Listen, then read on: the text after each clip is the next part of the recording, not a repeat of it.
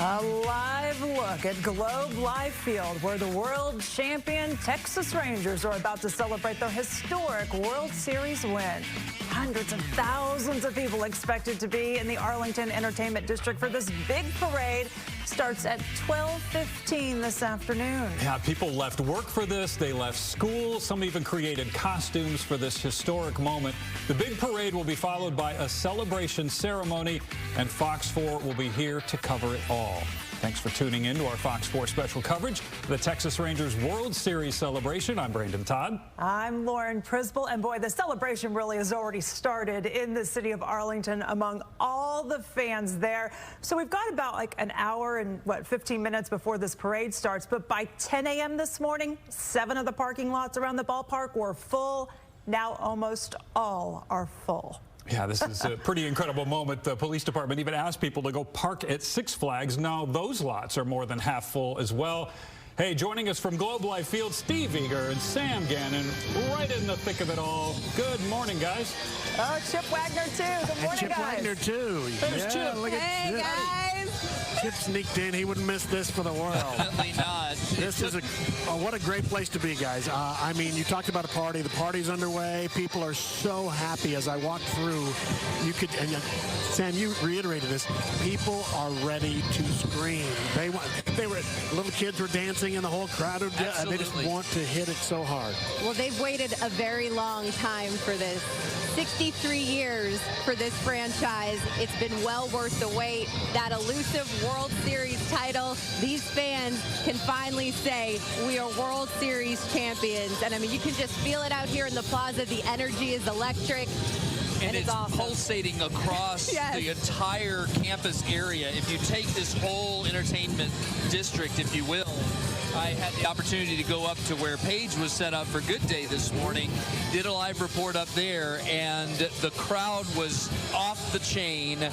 At least 20 people deep everywhere around that Stadium Drive, AT&T Stadium Way area, and they were yelling, screaming, cheering. They had all kinds of tailgating opportunities to grab free food, which I was a big fan of. Yeah. And it helps sustain me for this coverage. And it was just incredible to feel their energy, and they just can't wait to be able to celebrate corporately together this wonderful achievement. So the parade starts at 12:15. There's a lot of things going on up until then. We're gonna get you to that point. And I guess we can start with how they got here. Talk about Corey Seager. My thought of Corey Seager, the MVP of the World Series, is I can't remember how he was before the pitch clock, because after the pitch clock, when he didn't step out of the box and just stood there like he was going to mash every ball. So intimidating, so great to watch. I'll say this about Corey Seager. He's such an interesting guy of the way he carries himself. He is not someone that likes to give himself any credit, but he's been a stud in this entire postseason. You know, Bruce Bochy talked about, you know, what is your favorite moment after they clinched, they won Game 5? What has been your favorite moment? He's like, well, of course, there's so many, but he says, I go back to Game 1, bottom of the 9th, when Seager hit that game-tying 2-run blast. We know what happened after that, but he was the tone setter for this series. How different would the series have been if the Diamondbacks win that first game? And I'm glad we don't get to find out, because it could have been a vastly different story. Corey Seager just seems to be immune from the pressures of the moment, and that's what I love the most about him. And the other thing is, you can tell in the way he plays the game, he concentrated on doing the little things so well that when it comes time to the high pressure situations, he's able to respond and do everything automatically without having to think about it. And I think that's just been a huge turn upwards, especially on his defensive side. Obviously, the guy's always been able to hit. You know, he's had a historic postseason, guys. He's one of the best to ever do it. You know, he joins some elite companies, Sandy Koufax, Bob Gibson, Reggie Jackson, as the only 2-time MVP winners. It's his second World Series MVP, second one in 4 years. You know, he won one with the Dodgers, and he talked about that. what winning a title did for that franchise. There have been 30 years that went by when they didn't have it, and what it's done for this Rangers fan base that has been starved. They had the nightmare from 2011. Yeah. Say goodbye to 2011. Poof, it's gone. Let the nightmare haunt you no longer. It's been great. And he's still a very young guy. Yeah. And the Rangers have him for 8 more years. For a lot of dollars. Right. All right. How about Adolis, the guy who didn't get a lot of dollars, but will? What a performance. He was a record-setting performance before he got injured. And I mean, what was interesting about that, the Rangers didn't miss a step. No, they absolutely did not. He had the walk-off in the first game, and the Rangers didn't really miss a step. I thought Simeon started hitting at the right time they needed it. You're right.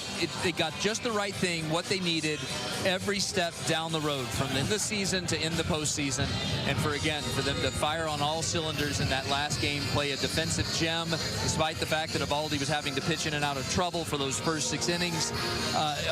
A great feat. It was a great team effort. And Sam, a much different guy than Corey Seager. Yeah. Corey Seager quiet, and Adolis not. Adolis is an emotional guy, and you saw that in the walk-off from Game 1. And when he got injured in that Game 3, before Game 4, he spoke to the guys before Game 4, and a lot of his teammates talked about that. Corey Seager alluded to the fact that he was vulnerable, and he said, go out there and lift me up. And that's exactly what they did. Travis Jankowski making his World Series debut, 2 for 4, 2 RBIs, 2 runs. This was a guy that back in spring training, guys, he didn't know if he was going to make the opening day roster. And look at his story. Look at what he's been able to overcome. It was only a late injury to Leody Taveras, and he started off the season on the DL that allowed him to have that opportunity, and he took advantage of it. Okay, so this is where it's all going to be. This is where it ends and begins. That's true. The dream is here. It's a reality. Rangers fans, you are not dreaming. You are living in your reality now. All right, we'll send it back to Brandon and Lauren for now. I think that's what's neat is it starts and it ends there. And this parade, it's going to basically like loop around. It's like one big old circle. It's going around Globe Life Field and then Choctaw Stadium, which is the Rangers' former home, of course. And we've been taking a look at some of the fans out there. I mean, they keep upping the number of how many they're expecting to be out there. And there are many spots. I mean, we're an hour away from the parade, and people are already shoulder to shoulder. I mean, look at the sea of the Rangers hats, and all the excitement. They were shoulder to shoulder in some places even before the sun came up this morning. Fox 4's Peyton Yeager continues our pre-parade coverage. Peyton, what you seeing out there? A lot of Rangers fans. Now I have a front row view. We are at the corner of Road to Six Flags and Ballpark, where there is a sea of people that just goes all the way down the road to Six Flags. And y'all were not kidding. We drove in this morning around 6:30 a.m. and people were here camping out. Look at all those people. They're so excited. A few minutes ago, guys, we saw some of the players drive through in their personal cars. Okay, this is Kenneth.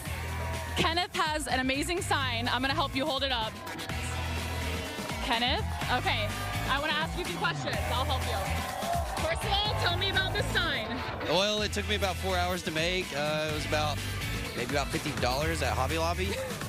Went to Office Depot, got some pictures printed off, and just had fun with it. What does this mean for you? Everything. Everybody's been waiting their whole lives for this, and I've been waiting almost 30-something years for this, and it's definitely a memory nobody will ever forget. Went to Game 3 against the Astros. We lost. It's okay. We're better on the road. But the 2 out of 3 watch parties that we went to the one where they won. It was awesome. Definitely a memory I'll never forget. That is amazing. Are you not surprised that people camped out? We're here at 5 a.m. in the morning. Not surprised at all? I called my old boss and I was like, hey, can I get you to give me a ride? And he was like, dude, there's no way. There's so many people out here, so much traffic. So I just walked out here. I parked about a mile and walked. So yeah, there was a lot of people and it's worth it. It's worth it. All right. Who are you most excited to see before I send it back? Bruce. I want to see Bruce. Yes. Thank you, Bruce. Man, you didn't have to do this. You got off the couch. You got out here. You gave us a championship, man, and it means a lot to us. Yes. Thank you, Bruce. How excited are y'all?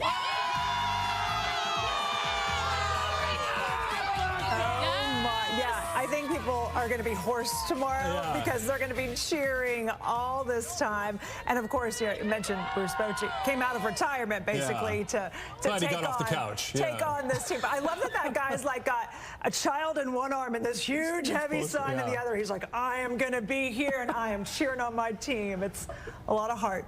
When some of these fans started showing up early this morning, it was kind of chilly. That's sort of the morning start, but things kind of warmed up a little bit for the parade, but not too warm. Brandon, I would say that is true dedication, right? Even if you had the layers earlier this morning, yeah, it was chilly, but man, we could not have asked for a more perfect parade forecast. In fact, a whole lot of sunshine. Yeah, truly, the sun is shining this afternoon. Temperatures will be right around 70 degrees by the time folks start to leave, walk home, maybe walk a mile back to your car. I think you'll be shedding those layers. By the time the parade starts around 12:15, I do expect temperatures to be in the mid to upper 60s. All right, our observed wind gusts. This is going to be something to note, at least through the entire parade. Yeah, we could be dealing with a few gusts anywhere between 10 and 15, even upwards of 20 miles per hour. So definitely breezy at times, but all in all, gosh, perfect end to the Rangers season and a pretty close to perfect forecast, I would say, on this Friday morning. Guys, back to you. All right, Kylie, thanks. We're, a little more than an hour or so away from parade step-off. It's Rangers Victory Parade, bringing together a lot of high school students from all over the city of Arlington. Straight ahead, we'll look at how local high school bands teamed up to help celebrate the World Series win.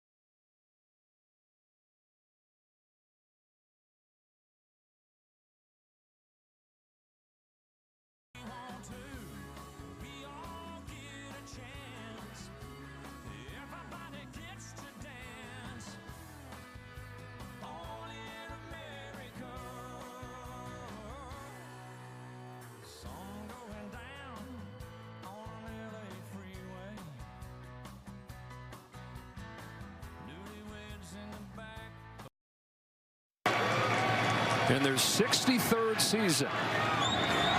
It's happened! The Texas Rangers win the World Series! I mean, we can't see it enough. Goosebumps every time for Rangers fans. That was the moment. Josh Sborz delivering the final strike in the bottom of the ninth, cementing this Texas Rangers team into history. And oh, the celebrating.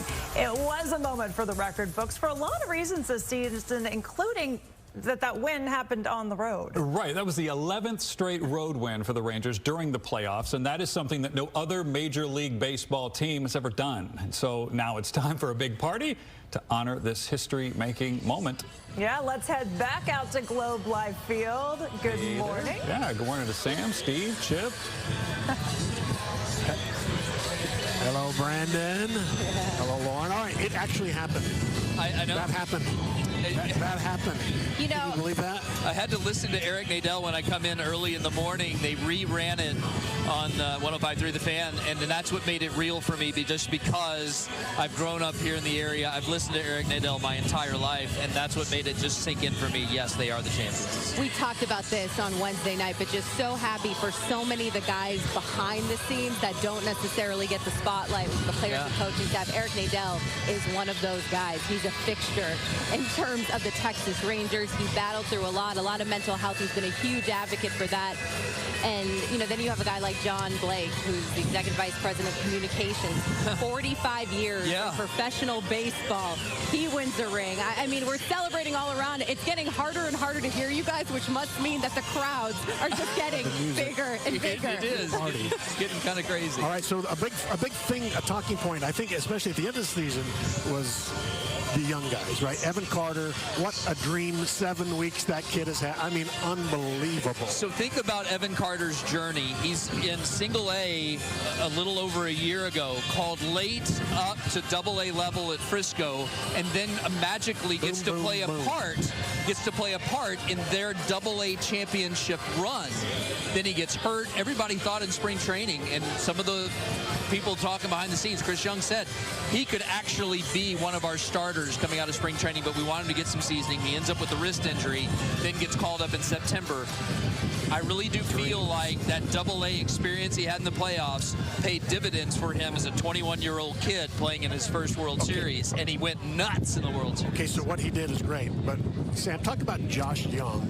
I mean, he could have been Rookie of the Year really easily if he hadn't dealt with that thumb injury for sure. I just love the makeup of this team because we talk about the heavy hitters like the Garcias, the Seagers of the world, but these two guys, in both Carter and Young, they play like veterans. You know, when you talk about the moment not being too big, they're a perfect example. Young in this World Series batted .350, 1 double, 3 runs. And just the composure that he's had throughout this playoff run, everything was thrown at this Rangers team. Nothing was given. It was all earned. And you just can't be happier for a guy like that. Absolutely. Young comes into this season. They're going to bat him 5th as still a rookie, even though he did get some playing time last year at the major league level.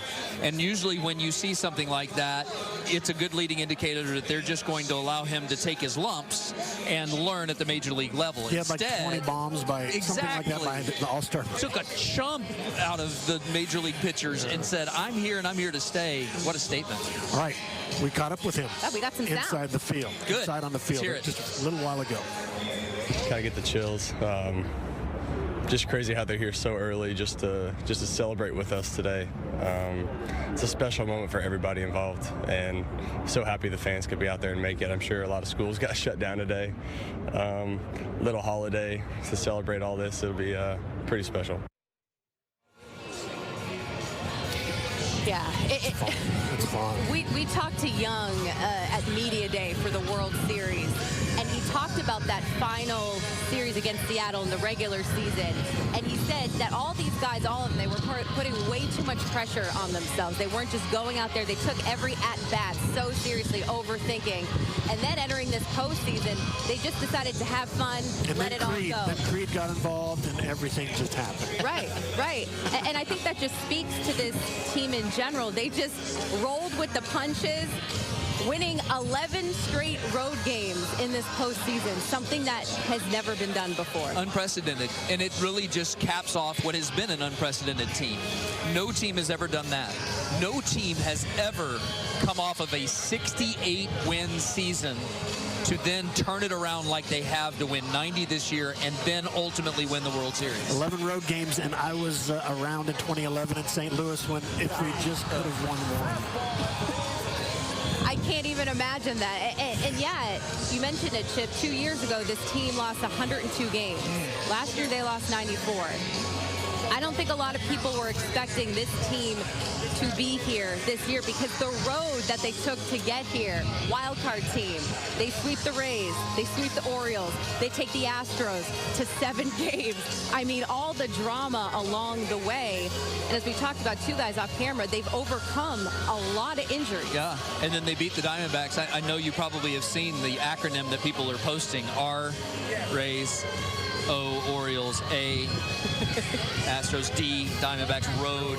They're road warriors in the postseason. And that's exactly what they were. They left it in their wake. I should say St. Louis, the Rangers did win a game in St. Louis early. It was the last two. Games it was the last two. Yeah. Anyway, all right, so let's talk about Chip.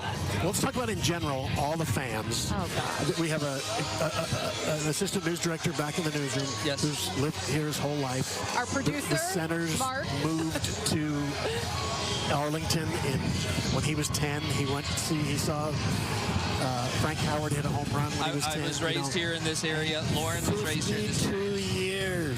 52 years. And now here they are, champions. So yes, at the behest of Shannon Murray, who dared me to go ahead and film myself if the Rangers were able to record the last out. You've seen it on social media. It happened in many living rooms. It did. And we just decided to do one in our neighborhood too. So in our household too. So here's a look at what it was like. If you somehow haven't seen it here on Fox 4. Let's go! In their 63rd season.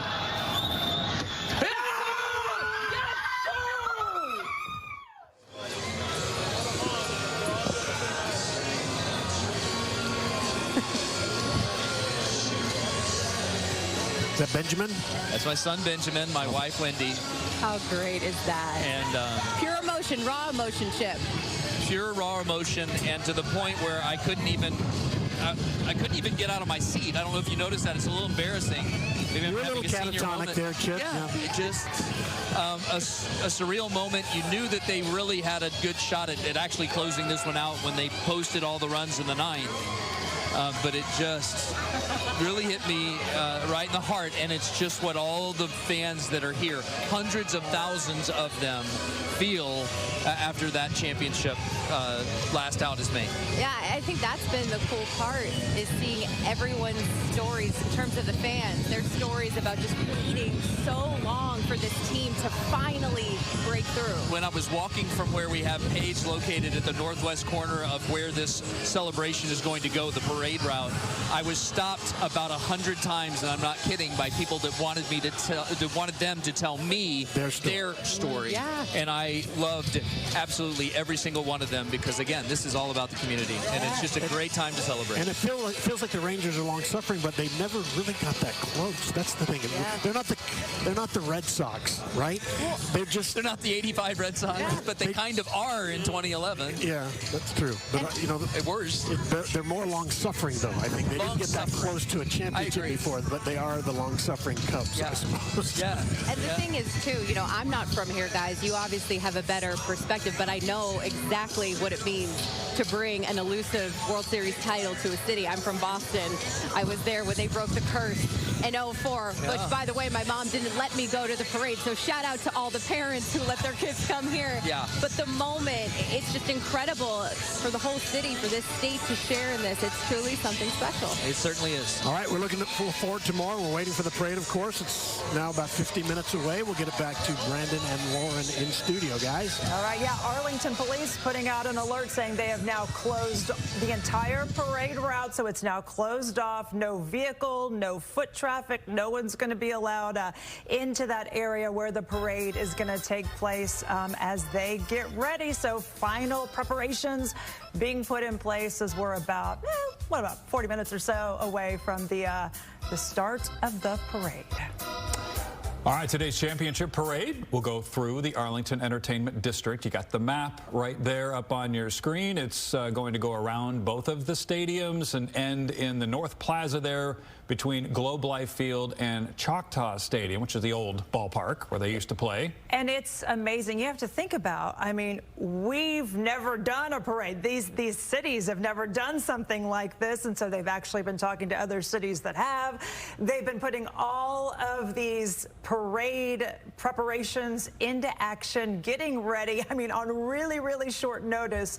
Fox 4's Amelia Jones takes a look. Ready, and 1, 2, 3. You know what they say. Practice makes perfect. Done, done.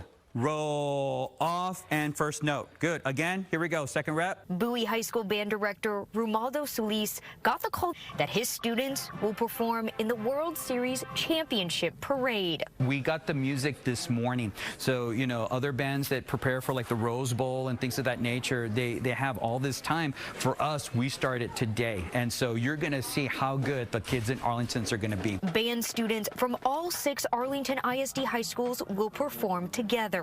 Senior Diego Rodriguez couldn't stand still from the excitement. And then I heard there was no school and the bands are doing it. I'm like, what? It's like, it just all just settled down together. I'm like, man, that's exciting. While Solis fine-tunes the notes, crews are busy fine-tuning all the logistics for Friday. A main stage is set up outside Globe Life Field for the world champs to share some moments of this journey with their fans. And floats for the players and their families to ride in.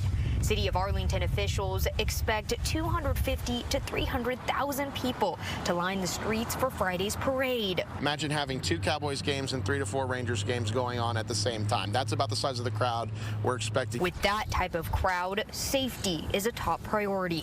Law enforcement agencies across North Texas, including Tarrant County Sheriff, Arlington Police, and Texas DPS troopers will monitor the parade. Maybe bring some peanuts and Cracker Jacks with you. Once we play it out there tomorrow, it's just going to be overall super good and energetic and exciting. And get ready to celebrate like champions. Good job, okay? One more time. Amelia Jones, Fox 4 News. Well, it was a true welcome home like no other. Fans even greeting the Rangers when they landed at Love Field yesterday afternoon. They even brought the fire trucks out. They were showering the team's plane. Rangers second baseman Marcus Semien, there he is, stepping out, holding up that World Series trophy, finally in Texas. Some fans gathered to welcome the players and show their appreciation. Well, I've lived here my whole life, and so for the Rangers to win the championship, it's just, I mean, my heart goes out to them. Fans say they really are just eager to celebrate the team in person today. They can't wait. Since the win happened during an away game, it seems to make today's parade all that more special. One big old party, and it's about to happen, so stay with us. It is 11:28 right now. Rangers arrived in North Texas more than half a century ago, thanks in large part to one man's vision. We're going to hear from the family of late Arlington Mayor Tom Vandergriff about this World Series win and why it's so special.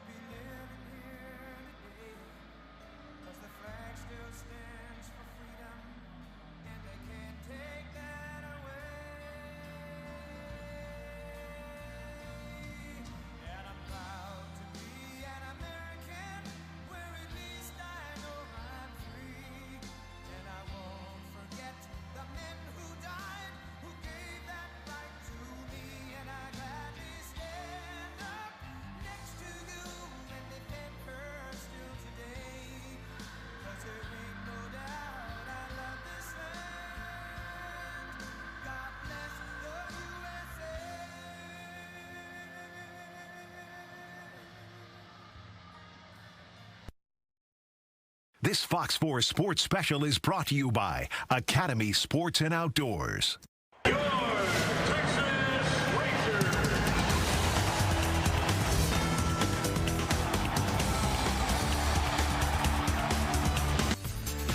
Texas-sized celebration about to get underway. Texas Rangers 2023 World Series Victory Parade about 45 minutes away from kicking off. But look at all these people already packing into Arlington's entertainment district. In fact, there are so many people that most of the parking lots around there are already full.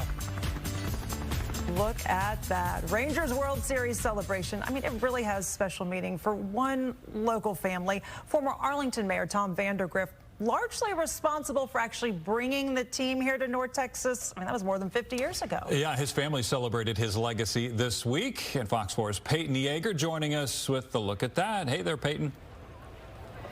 Hi, and I spoke with Tom Vandergrift's grandson yesterday, and I asked him, what does this mean for them? And he wanted to see this parade. He wanted to see people in red, white, and blue flock to Arlington and celebrate a World Series. Now, we've been talking about all morning about how these fans have been waiting hours and hours and hours to get that spot to witness this parade. But we also know that these fans have been waiting, decades. The number one thing I'm hearing from these fans, these older fans, is I've been waiting my whole life. I've been waiting since I was a young kid, and now I'm bringing my young kids. So again, we spoke to Parker Vandergrift. He's the grandson to Tom Vandergrift, and he is well known. He was a mayor, he was a U.S. congressman, he was a Tarrant County judge, and he's really known for bringing the Texas Rangers to Arlington. Take a look. He wanted to see people celebrate like they were doing last night. Like, he wanted to see those smiles and those tears, and the grandfather, they're hugging the grandson. I mean, that's why he did it. Parker Vandergrift wanted to do the same Wednesday evening at Globe Life Field. 63rd season. I've got to go give him a hug. I knew that was the first thing I had to do. Parker embraced the statue of his grandfather, the late Tom Vandergrift, also known as the father of baseball in Arlington. The reality for Rangers fans, we wouldn't be here without Tom Vandergrift. And it's the only reason, like you said, that we're celebrating the World Series. I mean, it began in 1958 as a lone dream. Vandergrift served Arlington and Tarrant County for half a century as mayor, U.S. congressman, and county judge. During his time as Arlington's mayor, Vandergrift was the driving force on ensuring a Major League Baseball team called Arlington its home. It took years of pitching a plan for a pro team, but in 1972, Vandergrift's vision came true. There's a photo we've got from 1972 where he's holding a photo that says World Series 72 when they came here, thinking that the World Series might be coming the first year that they're here, not knowing that it would take 51 years later till it finally happened. This is Parker Vandergrift throwing the ceremonial first pitch at a game wearing a City Connect uniform. The Rangers say those uniforms honor Tom Vandergrift's vision, optimism, and resilience for paving the way for the Rangers coming to Arlington. And even though his grandfather wasn't able to witness the World Series win, Parker says his presence is felt, especially come Friday when a sea of red, white, and blue will cover the very grounds Mr. Tom Vandergrift believed in. It's always been Arlington's push to get baseball, so it absolutely should be here, right? I mean, now, of course, time has gone by and people don't know the history of the Rangers, but, we love, fans from all over North Texas, but it started in Arlington. And this is exactly what Tom Vandergrift would have wanted. So some of the parking lots, actually majority of the parking lots, are full, and we have people who are walking more than a few miles to just get that spot. I'm here on Ballpark Way, and the hill that goes down, people are walking up, and these fans are excited. I'm going to send it back to you guys with a look at these fans. I mean, Peyton, they're like 10 deep. deep, 10, 12 deep. Goodness. Wow, yeah. I know. So cool to hear all the stories out there about just what this means to everybody that is out there. And logistically, this is just incredible. You know, people were sort of warned, hey, there's going to be a lot of traffic. There were questions, do we bring seats? They said, well, you can bring a seat, but more than likely everyone around you is going to be standing. So probably not a lot of sitting room anyway out there. And a lot of the lots, they're directing people to Six Flags lots. Those lots are almost full. So wow, we're going to continue our coverage now by heading back out to Globe Life Field. Yeah, so this is the start and the end of the parade where we find our Fox 4 team. We got Sam, Steve, and Chip. Can you guys see the sea of people out there? There's a sea around us. Yeah, we are in the midst of the sea. I'm distracted. I'm listening to Outkast say that, and I can't help keep doing that. But yeah, I was actually talking to some of rivals when I was over on the north side of the stadium earlier, and I was basically telling them, you're too late to get right up front. Get to the high ground. So at least you can kind of see over the crowd in the parking lots and get a glimpse of some of your favorite players as they pass by. Okay, so I'd say the season started with some optimism. We went out and landed a huge free agent, paid a lot of money for Jacob deGrom. Yes. And very soon into the season, whether he's still getting his rollout. And then we also went under the radar and got late. Well, I know. Okay. But deGrom's out, and Rangers fans who weren't paying attention, again, you know, kind of thing. Sure, absolutely. And then they needed somebody to step up, and your guy. Yeah. The other under kind the of radar, under the radar other off-season acquisition, right? Nathan The Alvin native, Nathan Eovaldi, exactly. And Nathan proved out to be one of the best signs of the entire free agent year. Yeah, it was incredible to watch him, guys, during this playoff run. They call him Big Game Nate for a reason. He ties an MLB record in this postseason for wins as a starter. He has 5. He's one of 10 pitchers to start 6 games in a single postseason. He, too, gets his second ring, won a ring with the Boston Red Sox in 2018. You might remember that Game 3, pitched 6 innings of relief. They ended up losing that, but, you know, he was asked in the post game after they won, why did you decide to come to the Texas Rangers? And he said because he believes pitching wins championships, and Chris Young sold him on that. And you're seeing that come to fruition today, that he absolutely made the right decision. All right, so before we go to some interviews, let's talk about the other kind of mid-season acquisition. Scherzer, big name. Sure.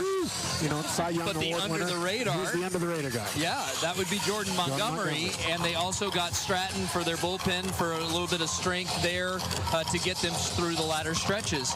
And Jordan came out gangbusters from the very first start. Even though he had a pedestrian year up to that point with the Cardinals, he comes out and does nothing short of an impressive job every single start for the most part. I think he might have gotten roughed up in one the entire second half. And then in the postseason, he continued to just lead the way. Yeah, these Rangers had 2 aces in this amazing playoff run. Let's hear from both of them now. Toss to that sound. From this morning. Probably on the back of the truck, have a bourbon, and warm up a little bit. It's exciting. I mean, first one in Texas, so I'm excited to see how it is rolling through. Being able to celebrate with the fans, give this back to them, bringing home that the first World Series title to them. It's a happy moment for everybody. So just go out there and enjoy it and soak it all in. Well, I'd love Nathan Eovaldi, but fans should brace themselves if they aren't having to pay attention. Jordan Montgomery could be a one and done or a late season fixture and move on to the next big job. It is possible, but I just have this underlying feeling that Chris Young's going to make some kind of run to try to sign him up. We talked to Montgomery on the field Wednesday night, and you know, this bullpen guys received a lot of criticism in the regular season. Asked him about that, about the criticism. He's like, well, that's y'all's problem because we know we have a bunch of studs. Talk about Jose Leclerc. He blew just 1 save this entire postseason, and even though it wasn't perfect, they did step up when they needed to, bottom line. Early in the season, Leclerc was criticized by many because he wasn't pitching very well and he fell way out of favor. But remember, he was coming out of spring training nursing a neck injury, and it was in September that he finally went into Bochy and said, I'm feeling better now. he definitely pitched better in the postseason. Yeah. Well, it's been fun. This is called Shake That Laffy Taffy. You guys know it? I think I do. I'm going to educate them on my music. I know the chorus. I couldn't have named the song. All right, that means it's time to go back to the studio. I'll dance with you, Sam. We are not Come on, break it down. It sounds like sounds like it's one big party out there. So thanks for sharing. Oh, it's actually a song. Okay. That's good. I've never heard that before. All right. Well, having a party. 11:41. We're cruising right along here. The Rangers' dream season was, well, kind of nightmarish at times. Coming up, we're going to look back at how the team made it from narrowly making the playoffs to hoisting the trophy.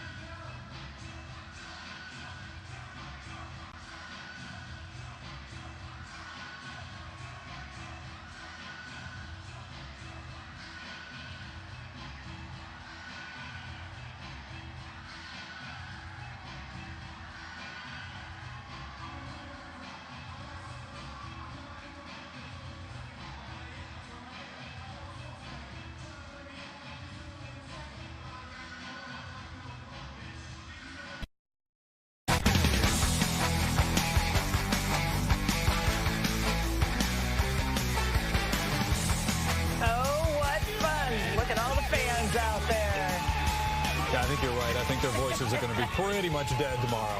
I mean, they've been yelling for hours. With all the Rangers games and then the trick-or-treating, I feel like these people haven't slept in like a whole week. So that on top of cheering for the team, it has been busy, busy, busy.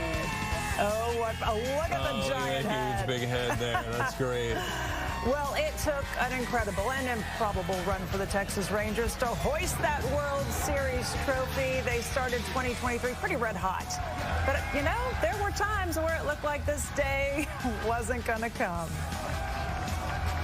Yeah, just an improbable season. And, man, what an improbable day weather-wise. You could not ask for anything better, Kylie. No, guys, you really can't. I mean, we got so lucky this afternoon. A perfect early November forecast. The sun is shining. The Rangers are World Series champions. Does it get any better than this? The answer is no. And it's a Friday, so we are heading into a weekend where we will also start to climb. I know a lot of folks got out there early this morning and probably did have to a couple of layers on. It was kind of cool to start, but it's going to be another warmer finish. We're going to climb back up to about 70 degrees. By the time the parade kicks off around 12:15, I expect temperatures to be in the mid-60s for the most part. A whole lot of sunshine, low humidity, but a little bit of a breeze, and I'll touch on that a little bit more in just a second. Temperatures already in the low 60s in the immediate metroplex. Outlying areas a little bit warmer, especially south of I-20, and just taking a view across all of North Texas. Blue skies all around. An absolutely perfect day for a parade. Temperatures, again, low 60s right now. And you saw those wind speeds. We have started to see these south winds pick up a little bit more just in the last couple of hours. Now we're looking at sustained winds out of the south between about 10 and 20 miles per hour. So I wouldn't be surprised if we see a few gusts throughout the parade, upwards of 20 miles per hour at times. So definitely turning a little bit breezy. But this is the other part of this forecast that we are big fans of: low humidity, with dew points in the low 50s through the afternoon today. That is fairly dry air. That's what's helped keeping us clear and sunny through the entire Friday afternoon. Again, these south winds hanging with us throughout the day today and tonight, and honestly into the weekend too. We're going to keep those stronger south breezes around. Tomorrow morning's forecast is a little iffy. We could be waking up to some low clouds, but by tomorrow afternoon they should burn off. Temperatures in the low 70s, and as we close out the weekend, we're going to be on the southern side of the cooler air, which means these south winds stay put and temperatures will start to climb. So taking a look at your forewarned 7-day forecast, temperatures low 70s this afternoon, a perfect parade forecast. Heading into the weekend, we do start to climb. Remember, we do fall back Saturday night into Sunday morning. Temperatures will approach the upper 70s, near 80 degrees Sunday afternoon. Monday and Tuesday, well into the 80s. We are waiting on that next front. In fact, Tuesday afternoon, we're going to be approaching a record high temperature. Our next front looks to arrive by Thursday. Just a historic day. So much fun. Let's go Rangers. Man, I'm ready for next season already. Back to you guys. Don't be ready yet. Wow. We still gotta finish this one. And so we knew about, it was about 45 minutes ago when the players arrived. So we know the players right now are inside the ballpark and they're getting ready for the parade. And then we know police closed off the parade route. So it seems like everything right now on track for that 12:15 start. So we'll be waiting for that. And, you know, I think when you think about the whole season, I mean, there were ups and boy, there were downs. I think there was a time when I think a lot of even the players thought this day might not come. Yeah, they sort of led their division most of the season, then fell out of first place on the final day, grabbed a wild card spot. They swept their first two postseason opponents, then beat Houston in a thrilling 7-game ALCS. So the only team left standing in their way, the surprising Arizona Diamondbacks. This matchup gave Texas home field advantage for the first time in the playoffs. I'm not sure that's what we wanted, but Diamondbacks jumped out to a lead in game one. They held on till the 9th inning. Could tie it with one swing. High drive! It's tied! Corey Seager's huge home run tying up that game. Then in the 11th inning, Adolis Garcia, the most valuable player of the ALCS, stepped up to the plate. Adolis Garcia sends one the other way. That sends Carroll back. He's at the wall, and the legend grows! Adolis Garcia wins game one! That emotional win in game one, followed by a blowout loss in game two the next night. Diamondbacks and Rangers then headed west, tied at 1 game apiece. Texas won a low-scoring Game 3 on Monday in Phoenix, then held on to win a slugfest in Game 4. They were one win from a title heading into Wednesday night. Game 5 started out rough for the Rangers. They did not have a hit through the first 6 innings, but Nathan Eovaldi kept the Diamondbacks from scoring. Texas broke through in the 7th inning with the game's first run. Then in the 9th, they just blew it open thanks to a few hits, a big error, and a long home run by Marcus Semien. The Rangers led 5-0 heading into the bottom of the 9th. In their 63rd season. It's happened!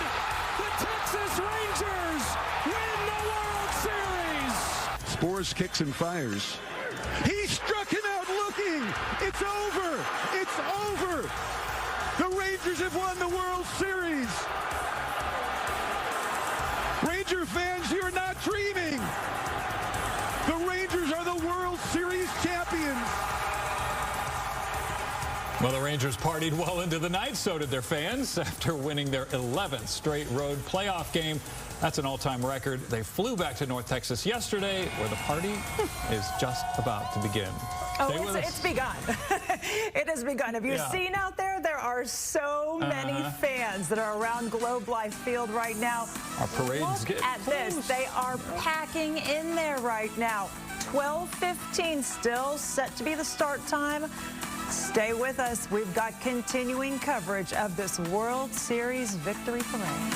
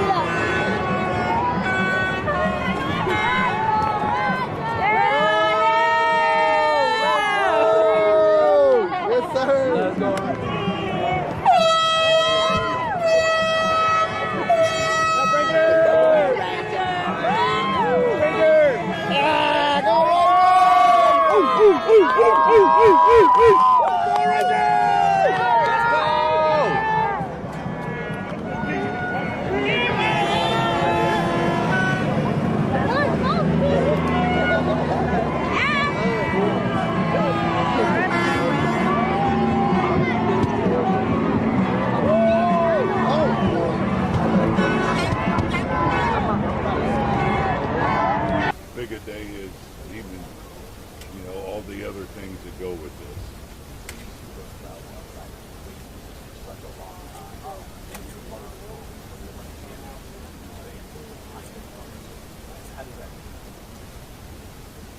It's what it's about. It's the fans. They're the reason we do this. Why we play, we beat off them, and for them to get a championship. That's what makes it special. They're all special, World Series, but the first one and for this to happen with them is what makes me feel great. You've done this type of thing before. For the guys who listen to it, what has it been like to watch them this series? You guys just wrote history in Texas. Yes. Congrats, world champions. Yeah, there's a flashback to Wednesday night in the winning locker room. The bubbly flowed freely as Rangers manager Bruce Bochy congratulated his team. Yeah, plenty more bottles likely be popping today as the Rangers continue their celebration.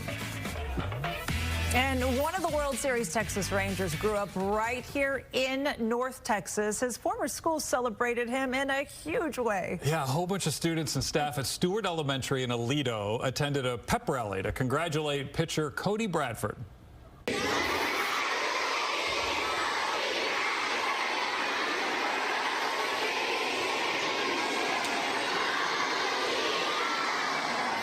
All right, way to go, guys. At least 600 kids in that gym decked out in their Rangers gear, all yelling congratulations to Bradford and his teammates. Bradford played baseball for Aledo High School, then graduated valedictorian of his class. There's actually 5 Texas Rangers players that are Texans, true Texans. Yeah. And so you know that, I mean, it's special to have a win like this. but to be where you grew up and then to have like your family and fans and people who've cheered for you all your life by your side, simply amazing. All right, we'll be back with more Ranger celebration coverage. Stay with us.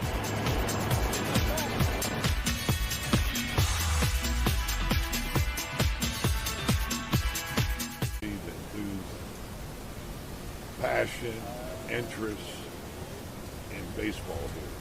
They'll see in spring training, during the season. That's up to us to play good baseball and continue that. So really, it's just so cool to see how the city comes together, everybody, and see how much you impact so many people who have been waiting for this. Criticized at different points. The starting lineup, your bullpen, both units were so important in this playoff run and really played well in key spots. How did you get the staff in general play so well in this postseason? Well, that's Mike Maddox. He's genius. How hard he prepares. To have these guys prepared for that game. He just did a tremendous job throughout the postseason. I mean, for us, we won 30 games in a row. You have to have good pitching, and he was relentless working with these guys. He and Brett Hayes, of course, the guys that we had out there. To have somebody like Evaldi going in that game, look at what Ronnie did, but the bullpen, how they stepped up. Scorsy, what he did, Leclerc, Chappie helping out, and John Gray goes in the bullpen deal, so it was everybody doing something to contribute to this. I'm sorry? Yeah, that's always special. I know they take a lot of items from different players. I don't know why they always take my hat. That's that seems to be the target with me. I guess because of the size of my head. But no, that's pretty cool. When I go back, that's what I'll be looking at. The Ranger display in 2023 World Series, and I'll get emotional. They took off for your hat? I think one time was a joke. One time was a joke? Yeah. Do you said you were looking. Right. You said you were looking forward to the parade and all that, and the players getting to enjoy it. But do you get a little bit worried about some of those guys maybe acting a little bit, getting a little bit too intoxicated, having too much fun? A couple fans have stood by this team all season long, and they're ready to celebrate. Steve, Sam, Chip, let's see, about 15 minutes away from the start of the parade. You guys ready? Oh, we're ready. And so are these fans. Our photographer is dancing away over there. Johnny Gannan got the move. Absolutely incredible. All right, 2 quick questions before you get into the top of the hour. If you were a Texas Ranger, what would your walk-up song be? Uh-oh, stumped him right off the bat. I thought you would get that right off the bat, Sam. For those about to rock, I don't know. Yeah, I like it. Probably a Drake song. Okay, I like Drake. I think that'd be a good idea. Yeah. Drake song. What about you? I think it'd be a beautiful day by YouTube. All right, so there's been nicknames that Major League players would have, throughout the years. Mark the Bird Fittrich. The Nolan Ryan Express, what would your nickname be? Mine always was when I played. It wasn't as creative as Eags. Okay. E-A-G-S, Eags. Sammy the G. Sammy the G, I love that. I love that. Mine would be Chopper Boy. All right. Let's show the crowd, and we will be back with more.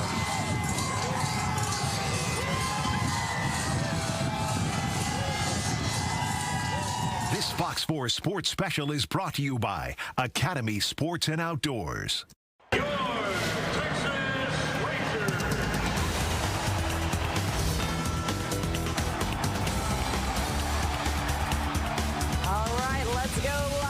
Globe Life Field right now, where the world champions, the Texas Rangers, are about to celebrate their historic win. Look at this. There are hundreds of thousands of people already packed into the Arlington Entertainment District for this parade. We're about 15 minutes away from seeing the team, seeing that trophy in the spotlight. Oh, yeah. People are treating this as sort of a tailgate party. They have tents there. They are cooking food this morning. Schools are closed. Businesses are closed. That parade's going to be followed by a celebration ceremony, and Fox 4 will be here to cover it all. It's almost like one big rally, huh? It is. Like a big my pep goodness. rally. Thanks for tuning in to our Fox 4 special coverage of the Texas Rangers World Series celebration. I'm Brandon Todd. I'm Lauren Frisbel. The celebration's already started, as you can see, in the city of Arlington. So many fans, and yeah, even though we've got like, what, 15 minutes till the start, by 10 o'clock this morning, like most of the ballparks, the parking lots are already full around the ballpark, and then, like, I mean, they're pretty much full now. Good luck if you're trying to get there. Joining us from Globe Life Field, we've got Steve Eager, Sam Gannon, Chip Wagner. All in the thick of the action out there. Hey, guys. Hey, had to take out the jacket. Chip's got me worried about walk-up songs and stuff. I got to get ready. Great to be out here. 15 minutes left before the parade. The crowd is great. These two, Sam Gannon, Chip Wagner, are great. You want to talk about a little bit about Ray Davis and how I think him taking a more lead role in ownership changed everything. Oh, yeah. If you're going to talk about the success of the Texas Rangers, you have to talk about Rangers owner Ray Davis and what he's done in terms of spending money. If you want to win, you got to spend money in this league. Now, It doesn't always work out, but it was worked out for the Texas Rangers. You know, he spent over $800 million. He committed that in the last 2 years.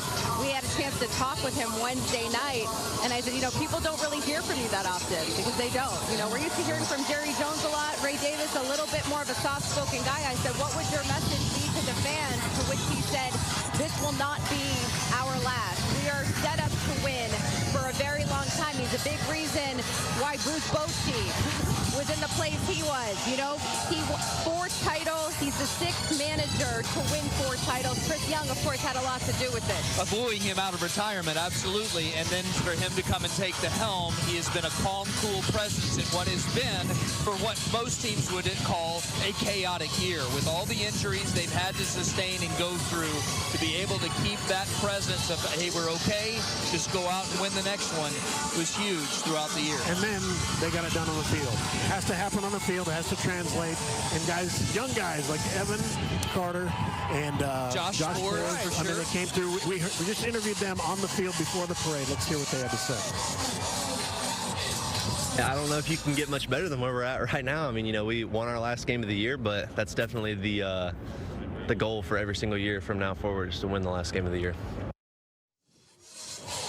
Yesterday was recovery day. Just some beers, keep it simple, and then a little team party after. And then, you know, we only have 100 days till the season, until spring training starts.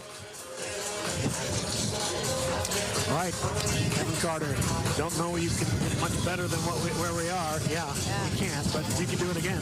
Yeah, I mean, each one of these guys played such an integral role in this unprecedented playoff run. Right, and there were some other young guys that played an integral role in the beginning of the season. Remember when Seager went out with a hamstring injury, he was out for 6 weeks. Your starting shortstop that you paid $1 gazillion for. Who steps into this place? None other than Ezekiel Duran. Yeah. And Ezekiel Duran was on fire in those first few weeks, and was Seager-like with the numbers that he put up. You don't have that little thing. I don't think you sustain that quick early start that they got off to, and then start gaining the confidence that, you know, even if we get hurt, we still have a chance to win. He was so good, and he wasn't even on the World Series roster. Yeah. And the decision by Bochy to go with the experience of having Grossman on the bench, of having Jankowski on the bench, makes sense. But again, he played a big part in just getting it. He got added at the end with the injury. Yeah, I know it's hard to hear you guys now, but you're right. I mean, they've had that next man up mentality throughout the regular season, throughout the postseason. Again, Bruce Bochy has a big reason to do with that. His calm demeanor Oh, there we go. Yeah, there you go. His Bruce Bochy's calm demeanor has really spread throughout every guy in that clubhouse. And what I've enjoyed about covering them in this postseason is that every single player has an individual story. All right. I'm going to work on Sam's microphone. And we're going to send it back to the studio. Sam needs to talk loud. Thank you, guys. Yeah, sounds windy out there. Oh, my goodness. Oh. It is a little. A lot of people out here. Very exciting, though. Yeah. All right. Thanks, guys. All right. We're about, 5 minutes after 12? Getting close. Yes, you can hear the music. It is rocking out there at the ballpark. We know those taking part in the parade, like the players, the bands, they're getting ready. They're starting to line up. We're about 10 minutes away from kicking this thing off. Get ready. Fans trying to claim their spots right now all along this parade route. We've got live team coverage all along the parade coming up. Stay with us right here on Fox 4.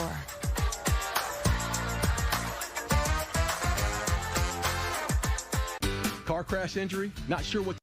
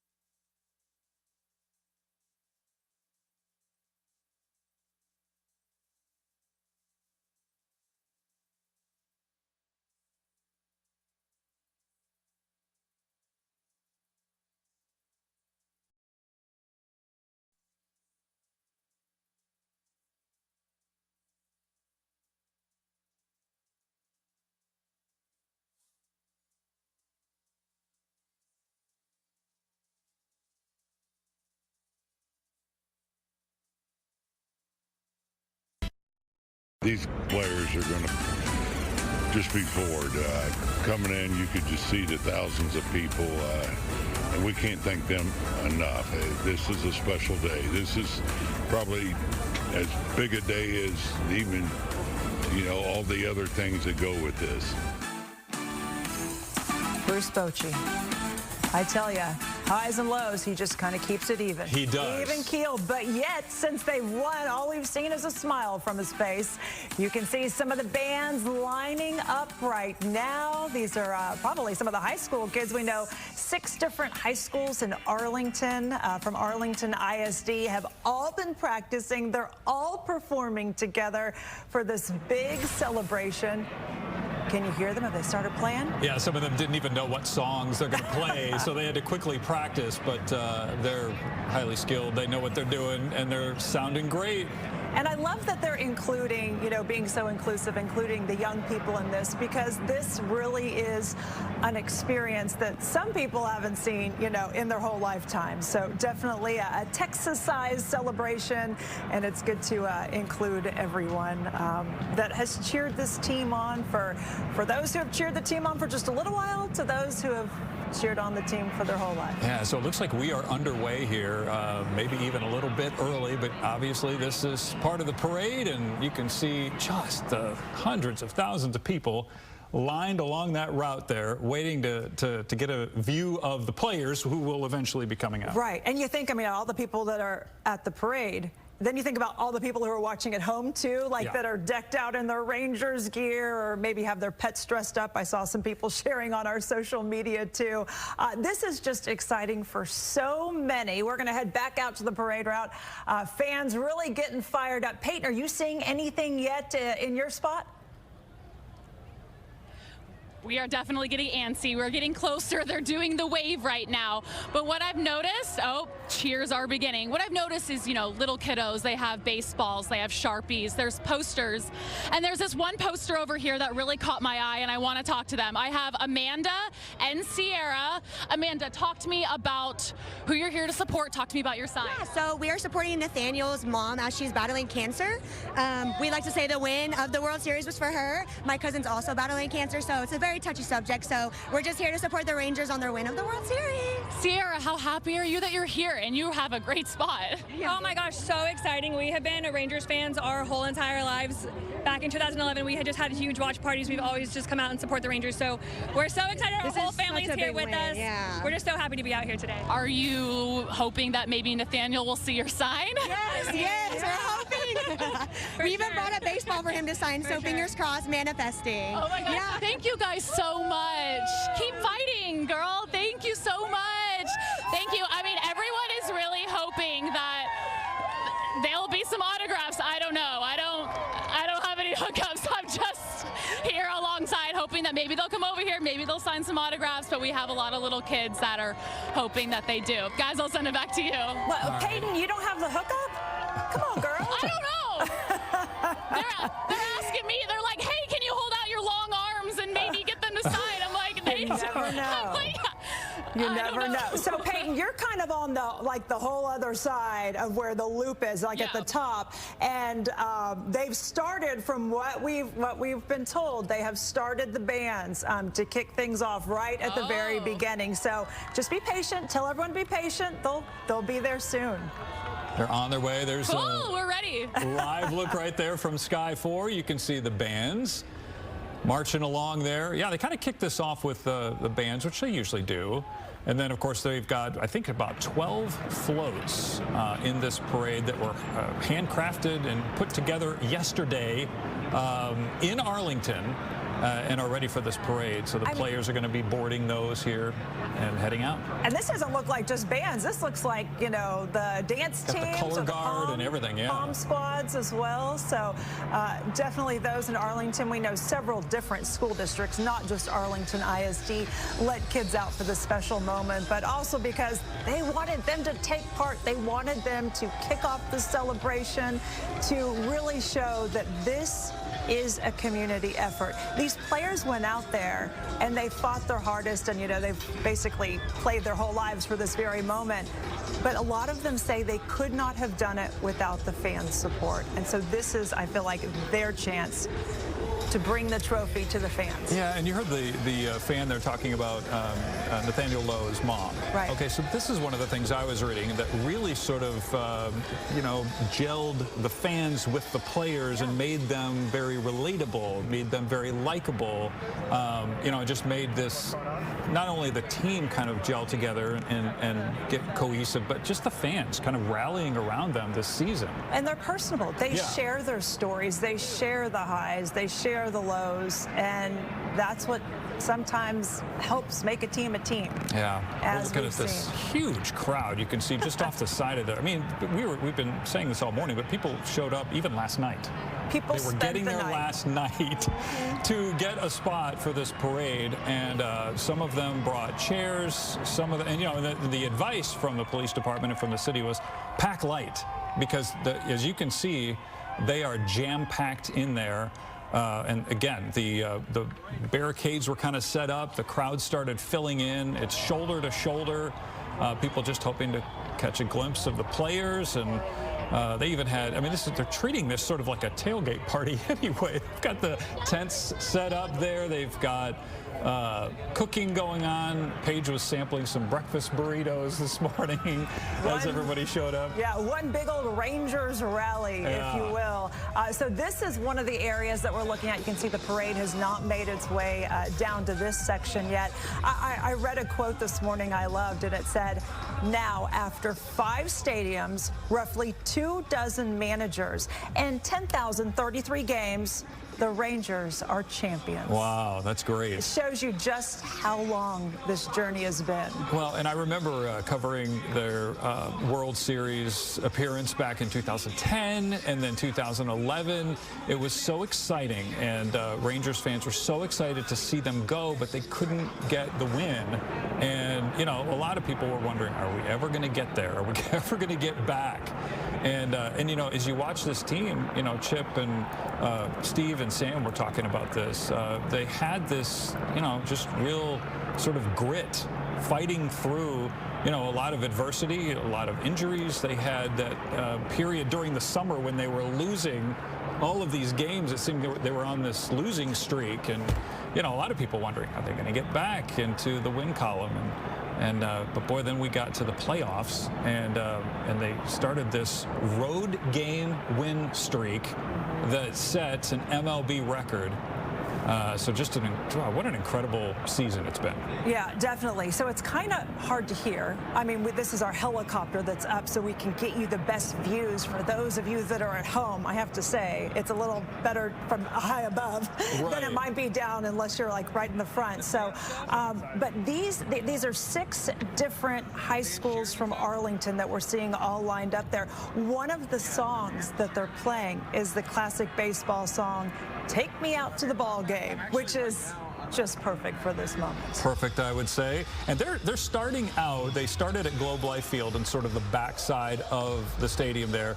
The parade starts out on Cowboys Way, and then it goes and takes a right on AT&T Way. And then just shortly after that, they'll probably hit the location where Paige Ellenberger is. So here in just a little bit, we'll try to get some live pictures there from her as well, and maybe we can see what it looks like from her vantage point. But then it continues on around up on AT&T Way, and they take a right, and then they go back behind Choctaw Stadium, which is basically the old stadium where they used to play, the old ballpark. They're going to go to Ballpark Way, going to take a right, and then that's when they kind of, they're going to pass Peyton Yeager there, so we'll get some shots from her of the parade, but then they're going to head back toward Globe Life Field. And, of course, once they get back to Globe Life Field, they're going to be able to stop. They're going to address the crowd. We're going to hear from the players and also hear from Bruce Bochy as well. Yeah, the day has come after a long, long wait. Texas Rangers World Series champs. More coverage of the big parade when we come back.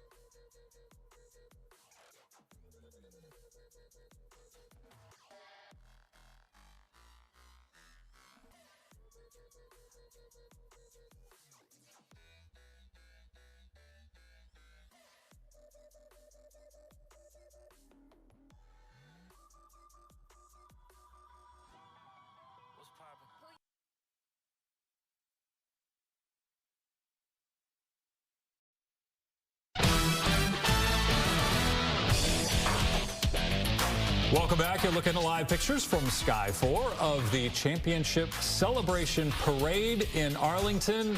It is on. We have begun. And again, thousands upon thousands of people have poured into Arlington's entertainment district, the logistics of which was just nothing short of an enormous feat. I mean, they had an expectation that 250,000 people would be there. There were instructions on where to park. They even had, some of the lots had a setup where you could sit and watch monitors showing the parade, because I think the assumption was not everybody is going to get close enough to even see it. The police department, of course, just well-versed in this. They have games all the time, but this one equated to, I think it was 2 Cowboys games and 4 Rangers games all at the same time. And the Arlington's mayor spoke about the logistics earlier.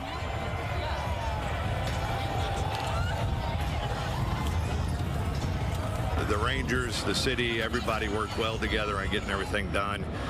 Huge logistical nightmare, making sure that we get everybody safely in and out of Arlington through the parade route, you know, with the hundreds of thousands that are out here. Yep, safety being key for the mayor, being key for police. This needs to be and is a moment of joy, pure celebration. Sam, Steve, Chip, baseball's a very, very, very long season, but I think this is the best way to end it with a World Series victory parade.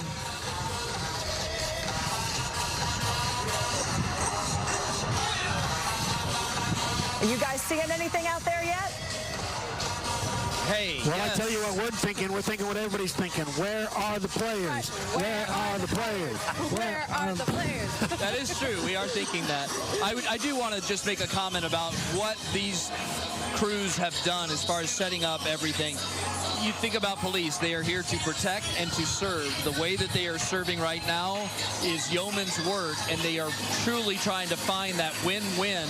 How far can they allow those barricades to be put up while also providing safety and protection for those that are involved in the parade, and they're doing a bang-up job. And I really want to just shout out to all those that are doing that. Cannot thank you enough for serving us in the way that you are. I agree, and Chip won't be pulled over in Arlington for 10 years. Exactly right. Way to go. Sam, you've been out here before this season, and it's so fun to see how the fans, sometimes they're fickle, but they come back, boy. If you start winning, there's nothing. You win, no doubt. They come. It's a totally different ball game, and when we were out Wednesday night for Game 5, there were a lot of Rangers fans that traveled for that. So kudos to them. I'm just so happy for this fan base, the fact that they get to share this with their team through the ups, the downs, the roller coaster ride, the heartache. Finally, that heartache ends today, and they get to celebrate it here with the fans that have stuck with them through thick and thin, and there's nothing like it. Your first one, nothing like it. All right, so I still don't know. We saw, as we came in, Chip and Sam, we both all saw this. Yeah. There are some flat-top kind of trailers that look like people may sit on wood benches, but there are also trucks. The trailers with that looked kind of, I don't know, different. And then there were so many big trucks, like 80 of them decked out with a single pad in the back that I believe they'll be in the pickups. That's what I think. And I think that is a great setup for the fans that are going to be watching this parade, because what it means is with every pickup truck that goes by, you're going to see a finite number of players in each one, and you're really going to truly be able to see all of the players that you've been cheering for all year and give them the proper salute, instead of having a big bank of people who are like, hey, I've almost picked out a couple. That's not going to happen. And from the interviews we saw, the guys who were interviewed, they were wearing their jerseys. They were. So they have their name on the back. And that is helpful. Jordan Montgomery. I love Josh Ford, too, saying yesterday was a recovery day, a much-needed day. And he wasn't talking about his arm. No, he wasn't. There's going to be a lot of fun had here on the plaza as we await the arrival of the 2023 World Series champs. I love the kids. I love the school kids. I love the bands. Yeah. But having to learn Take Me Out to the Ball Game is not easy. I had to figure it out on the guitar in a day, and that wasn't fun to start our World Series coverage, and that was neat to do. But to do it with a bunch of other people playing in concert, even harder.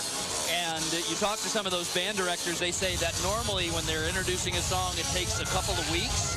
They're able to pull it off in a day. Way to go. It is amazing. You're right. They put this together very quickly, so kudos to everyone involved because this is a huge undertaking. All right, well, they're moving on. I don't know, Brandon and Lauren, what are your thoughts? Are you ready for the players? Yeah, I think we're ready for the players. Well, you know, I'd like to see that trophy, too. I do think it's interesting to see all these kids out here. And the band director, one of the band directors said something that I thought was really interesting. He said, most of these kids, like, they're used to Friday Night Lights, like, pretty much performing in front of their parents.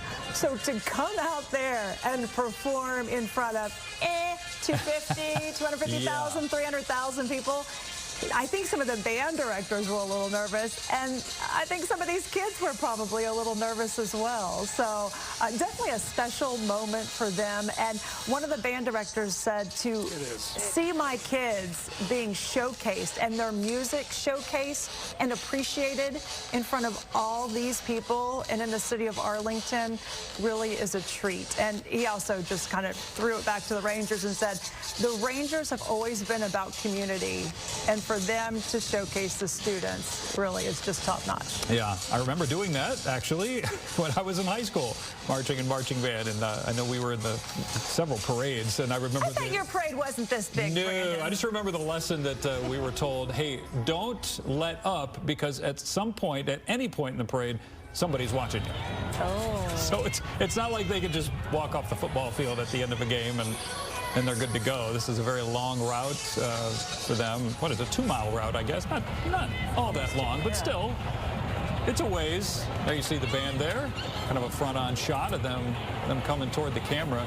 Yeah, just like you said, just a really neat opportunity for all of the high schools there, 6 high schools, to have their band students participate in this and really just kind of add to the sort of the hometown feel of this team, down-to-earth feel of this team. And something else I think is interesting is when you take a look back at some of the other World Series championship victory parades. I covered the Red Sox one a couple times, and those are in the middle of cities. So there are people that are coming out of work and coming out of wherever. These fans, they had to specifically go to the parade. So these are diehard fans. These are people who have watched this team, who have loved this team. In fact, I've seen a lot of jerseys out there, and in fact, in just the last day or so, I saw Google saw a spike, a 1,884 spike in the number of searches for Texas Rangers jerseys. Wow. In fact, finding a Texas Rangers jersey right now apparently is a little tough. Like the best one I think for Corey Seager is like where you can go on and like put in his name and number. Like you have to specially make it yourself. Wow, yeah. So it's about, I think, pride. It's about hope that we saw all season long, and then it's about celebrating this huge victory. Yeah, Steve and Chip were kind of touching on how, how long this has been for a lot of diehard, long-time Rangers fans. And this is the first, so they'll always remember this win. They'll always remember this parade. And like you were saying, a lot of these kids that are there will remember this even when they're older. Say, hey, I was there for the first one. So kind of a neat opportunity for them. Stay with us. We are going to be watching. You can see again as the high school kids, the marching bands come on down. We're waiting for the players. As soon as we see them, we'll let you know. Stay with us right here on Fox 4 as we celebrate our world champion Texas Rangers.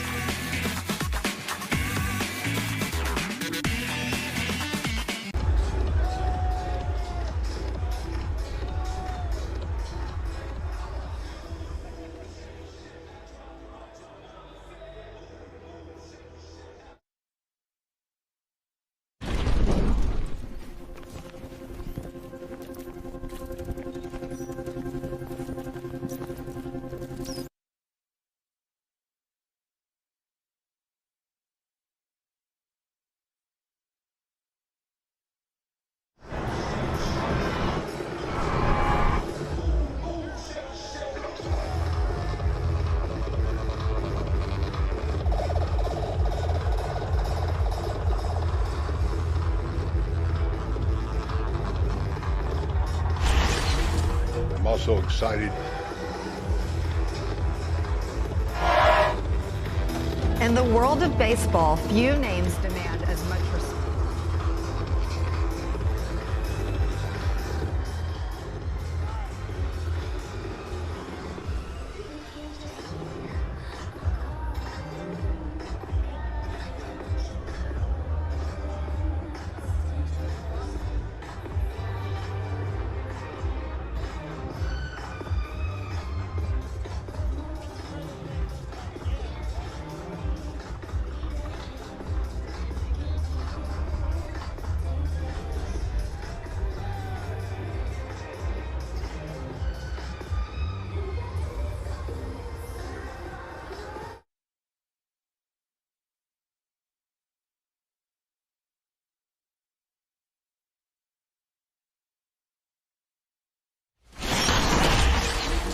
I'm also excited to be here to work with this team.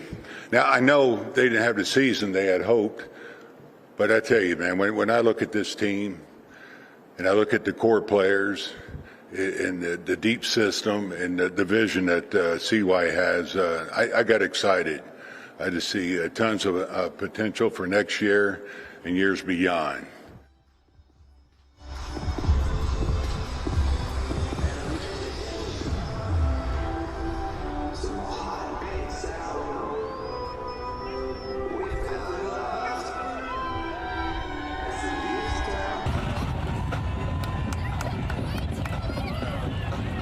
Welcome back to our continuing coverage as we celebrate the victory parade underway for our World Series Texas Rangers.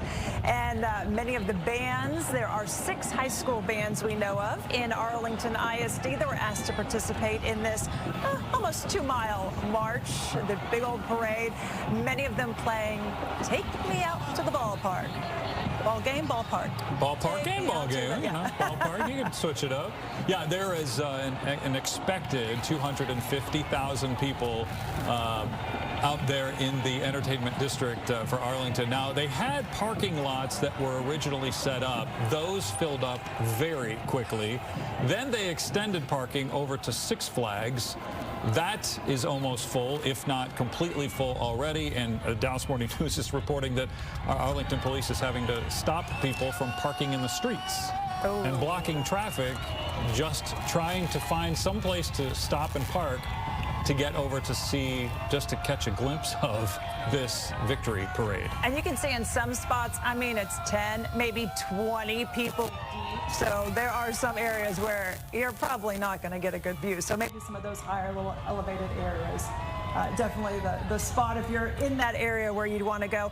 Or better yet, just tune into Fox 4 right now. Those of you that are watching from home, I guarantee you, you've got one of the best views, especially with the helicopter up, as we watch some of these kids, some of these high schoolers marching on through. We are waiting still. We have not, from our cameras on the ground that are all along this parade route, we have not seen the players yet.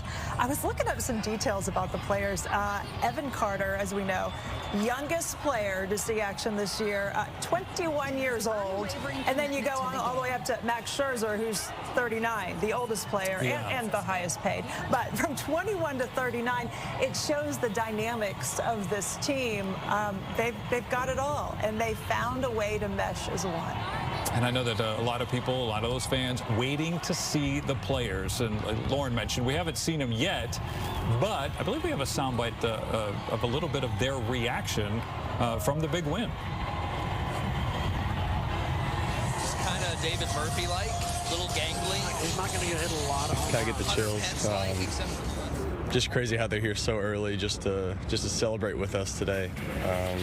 It's a special moment for everybody involved, and so happy the fans could be out there and make it. I'm sure a lot of schools got shut down today.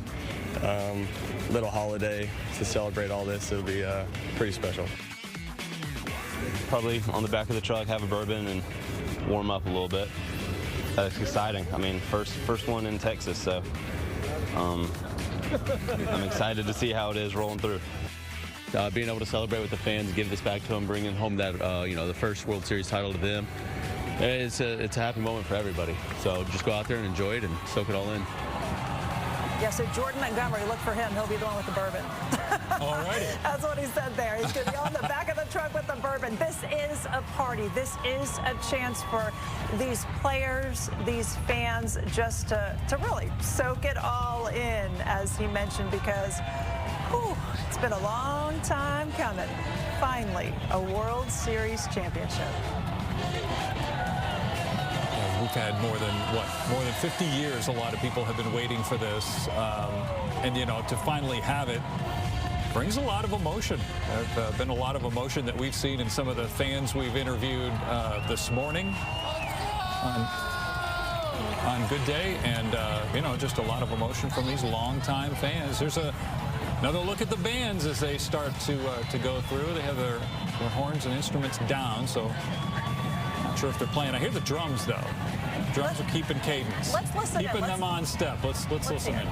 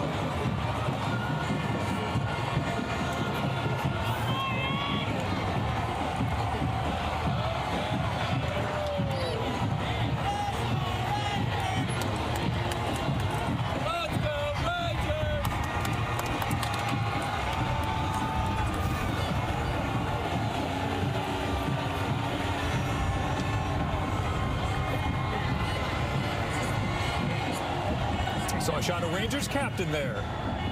The mascot for the Rangers, they enjoying the parade as well. Boy, what a great opportunity this has been for the 600 Arlington High School band members. There's Rangers captain right there, giving high fives and all kinds of congratulatory stuff to all the fans there. Oh, what a fun time. Then he boards his golf cart, moves on down. Yeah, just these 600 band students that have had this opportunity, and you can see right there as we were showing the band, also had an opportunity for all the supporters and the parents, it looked like, that were kind of marching along with them, getting to kind of partake in this historic moment also. Yeah, moment of pride, no doubt. We are still waiting to see the players, and I know that's what all these people have come for, so still waiting to see the players right now. As soon as we spot them, as soon as we spot the big old trophy, we'll let you know. But we are watching as, it's hard to imagine, what did they say, 2 Cowboys games and 3 or 4 Rangers games of people out there lining the streets on this beautiful day in Arlington, Texas, celebrating World Series champions. All right, we're going to take a quick break, and we'll have more on the other side. Stay with us.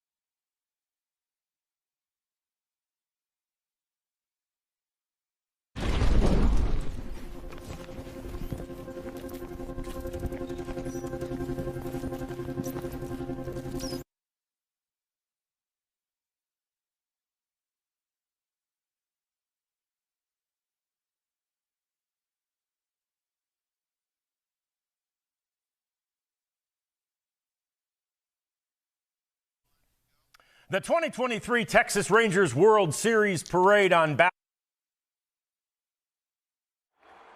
Spores kicks and fires. He struck him out looking. It's over.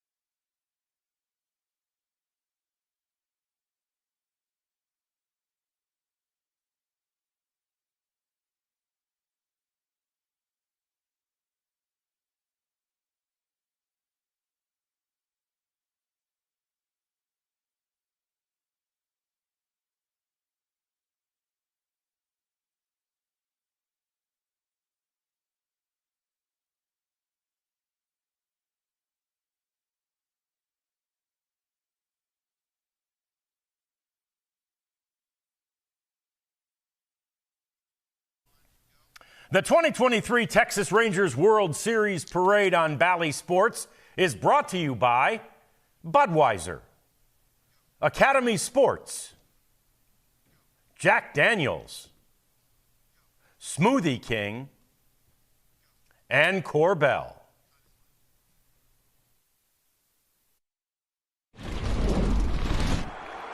Spores kicks and fires. He struck him out looking.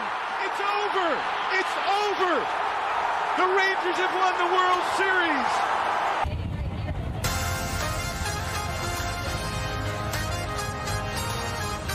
Welcome back. We are 15 minutes away from seeing your World Series championship. Texas Rangers players, apparently they're going to start boarding the floats, and then they will, I guess there's floats and trucks. So we'll see them shortly. You know, more than 11 million people tuned in to watch the Texas Rangers win the World Series. And now it's time to party, and Captain is there. Throwing out some necklaces, it looks like. Looks like it. He's got all the party favors there, throwing it to the crowd. Yeah, just an immense undertaking here. This parade, a 2-mile stretch around Arlington's entertainment district, starting off in sort of the backside of Globe Life Field and heading around there on Ballpark Way and AT&T Way and kind of going around Choctaw Stadium, the old ballpark, on the backside of that, and then kind of winding back around toward Globe Life Field again. Now, you saw in that shot, well, actually right there, you see the shot of the stage that is set up there in front of Globe Life Field, and that will be sort of the ending point of this parade. You got the seats there, you got the stage, the big monitors. That's where the players will end. We're going to hear from Bruce Bochy, the manager. We're going to hear from the players. I'm sure Corey Seager. Yeah, Texas Rangers Hall of Famer Chuck Morgan is going to basically be leading that whole. It's about a 30-minute program, we're being told. We've got Arlington Police out there, Grand Prairie Police, Tarrant County Sheriff's Office, Texas DPS. I mean, there are so many agencies working together to make sure that this is a safe celebration for all. And they had some opportunities set up for the people there, at least early on, to go over and use some restrooms over at Choctaw Stadium, and also maybe even get some food. Seeing a lot of things posted on X, a lot of people saying, yeah, good luck getting there if you're not already inside the barriers there by Choctaw Stadium. So, you know, as people were kind of filing in early this morning, there may have been some opportunities, but wow, you can just see how thick this crowd is and how difficult it is really for anybody to move anywhere there. They've already got all of the lots that were originally set up for this are filled. Then they had the extra lots at Six Flags. Those are filled. Then they had some people trying to park on the streets. Right. They told them to move. No, we cannot park on the streets. So just so many people trying to get down to that area to get a glimpse of this team. Well, and I think that's what's so unique about Arlington is that you really, if you want to be part of this parade, you got to go there. It's a destination. If you want to be part of it, you got to go. So these are definitely true Rangers fans all out here. I keep going back back to what Bruce Bochy said after the win. He says, I got to tell you what, I've seen some things, but what you guys did to do this is truly incredible. And I think the fans echo that too. I think there were moments where all of our stomachs were in knots and thinking, okay, I can't even watch. Or maybe it was like, oh, here we go. We're going to be let down yet again, since, you know, that's how things have gone over the years. But now to see this win, to see the smiles on all of these fans, and for sports, one team to unite all these people. I mean, it really is a magical thing when you think about it. Well, and I've been here, 25 years. I know when I originally first got here to North Texas, one of the big goals by Arlington officials and even the Texas Rangers was this, what you're seeing. All of these people being able to celebrate the team and kind of come together in one location, you know, and that's kind of what they had originally dreamed about with this entertainment district there with the Globe Life, well, Globe Life Park, I guess, originally, the ballpark there, the old one, and it just never materialized until just the last probably 5 or 6 years or so. Things started popping up. You've got the Texas Live. Now, I go way back. I remember I used to live right down from the ballpark when I was like right after I was born. You remember the old days. I remember the old right. ballpark, you know. And I remember being a kid and being so upset when they tore it down. I just think I had so many memories there of eating like ice cream out of the little helmets, you know. I mean, it wasn't like I don't know if I chose the Texas Rangers. You know, I was there as a kid and my parents brought me. So, but I had a lot of memories there. And so to see that ballpark come down was tough. And then they built the new ballpark. It was beautiful. And then they built the other ballpark. It almost set up this whole area. And then the Cowboys coming in. It set up just this sports mecca for something just like this. It's almost like that whole Texas Live and this whole area was built for this moment. Yeah, and they wanted it. I mean, everybody had wanted it to be a tourist destination. They've even got a museum that's in the process of being constructed right now. So, you know, it's sort of all kind of coming together the way that a lot of city officials for the last, I don't know, even a couple decades really have been hoping for. So, but boy, look at that crowd. Just. I also think it's important to mention, we see everybody decked out in their Rangers gear. There are thousands and thousands of others, like kids who didn't get off school, where the schools decided, everyone, wear your Rangers gear today, and that are tuning in, that are watching this on TV. There's so many people at home that are fans that couldn't make it out there. So many people at work. So while we've got, what, 300,000, maybe more out there right now, I mean, this is bigger than we can even imagine, and probably bigger than the team even imagined. All right, I think we're going to take another break, and we'll have more live coverage of the parade when we come back.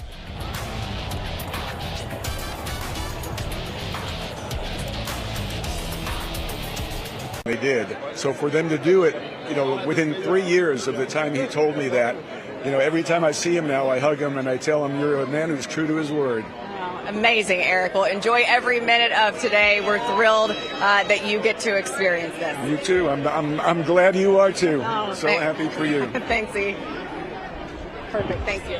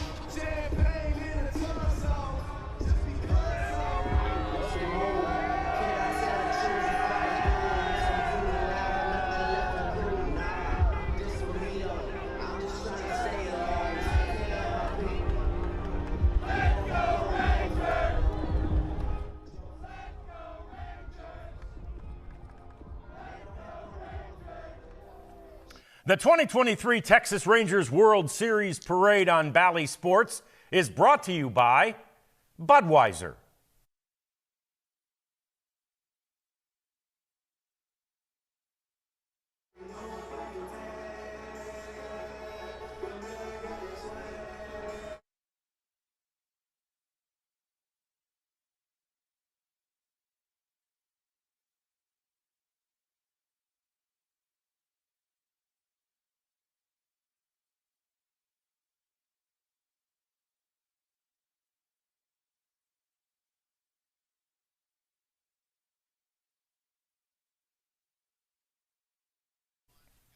The 2023 Texas Rangers World Series Parade on Bally Sports is brought to you by Budweiser.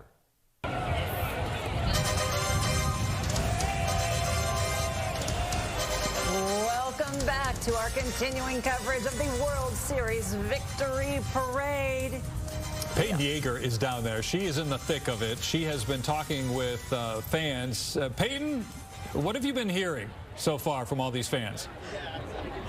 Hi. I know we've talked about how they've waited for hours and waited for decades, but they have to wait a little bit longer for the players. The band just went around, the cheerleaders, they played Deep in the Heart of Texas, Take Me Out to the Ball Game. It got the crowd going, but now everyone's kind of antsy waiting for the players. And I have Joe Garza from Mansfield right here. Joe, what does this mean to you?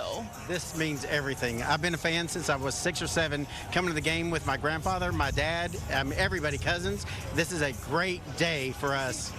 And Rangers fans really showed up today. Oh, yes, we did. There's a lot of us here. Let's go, Rangers! Okay, so we're kind of waiting. Who are you waiting to see? Corey Seager. MVP. Yes, baby, MVP. Actually, all the Rangers, but Corey Seager especially. Awesome, we're really excited. Yeah, exactly. Can't wait. Anything to say to the Rangers fans at home who weren't able to be here? This will not be the only one. This is only the first one. Woo! You heard it first from Joe Garza, but we are waiting. We have this straightaway right here on the Six Flags, and we are waiting for them to come around the corner, so we're getting antsy out here. I know everyone's waiting. Back to you guys. All right, Peyton, so you have a really good spot there. How early did the folks around you get there? Oh, okay. So last night I worked the night shift, and I heard that there were people already out here last night at dinner time. And then I went home, had the luxury of going to sleep, and then I woke up this morning and we arrived at 6:30, and it was rocking already. People were grilling, there were breakfast tacos, coffee, everyone was sharing, people were playing cornhole, football. It was amazing. You would have not known that it was 6:30 in the morning. You know, Peyton, it always amazes me at sports and what sports can do for so many, and really just unite everyone and put everyone in such a good mood. We say have a good day on good day. I tell you, when you're talking about the Rangers right now, it's like magically everyone has a good day, right? Exactly. I mean, I'm working, but this is not really working. We're not working. The kids aren't in school. We're ready to celebrate. This is the best day ever. What's been the best part about covering the Rangers for you? Oh, I mean, I moved here 3 years ago, and I just have learned so much, and I love hearing the stories of people that are just been so patient. I love sports. I resonate with my teams. I resonate with the Rangers. I resonate with them. And I love just seeing people cry because I know how much it means. And this just means so much to them. I love it for them. I've spent, how many days at Globe Life? I feel like I've lived there and sat in the stands through the wins and the losses for this postseason. And it's just been great hanging out with them. They are in such a good mood, and they really deserve it. Yeah, no doubt. Yeah. And I love that this is for the fans. Like, this is for the team to bring the trophy to the fans, for the fans to see, for the fans to cherish. And it'll be interesting to see this 30-minute presentation afterwards, because I'm curious what's going to be said and what. This is a moment in Texas sports history, and I can't wait to see what they're going to say and come up with. Have you seen any? You haven't seen any players. I think we're about 5 minutes away from the players. But at your point, all of the bands have come by. The bands have come by. The cheerleaders came by. today. They threw some prizes into the audience, but we've got some chants going here and there. They're just everyone. I'm talking to everybody. Who do they want to see? And everyone has their player. So we're ready. We're waiting any moment now. Yeah, I just keep looking over my shoulder at this corner. Speaking about the wait, you know, now that the Rangers have finally won the World Series, we were one of 6 franchises that hadn't won a World Series. So now just 5 left. I'm glad we're off that list. Boy, no kidding, right? I like what that fan that Peyton talked to said. This is not our last one. Well, this is only our first. Yes, we have a parade in Arlington, Texas. And so, yeah, I think that's really, I mean, and that's a sentiment really that the management of the team really, you know, hopes to send. But what they spend, I think Chip and Steve were talking about the $500 million middle infield. They've got, you know, these Bruce Bochy, who more than certainly will be a Hall of Famer. He's won his 4th title now, after coming out of retirement, after sitting on the couch, according to one of the comments that we heard earlier. So this is, I think, the hope that this team will stick together and really build on what they've already done. All right, we're seeing some, looks like some kind of fire truck looking thing there. Some vehicles coming out, unclear yet who is in those vehicles. I'm assuming they're going to probably honor some of the Texas Rangers staff, kind of make them part of this. We are continuing to watch. As soon as we get sight of some of the players, we'll let you know. Arlington Fire Department, I'm guessing, jumping in. There you go with the ladder truck. Being part of this as well. Good day. I mean, good day. That's not really good. It is a good day. It's a good day. We'll be right back with our continuing coverage of the World Series champions victory parade.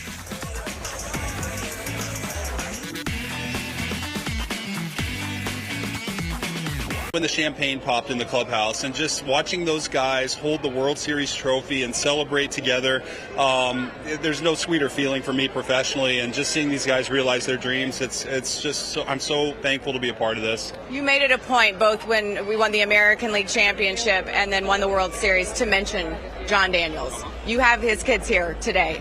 How important was that to you that JD gets his love? Oh, JD's fingerprints are all over this organization, and none of us are here without him. And so to honor him and have him be a part of this, have his children be a part of this, I mean, that's all they've known in their lives, and they certainly deserve this as much as anybody. And I'm so happy that they're here celebrating an organization that has really had a huge impact on their lives. How long do you allow yourself to enjoy, relish in this moment before you start moving on to 2024? Well, Monday I'll be back in Phoenix for the general managers meeting, so back to work. And but you know, we'll continue to enjoy this all winter. But we do have work to do, and that's the nature of these things. You play deep into the season, and you have to turn the page quickly. But nonetheless, we're going to enjoy today, and we'll worry about tomorrow when it gets here. One more thing I did want to ask you, and I ask the players this a lot, like, you know, they may not have been here for long, but like for those people who've been following this team for so long and been fans and have waited so incredibly long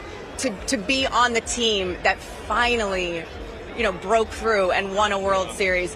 What is that like for you? And you have a deeper appreciation for that because you grew up here. You know this team's story. Yeah, Emily, it's one of the reasons I came back here is that I knew this team had never won a World Series before, and to be part of the first group to ever do that is extremely special. And that's, I think, for these players, a lot of them, they wanted that challenge. They wanted to be part of something special, a part of history. They wanted to be the first to ever do something in the history of this franchise, and they did it. And it's just the coolest thing in the world to see that come together and watch these guys go out and make that happen, and the determination of each and every one of them. These guys never quit, and now they're the first, and they will forever be remembered as, you know, the greatest Texas Rangers team, you know, unless somebody comes along and passes us. Okay, I lied. One more. And I've said this a number of times when people ask me, all the acquisitions, you got Marcus and Corey and Nathan and Jacob and trade deadlines, and is Bruce Bochy your greatest prize? For me personally, he is in a lot of ways. He's a great mentor, a great friend, somebody I learn from every day. And he keeps me balanced, and I just enjoy working with him. This Fox 4 Sports Special is brought to you by Academy Sports and Outdoors.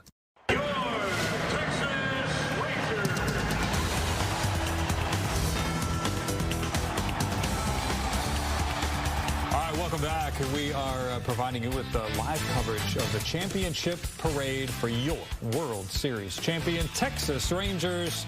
The parade is underway, and there are an estimated 250,000 people lining the streets around the entertainment district there in Arlington, which basically consists of Globe Life Field, Choctaw Stadium, got AT&T Stadium there right on the edge of this parade route as well. Everybody just kind of lining the streets there. You've got, I think, it's all the players' support staff was there for a brief moment there on Sky 4, but you can just see how thick. Oh, and they're doing the wave there. What do you know? How thick this crowd is. Just people packed in as deep as they can. Parking is full, literally full, filled up all the way to Six Flags. And so that just sort of is a good explanation or a good example, I guess, of just how many people are out there. They've been lining up, as we've been talking about, since this morning, or actually since last night. Right. They've been lining up and trying to get a spot. We've seen the bands go by. And that's you mentioned high school. I should also shout out to UTA marching band as well. They were part of that too. And yeah, so what we're seeing right now is some vehicles coming out. You can see that they're filled with people when we go to those shots. And that's staff. That's Texas Rangers staff. We've got the team. You've got the coaches. It takes so many people to actually make a team. So these are some of the people that maybe take care of the fields or take care of the whole stadium itself. So they definitely are trying to include everyone who is part of the Texas Rangers organization.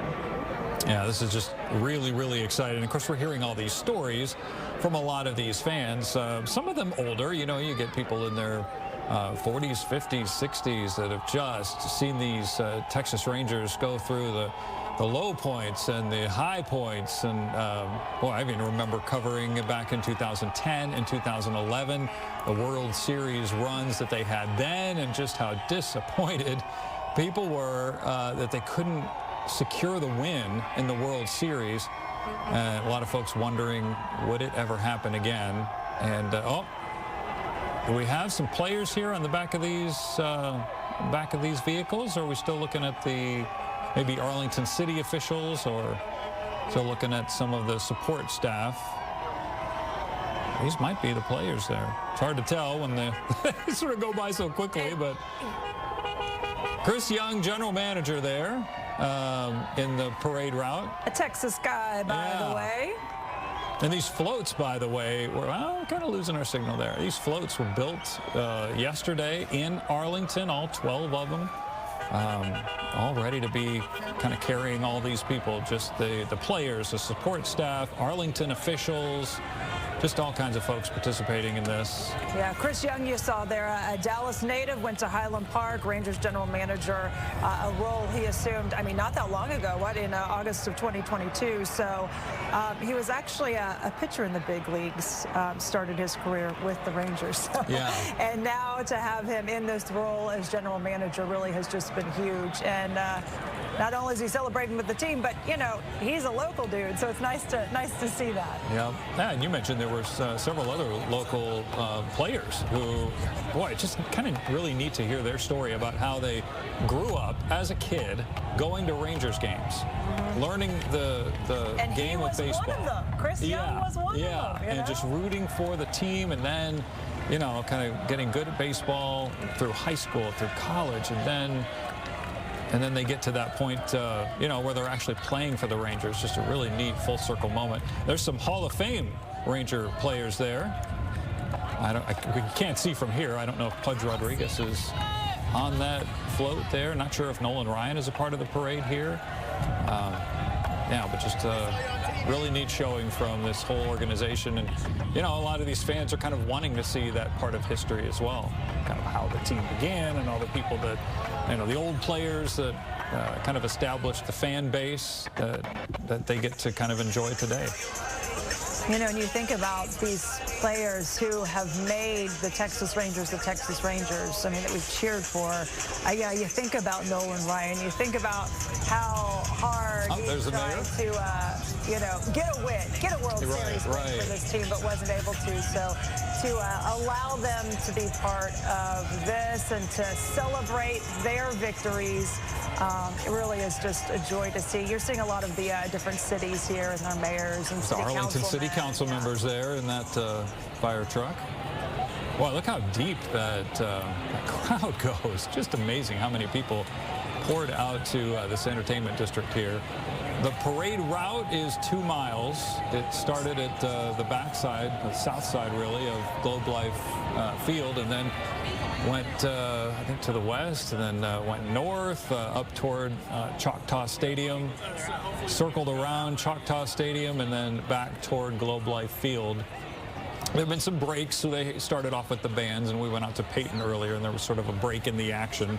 So it's taken them a while to get along the route there. You see the parade route on your screen as it is mapped out. There on the right, they had some of those parking lots that were even set up for people to sit and watch and look at monitors of the parade because they had assumed that there were probably some locations where people would gather where they would not even be able to catch a glimpse of a lot of the action. I've seen some photos on social media where there's people even on the rooftops of homes nearby. Like they're trying to get as high as they can just so they can catch a glimpse of this team. So, you know, some of those people trying to, you know, kind of make their elbows a little wider, get you know, their little area for standing room. Yeah. And of course, we talked about this morning. There are several school districts that canceled classes just in order to, well, a lot of it was let's allow our staff and kids to enjoy the parade or head out there, but the other part of it was, especially for the Arlington ISD schools, the logistics of holding this parade in that area and the traffic in and out of the central part of Arlington really would have negated any school progress of getting buses in and out and parents in and out of some of the surrounding schools there. So there was more of a logistical concern as well to cancel classes. And they're being tough. I will tell you, we had crews in different areas, and they've had to back up in certain spots. They've been kicked down to certain spots. So like they are being very, very tight with security, being extra careful. And I mean, they've got miles of these, you know, barriers that they've set up. So it's definitely a lot went into this, and there's a lot being done behind the scenes that we don't know about that they're making sure that this is safe. Yeah. And trying to keep everything as joyous as it can be at this moment. So what you're seeing here, we've got some city councilmen. This is where we saw the city councilman. We saw the mayor. Mayor Jim Ross right there in that Toyota Tundra. Yeah. Waving to everybody. Well, he's been busy the last couple of days. He has been busy, yeah. And you know that they've been planning this. I mean, secretly, quietly, you know, not trying to jinx anyone. Tom Grieve, I'm being told, is amongst the front and center waving on that float. Chuck Morgan is there. Michael Young is there among the folks on that parade. Michael Young, just working for the Rangers right now, and he was, of course, a part of the 2010. You said Ian Kinsler? Ian Kinsler, also a member of that 2010-2011 team that really put together a great run, made it to the World Series, but couldn't get that win. And, you know, Michael Young had talked about, even on Good Day, he talked about just how special that team was, but just how excited he is for this team.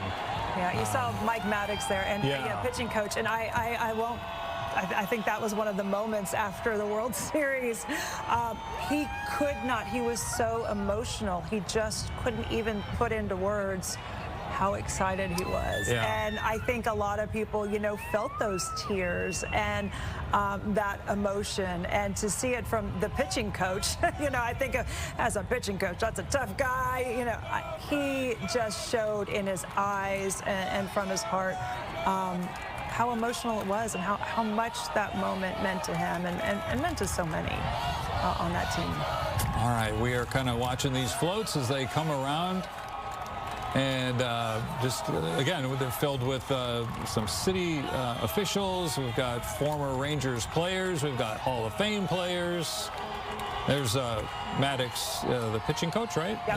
Yeah. Again, some of these former players that were part of these teams that did pretty well. And what we're seeing, and which I think is interesting, and it'll be interesting to see on social media after this now that, you know, we're in this age, but a lot of the players, you're going to see them with their phones, like recording all this, because they don't want to, you know, forget about it, but they also want to share from their point of view what they're seeing as they greet all of these fans. So that's going to be something interesting as we follow up on this and as we watch how the players themselves react to this moment of celebration and their time with the fans out there right now. And you think about all the people, I mean, even just the ones we've listed so far, to get all of them in the same place at the same time for this moment, like, that's spectacular, huh? Yeah, like I say, you know, the Rangers had all of those playoff series that they were in lasted, what, 2 or 3 weeks? And you know that the planning was already underway. There was a what if, well, you know, let's do this and let's try this. If it happens. Just so many times they were, you know, so hopeful, but, you know, of course we weren't even really mentioning it a lot because we didn't want to jinx anything either. But, yeah, you're right. To plan the logistics of this entire thing just took a lot of people, a lot of effort. There you go. A lot of the, let's see if we can see who's on that float there. Is that the one with Michael Young? I guess that's not the one. It's not the one we saw earlier then as well. There's some there's a ladder truck there participating in it as well. All right. Well, we're going to have much more for you on this parade. We're going to take a quick break, and we'll be right back on the other side. Stay with us.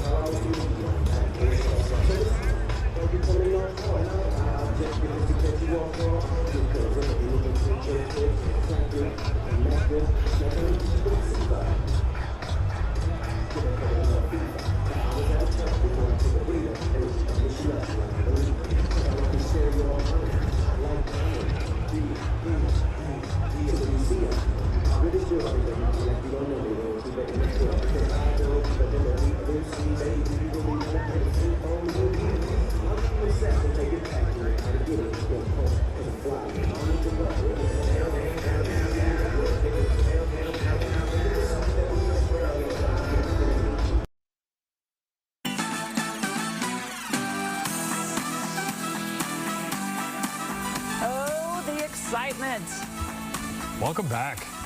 Championship celebration parade in Arlington for your Texas Rangers. Oh, there's so many people, so much excitement. You know, just to let the viewers know, we had attempted to try to get some other live shots from some of our crews. It's literally so loud in some of these places that they can't even hear us talk to them in their ear. So there's so much excitement in that crowd.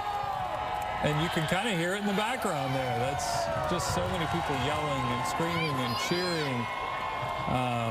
You know, we've seen the bands go by. We've seen the floats with Arlington city leaders. We've seen the floats with some former players and some Hall of Fame Rangers players as well. And we're kind of waiting for the trucks or the floats that have the current Rangers players, the World Series champions there. Will Venable? Yeah. Yes, Rangers coach Will Venable there, one of the pitching coaches there. So it seems like they've kind of spread out the pitching coaches as they should. They should have their own, because that's what got us where we are. So what you're watching right there is the baseball operations people. So we've got cameras set up all along the route. So we're just kind of hunting and pecking, if you will, to figure out what the best shots are, so that we can show you viewers at home what it is that we're seeing and who's on what floats. Well, they've really spread this out pretty well, kind of allowing the fans to see one float, kind of celebrate with that float along the way, and then we get a break, and then there's another one that comes by. So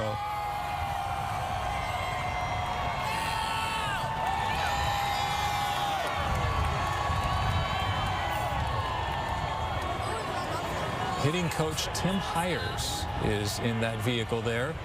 Yeah, just like you mentioned, just a lot of the behind-the-scenes coaches really get a lot of props for this team. You know, so many years they got so close, and you know, you always hear, well, it's the pitching. We just need better pitching. And so finally the Rangers got the pitching they needed, and boy, it certainly did well for them, and they were able to get really far very quickly on the backs of a lot of Nathan Eovaldi, just to name a few there. Boy, these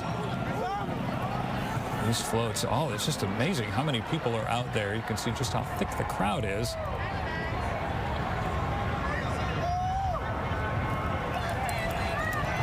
Base coaches there. Yeah, that's Corey Ragsdale, who was a baseball player at one time, and played, and now first base coach. I love when they've played the game. I feel like that gives them like a whole new perspective on, you know, if they played the game and now they're coaching, and to be part of the World Series. Yeah, we saw one of those floats with Michael Young earlier, and he was when I asked him about the claw and antlers thing that they had back in 2010 and 2011, you know, that got the fans into the team, was sort of this little, you know, niche thing that they did when they got on base, claws and the antlers, that kind of thing. And I asked him, what is it about this current team that really made them gel? And he said, well, they don't really have, you know, anything like the claw and antlers, but this is just a really tight-knit group of guys that have really looked to each other to kind of find that fight inside them to muscle through, you know, this season. And boy, they just really have gelled as a team. They've become friends. They've just really, you know, and it shows on the field. It shows when they, you know, as they're playing, you can kind of just tell they're a cohesive group, and they like each other, like playing with each other. So on the field, and it's just, really, really special. I think this is one of those floats with Arlington city officials, I believe, maybe? Or is this the Hall of Famers? Yeah, it's hard to tell there with looking for the sign on the float or something.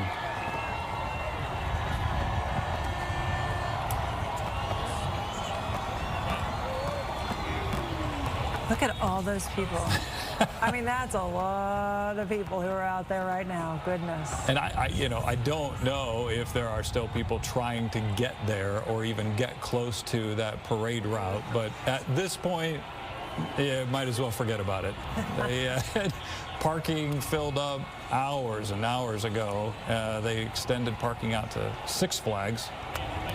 co-owner Bob Simpson. Yeah, I remembered him doing some interviews after the 2011 loss, and you know, a lot of people asked him, so what are you going to do? How are you going to change the team? And he promised, we're going to invest. We're going to invest in this team. We're going to invest in the fans. And boy, they did. And he knows how to invest. He is was the co-founder of XTO Energy, by the way. So he has the means. He has the means. He knew how to do it. And sure enough, he was able to pull off this winning team. So nice to see. It's taken everyone from the top all the way down to the bottom to make this team happen.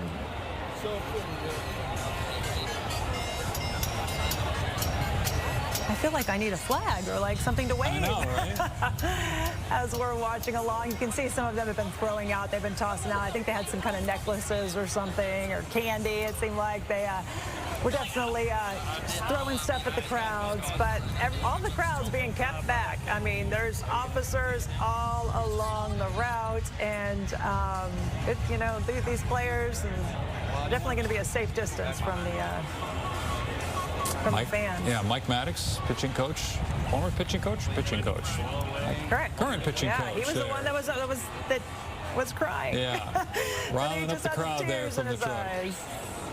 Yeah, he played in Major League Baseball, 9 teams over 15 seasons, so he definitely knows. I mean, goodness, the list of the teams he played for, it's Phillies, Dodgers, Padres, Mets, Pirates, Red Sox, Mariners, Montreal, Astros. Yeah. So, I mean, he's been around, so he definitely knows a thing or two about baseball, if you will. So I'm glad to see that he's getting a World Series ring.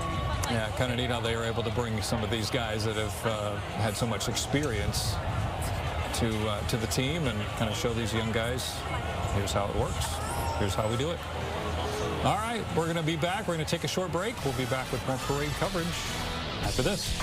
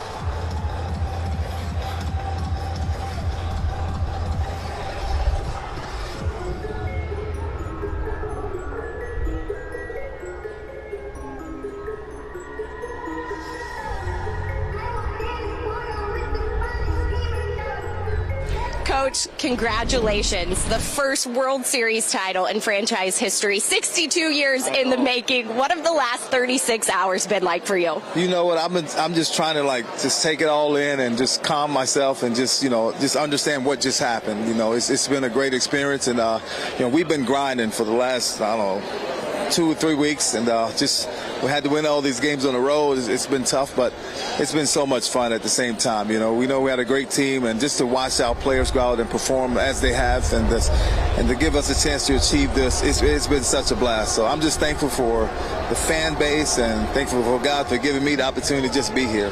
You mentioned all those road games, 11-0 on the road in the postseason. That set an MLB record. How did you guys go on the road and stay so composed throughout October and November? Well, I think it's just that, all year when our backs were against the wall, the team responded, and I think we didn't have a choice. We went to Tampa and we had to win there. There were 3 road games and we had to win 2 out of 3, so we didn't have a choice but to play well on the road.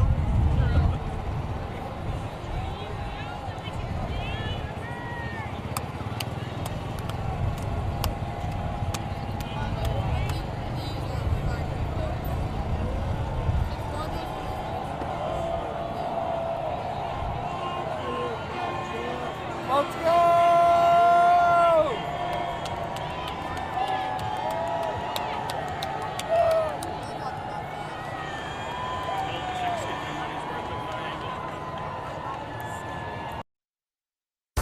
it's a new feeling for me. This is #1 for me. You know, I'm just excited to see so much, you know, support from everybody, and you know, they've stuck with us. Obviously, last year was tough, and they stuck with us, and we continue to work as hard as we possibly could to be at this point. That is Marcus Semien. He gets the Perfect Attendance Award. He had 185 hits, 162 games played. Yes, he did not miss a single game all season. Very, very impressive. He's also paid really well. He actually had a massive contract signed with the Rangers before the 2022 season. But boy, we're glad to have him, that's for sure. Will Venable is on the back of that truck there. Just one of the several former players that we're seeing here, as well as the coaching staff, the support staff for the Rangers, all part of this parade. And Bobby Wilson, the Rangers catching coach, also a former player. They're part of the parade as well. We're kind of seeing, at least from Sky 4, that the parade has made its way, or at least some of these trucks have made their way around the backside of the old ballpark, Choctaw Stadium.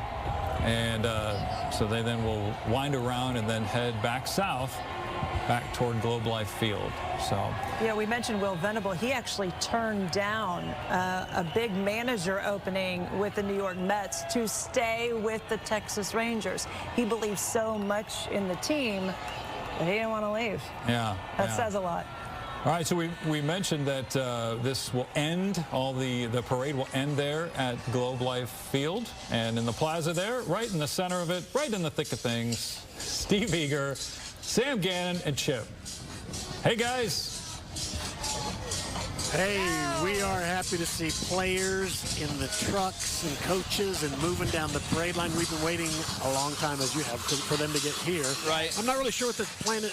They're going to get out and walk a lap? Is that what's going to happen? I think so. I am hopeful, and I think that's what all of these fans that are just pressed up against the front row are hoping as well, that they might be able to give a high five to a Corey Seager or a Marcus Semien. I'm kind of thinking I want to do the same thing. Just got to reach out myself.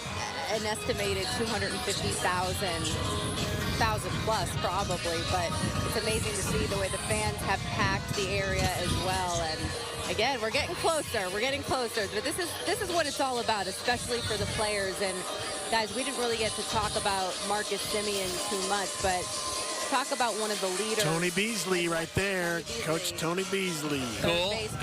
We talked to him after the game as well, guys. Yes, and he talked about, I asked him, you know, the ups and downs, the heartache throughout the years. Does that make this playoff run that much sweeter? Does that make this first World Series title that much sweeter? He's like, absolutely. The way these guys bounced back, persevered. You've heard it a lot in relation to this year's Rangers team, but resilience is one of the main mantras. Go and take it. They took it. Yeah. and they took it in an unprecedented fashion. Absolutely. And going back to what you're talking about with Marcus Semien, Marcus Semien is also that on-field presence of resilience. When he signed that 7-year contract back in 2022, nobody started off colder on a big contract than Marcus Semien. And you could tell he was pressing. He wanted to impress. He wanted to be able to show he's worth what we had invested in him. He did have a better second half of 2022, but in that offseason and into 2023, he really did take it to the next level, and he played all 162 games, solid source. So right now you're looking at Matt Bush, Corey Bradford, the lefty. Corey, he got some good innings in the Corey definitely playoffs. is showing that he's going to be somebody that they'll count on in the future. He is from Aledo, as you know, and as I've heard here on Fox 4 a lot. And the whole town was going nuts for him yesterday. He was able to take some time and be with those fans, and now here he is with the group at large here with us in Arlington. And Bradford had a really, really big moment in the playoff series for us to help in securing some of those playoff wins early on. He went some innings. I think in Baltimore he won a couple of really good innings. He did. Had a great stint there. And you guys are talking, I just want to talk about Semien and go back for 1 second. Yeah. Sure. The guy is, Corey Seager is probably the face of the franchise. But that guy, Semien, is the man. Yeah. And he's just a man among 162 games. Don't take me out. Leave me in this leadoff spot. He's an example. He does interviews after the game if he hasn't played well, or if he has. He's just a great representative of the organization, and he is a man. This offense, too, guys, we've known that the Rangers bats, you know, they can score a lot of runs, they can hit a lot of home runs, but I've always said, especially throughout this playoff run, that your best guys need to be able to deliver in the biggest moments. And Marcus Semien is a guy who struggled predominantly through these playoffs until the final couple games of this series. And when the moment was the biggest, he stepped up, hit that 2-run shot in the 9th inning to blow things over. And he talked, too, about how after that win that, you know, he was in his head a little bit too much, overthinking, getting away from the things that he normally was doing. The at-bat before, when he slapped the opposite field single the other way to right center, there was a part of me that went, uh-oh. He is now in a better place with his swing. Yes. And sure enough, that next at-bat in the 9th, he launches one. And a lot of money was spent on Seager and Semien. $500 million. After the 2021 season, they went out and got these 2 all-star middle fielders, and it's worked out quite well in their favor. I don't know what the dollar value is of a World Series championship, but I mean, I think everybody's saying it's worth it right now, probably. And there's going to be more. Already money well spent, just one championship. And for people saying that the Rangers bought a championship, well, in this day and age, you have to spend money to be able to win. You need to cross the league. And I get that, too, and I agree. The thing that's really amazing is the fact that not only do they have and have paid for some players that are definitely impact players, but look at all the young players that they have control over for the next few years that are going to be key cogs as well. And it's a great mix. I think it has to be a mix, not just one or the other. Your own players, it is windy in case you can't tell. Yeah, it's kind of breezy out here. Trying to look and see who's up next. Get a wide shot right now. But this is what these guys live for. I mean, this is now their moment. They love this. It's fun. It's fun to interact with the fans, and the fans clearly are loving it. I just think it's great. It's great for the area. It's great for the game of baseball here. I like seeing all the little kids. Baseball isn't the most popular young sport anymore. Soccer is, right, or whatever. Yeah. I like baseball being a popular sport. Get young kids playing. It's just fun. But totally you're kind of prejudiced because I play. Right, exactly. Like baseball a time or two, Steve. Yeah, I totally get that.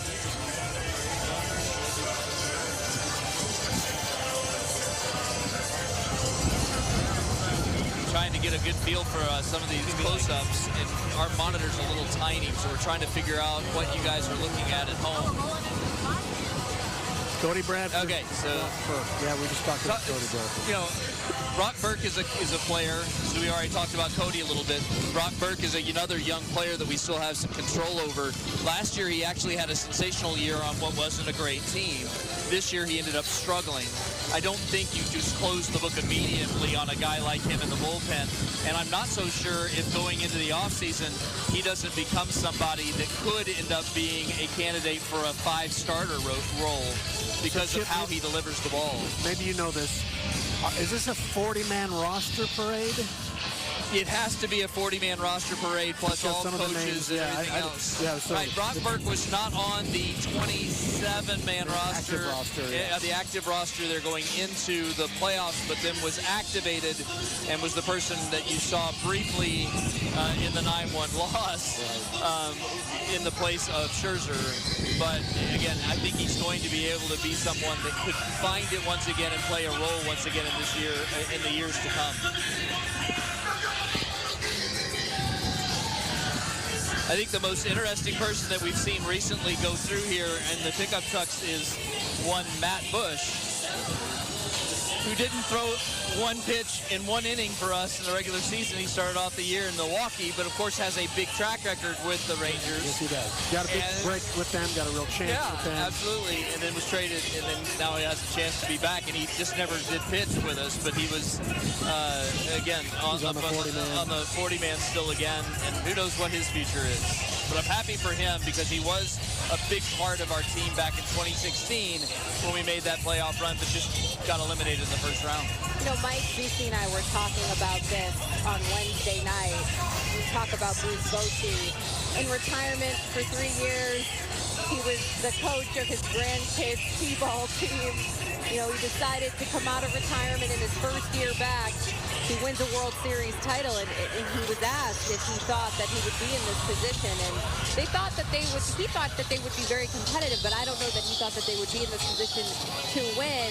And Mike was even saying, does Bochy retire? Do you think there's a chance that he retires? I think he's coming back for sure. I think so too. He's got a good thing going here. This team is going to be really good next season. Well, he said, I don't know if you saw it, one of the post-game interviews that we aired, and I was sitting on the set, he said, I had heard them asking, well, you know, you're doing this, and he said he was coaching the French World WBC team, World Baseball Classic, and he was over there in France, and he was in a dugout, and he said, I'm having fun. I miss this. Yeah.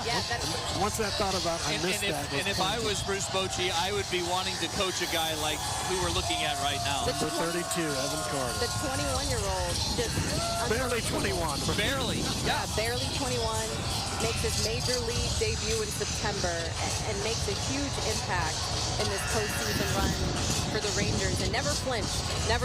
Loved his plate discipline up there. It doesn't matter who's out there on the mound. Right. That is something to be. He has a natural feel for that, and that's the biggest thing that a coaching staff looks at a player is, what is he going to do? What's his strikeout rate going to be? He's going to be one of those rare players that I think is going to do really well for a long time. And it appeared to me, and this is the scary kind of hitter, is he didn't mind taking a strike that he wasn't really in love with, right? It's like he didn't mind being 1 and 2 or 2 and 2. It did not matter. He was okay to hit with 2 strikes. Yep. So the next person we're looking at here in the form of Will Smith. Will Smith is the guy that there's a little part of me that thinks, you know what, we need to have him on the team next year. And you know why? Why? Because he's been on 3 straight World Championship teams. How crazy is that? It really is. The Braves, the Astros, and us here in the last 3 years, he's been on each one of those teams that have gone on to win the World Series title. So he's got some kind of mojo going, right? He was a major part of the early season for us, just simply because Leclerc, again, he had some health issues coming out of spring break. He lost his stopper role almost immediately, and the veteran stepped in. And though he doesn't have electric stuff, with his guile and the number of pitches he throws, he was able to pick up a lot of saves and close out a number of games that we might have lost otherwise. So again, his contributions were way on the front end, but really important. Josh Smith. Josh Smith, another one of those guys that had a lot of contributions early in the season. He was included on the postseason roster, but didn't really play. And some people wondered, why was he kept versus Ezekiel Duran, who was not on that final playoff roster? And I think it's just simply because of his flexibility, being able to play second, short, third, and all of the outfield positions in a pinch.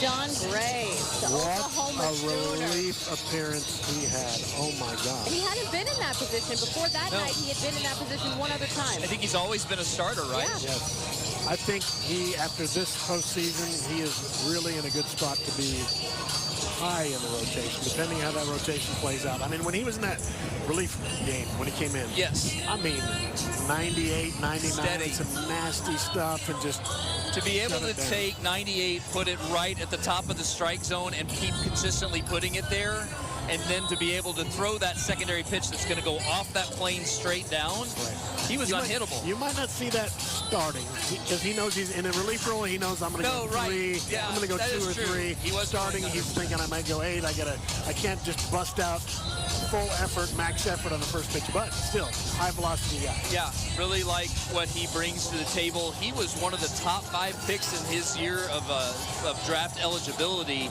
and for us to get him from the Colorado Rockies as one of the building blocks, I thought was important, and he has definitely lived up to being that consistent 3-4 starter with that possibility of becoming a 2.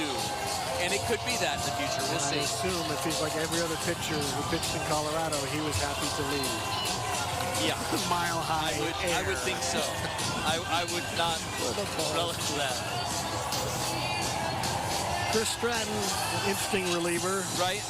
Picked up successes, had some not successes. Right, picked up with Jordan Montgomery in that late trade with the St. Louis Cardinals. Oh, we got to roll this Chapman. And there's the one that makes all Rangers fans a little Chapman bit nervous. experience. You know, the Rangers saw something in him, though, that made them feel like it was worthy to go out and get him before anybody else started to make moves. They did give up, and they did give up something in Cole Reagans. And Reagans could end up being a guy that becomes a star for the Royals. Yeah. But when you look at it right now, you got Chapman. He was used strategically and was helpful in getting to this point. And we got the World Series title. So I would say even if Reagans becomes an all-world pitcher, it was probably worth it. Let me speak for the fan community, and I'm a player. I'm going to speak for the fan community. Okay. The fans, every time he's coming in, exactly what they did. Oh, no. It is true. He is almost like the modern-day Mitch Williams of my childhood. What are we going to get today? Exactly right. What are we going to get today? Electric, but who knows, right? And I'm kind of glad in retrospect that we never used him in any of the games in Houston. Just saying. That was smart. Well, the final game that won the World Series, he threw to one hitter, right, or two, walked somebody, got an out, and then walked somebody, and he was out. Right. They don't want to mess around. Yeah, I agree. Max Scherzer right there. Okay.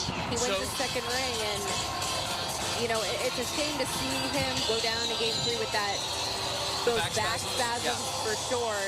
I guess, you know, you just wonder, he's had an historic career, obviously. He's going to be 39 next year.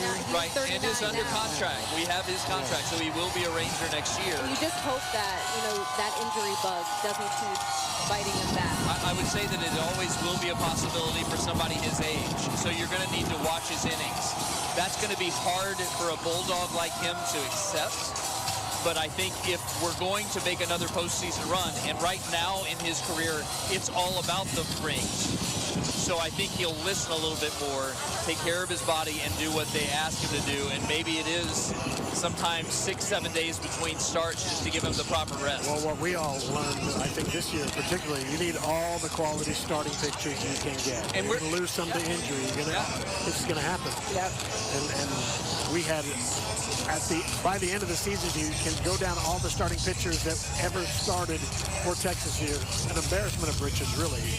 You know, from DeGrom getting hurt in the beginning to, I mean, just 6 starts. A lot of arms. And then he had to have Tommy John surgery. Again, we've talked about this before. I didn't realize that is Jacob DeGrom. Yeah. This franchise has undergone a lot of injuries, a lot of major injuries that they've had to bounce back from. DeGrom, one of those guys. Yeah, and looking ahead, I know that people are already talking about can we repeat, because you just do that, right? When you look at a guy like DeGrom coming off of the Tommy John surgery again, I think you have to look back to what the Mets did when he was coming off the first Tommy John surgery and think about putting him in the bullpen when he comes back. And would that not be electric with him being your stopper come down the stretch, or just have a tandem stopper thing, lefty-righty with Leclerc? And there's the stopper right now who just, again, we mentioned it earlier in our coverage about how Leclerc went into Bochy's office in September and said, hey, I'm finally at 100%, and he sure showed it in the stretch. Can I tell you something how really I've changed from player to fan? I get a kick out of, we try to read their faces. Right? You look at Leclerc out there, and he's got I look at his face, I can't get anything. It's like, he's a total baby face, right? Is he you know, it's like, I get nothing. I can't figure it out. He's not like tough guy, but he can bring it. And at 100%, he's really special. He blew just one save in this postseason. He did his job. That's for sure. There's Josh Sborz. Sborz, again, had some times during the season where he was electric, and then he'd have times where he would get lit up. But in the stretch run and down through the playoffs, Bochy counted on him to get them from the 7th to the 8th inning, and he did his job every single time. The difference between minor league and major league baseball is if you are wild over the middle, you are going to get crushed. You know, if your pitch needs to be on the corner or inside, outside, or you need it, and you're wild instead right down the middle. Yep. see it. And I thought that's what he struggled with for a time. Yeah, and occasionally velocity issues, and I wonder about potentially overuse at times. That did cost him, and cost him his confidence sometimes. And he had some stretches on the DL where he had to go and kind of regroup, reorganize. But wow, what a great stretch run he had. Important innings down the stretch to secure the championship. There was a lot of good pitching.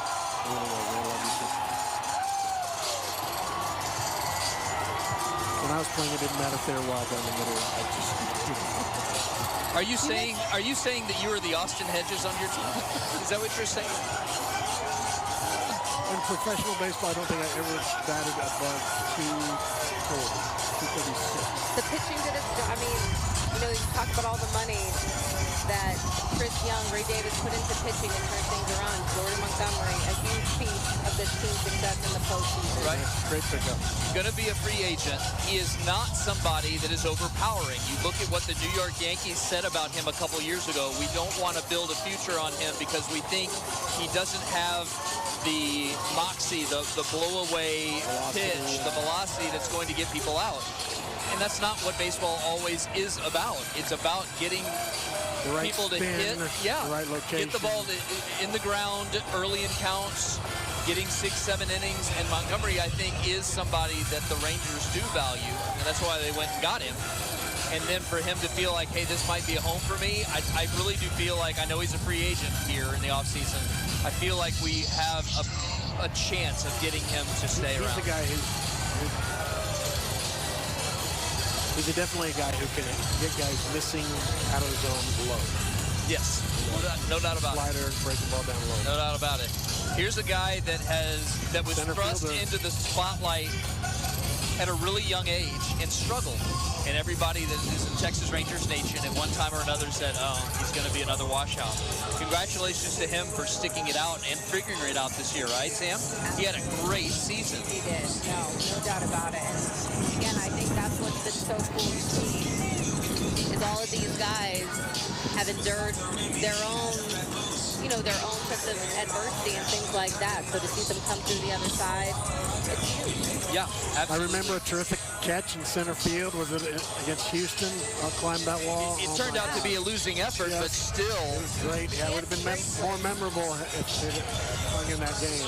But I think when you have an outfielder with speed like that, I mean, now they have Carter too. There aren't many balls that are going to fall. No.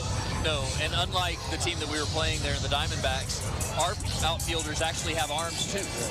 Nathaniel Lowe, first baseman, he had quite the turnaround in a year's time. I'm so happy for him because if you don't know his personal story, his mom is battling cancer right now, and our thoughts and prayers with her. Absolutely. And he talked about it before the World Series began, that she was nervous for him, but that she was pulling for him, and it's been great to see. Gold Glove finals, by the way.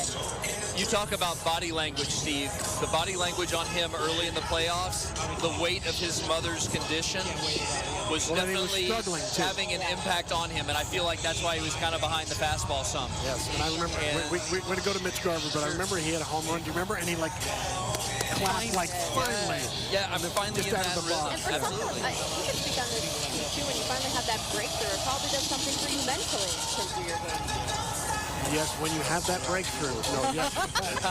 Well, professionally, you got to put the good games behind you and the bad games, because there's always another one the next night. You can go 0 for 4 or 3 for 4. That was Mitch Garver that we were looking at there for just a minute. Mitch Garver, again, has had some injury issues while with the Rangers, but he had a surprising number of home runs. When he's healthy, man, he can hit La Ballosa, right? Big hit in Game 5 on one thing. That grand, yeah, absolutely.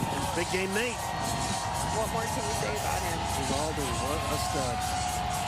And again, I love to hear him talk post-game just about why he came to this Rangers club, because Chris Young sold him well on it. Not only are we going to be able to win, but we're going to be able to win soon. And you saw the investments that were made in the pitching and all those kinds of things just coming together. He signed a 2-year contract with a player option for the 3rd year.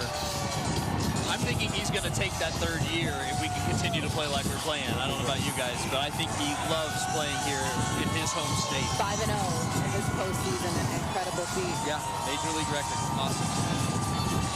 That's fun. also, you talked about interviews, he's a contemplative guy. You know, he very thoughtful. Thinks about it and what he's going to say, and he is thoughtful. He's kind of like Seager, like Simeon. He's the same way. You know, it's a lot of smart, well-reasoned guys thinking about the game. It's like become a thinking man's sport, at least on this roster. And it's funny because I think sometimes the outside perception of baseball guys is they're not always the most open, you know, but again, this clubhouse just has a unique mix of personalities that all mesh really well. Some really stand-up guys. And this personality here shines more than any other. Heart and soul of this Texas Rangers team. And you feel for him the way he got injured in Game 3 because you wanted to see more really from him, right? That's a freak thing. I don't know if I've ever seen that on a oblique strain, moderate oblique strain. I truly get emotional when I think about a guy like him. Remember, he was a defector from Cuba.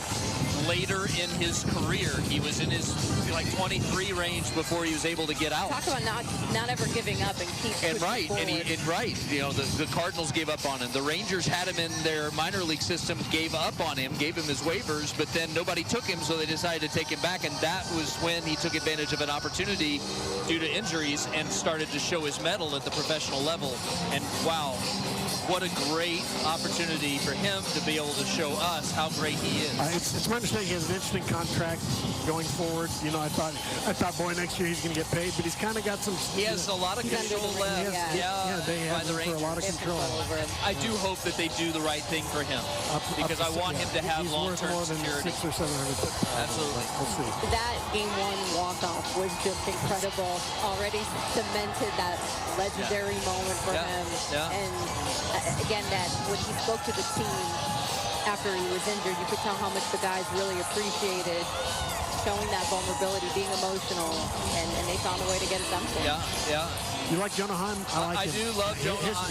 He's historically a really good catcher, and I like really good catchers. Throws the ball really well. But man, he started ripping this year, and his switch hitter helps him, and he's done well. In the 2022 spring training, there was basically a face-off between Trevino and Heim as to who they were going to then build on to maybe invest in the future. They decided on Heim. I think it was because he's a switch hitter. I think that was the main reason, trade Trevino to the Yankees.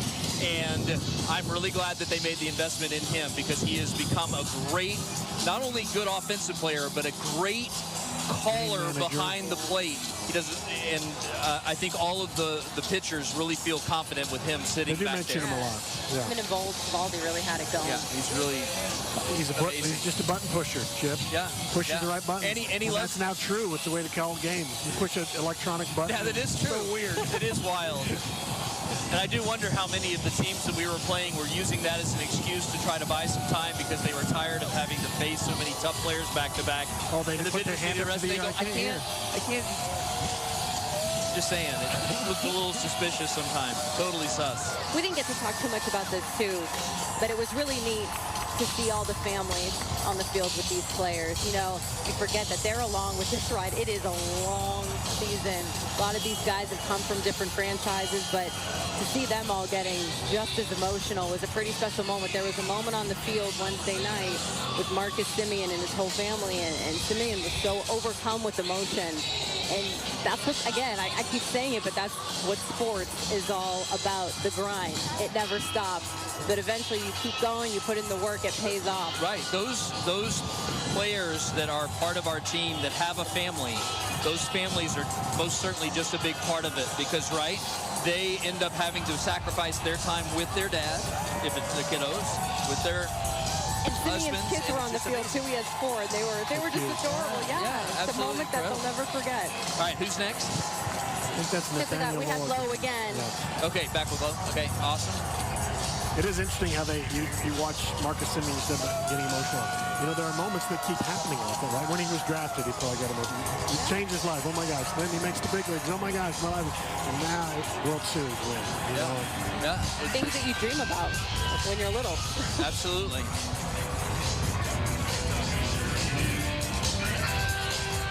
This parade just rolls on, and we are awaiting the players and the rest of the staff to get to this stage. That's what we're waiting on. They'll get here eventually.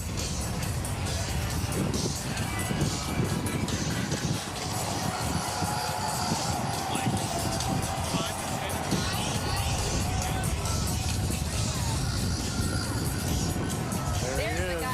talking about. Floors right there, but There's got to be such a sense of relief, too. Sure. You know, he strikes me as a guy that when he signed that 7-year contract as an individual that wanted to live up to it. And again, we've already mentioned how he didn't get off to a great start in his first year. But to be the anchor, the captain really of this team. I know a lot of people think of Seager as being maybe more in that potential role because he's the shortstop. I really do feel like Simeon is the true captain of this team. And I respect him too, because he said even after the Astros series that he hasn't been on his A game. Yes. But even though the frustration, you could tell he was frustrated, he didn't let that seep over. You know, he just put that game behind him, kept going. Stayed professional. Again, eventually he did have that breakthrough. Yep, in this World and Series. it was huge at just the right time. 5 RBI game. Yeah.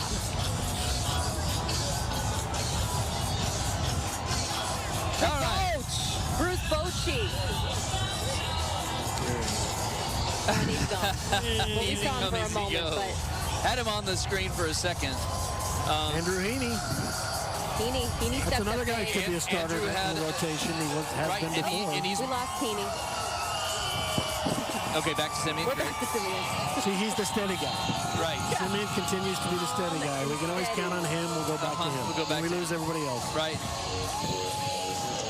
Defensively, having him at second base is really cool just because obviously he could play shortstop without a problem. Defensive plays And this postseason. that one play that he had up the middle, turn, throw from the shortstop position and throws a laser off balance, just shows you how dynamic a defender he is. You talked about this earlier too, Chip, but defensively, Bruce Bochy said they have been so consistent on the defensive end. 5 Gold Glove finalists. I mean, for as much as this offense, again, the bats can be hot, I think you got to talk about the defense in terms of this team's success. Absolutely. Here's the guy who wasn't nominated for a Gold Glove and maybe should have been. I think he should have been. Yes. I agree. Good.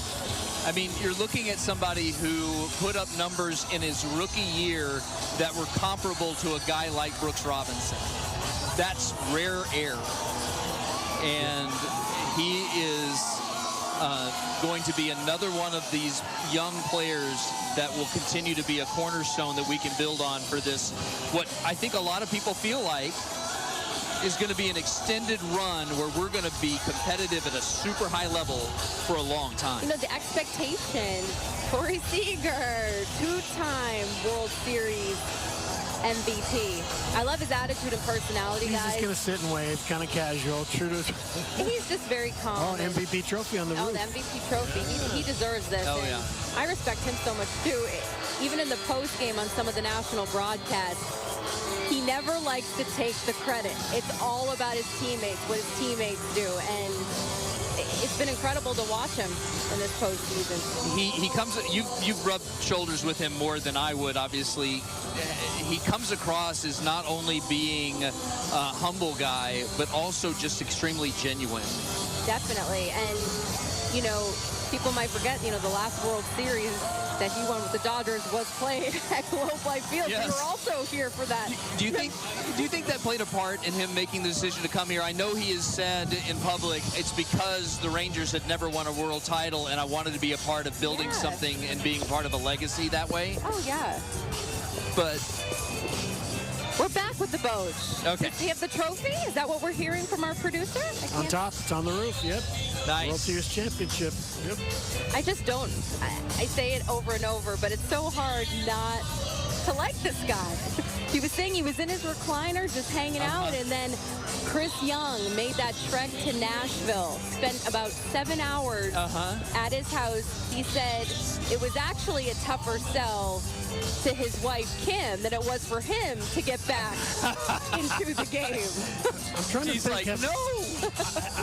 Did he ever get tossed this year? Did he get tossed? He did get tossed. Yeah. I can't remember the time of year, but it was like in June. Not a lot, though. I think maybe it had to do with him arguing an overturned call. I believe it was the Jonah Heim call where he is the runner is blocking the play. Yes, Heim is, and it's like, oh my gosh, and he is a mile away from the edge, but his left foot was like that far into the Bochy zone, being and they former catcher would be really hot. no, 'cause and back he in walked his out day, there. he could have just walled him, and he probably doesn't understand the change. One of a lot of calls. The instant replay needs to be redone, but that's another story.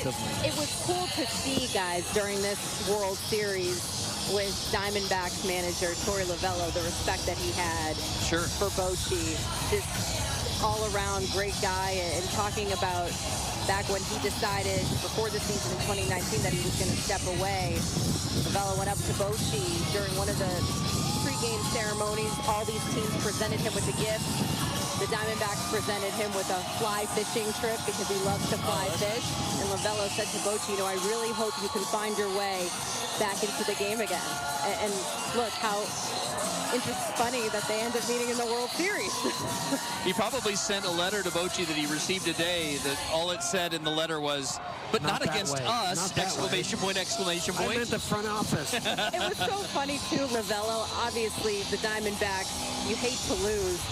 Lovello has a good sense of humor about him, too. He was like, I need to just hurt right now. Yeah. I need to suck my thumb and hurt. That's Absolutely. what he said. He did something that was way outside the box with what he had and got all the way to the World Series. Playing small ball is unheard of.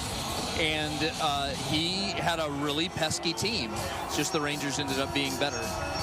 So I managed the Boch, and the World Championship trophy is the last item of this parade. So that means we're getting close? I would not be surprised if somebody starts Someone's going to be coming around here soon. I'm trying to think what the spacing was and how long the route is, and I don't know, maybe. I think back, Sam, to what you were saying about Bochy and actually wooing his wife more than wooing him. I thought that was great. And I think there was an intangible here. It helped me because I'm not clear on this. I want to say that the Bochys have extended family that live in the Dallas-Fort Worth area. So grandkids are close by, which was something that was like used by CY to woo him, saying, hey, you get to spend more time with the grandkids. No, I'm not, again, I'm not 100% on that. He talked a lot about his grandkids, too, in that time, how much he enjoyed it. You know, and Steve mentioned that World Baseball Classic qualifier where he managed France. He's French-born. I don't know if a lot of people know that Bruce Bochy was born in France. Wow. So that's the reason why he wanted to manage that team, and that's when those thoughts first started coming back. This was a year ago in September. He was like, man, I really missed the game.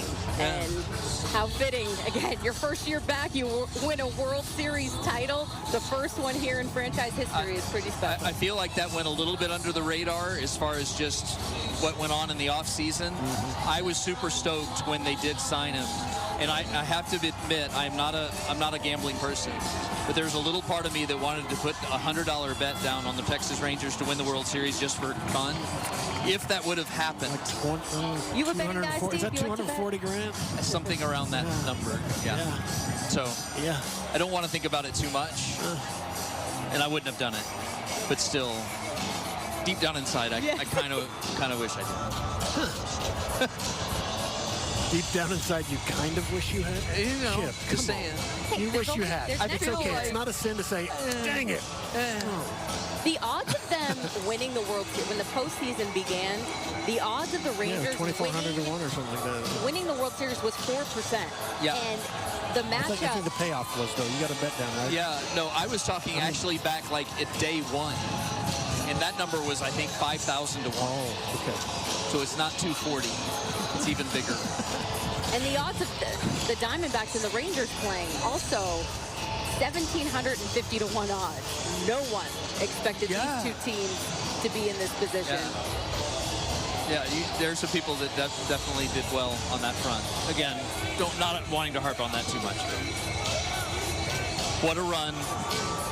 And what a time to celebrate. And I'm still floored by the number of people that are here, and I knew the number was going to be around 250,000. Quantifying that number and seeing it here in mass is overwhelming, and it's, again, a testament to how many Ranger fans have waited so long for this moment and are relishing in this opportunity to celebrate. And you couldn't have asked for a better day, Steve. Oh my gosh. It is gorgeous out here. Everyone's just taking in the moment. And number on the screen says 70 degrees. I like that. We like that a lot. That's a good number. We look forward to the cooler temperatures coming around here very soon.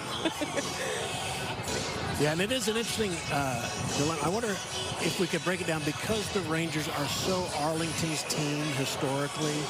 You know, I got to believe a big part of the Arlington population is here, and then they're also everybody across the Metroplex loves them. But the you go back. I would say you're right. The majority of the season ticket holders are going to be right here in this area, organic.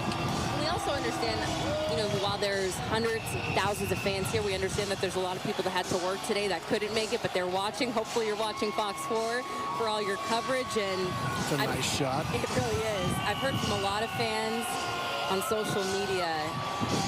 Just so neat to see everyone collectively coming together and celebrating this day and their team. And I want to say this too. When I was just walking again back and forth from some of our locations because we were having to get creative and getting live shots out of here earlier today with Good Day and then the transition here to parade coverage. It is so neat to see people that are complete strangers right now treating each other like they are best pals. And there's just communications. Instead of everybody sitting in their phone and whatever, no wireless devices out, everybody talking to one another, sharing memories, sharing thoughts, and just enjoying. Nobody wants to fight out here today. Being They're together. all on the same team. It's common but that's what sports is to me. It's one of the few things where people come together. All right, let's get it back to Brandon Moore. Yeah, we're at the end of the parade. We're just waiting for them to get around to the stage. And we'll probably be back here momentarily or in the next little while. But let's get it back to Brandon, Todd, and Lauren Prisbert. Guys.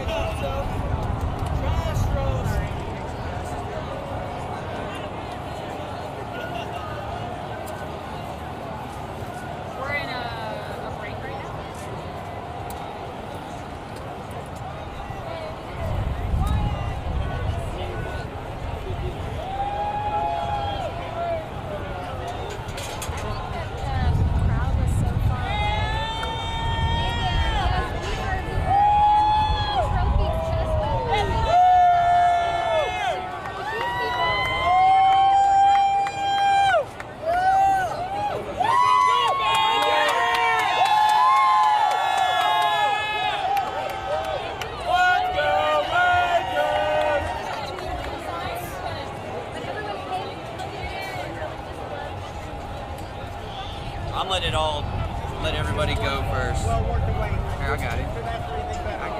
You ain't gonna do that.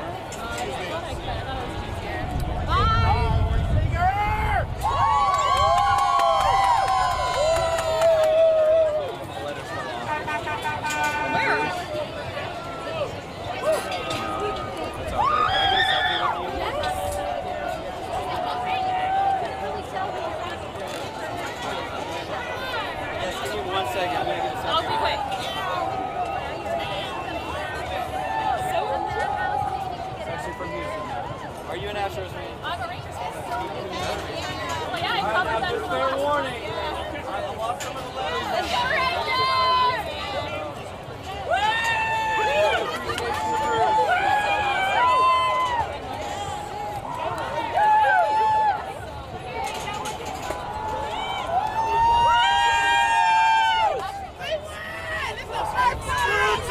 We did it!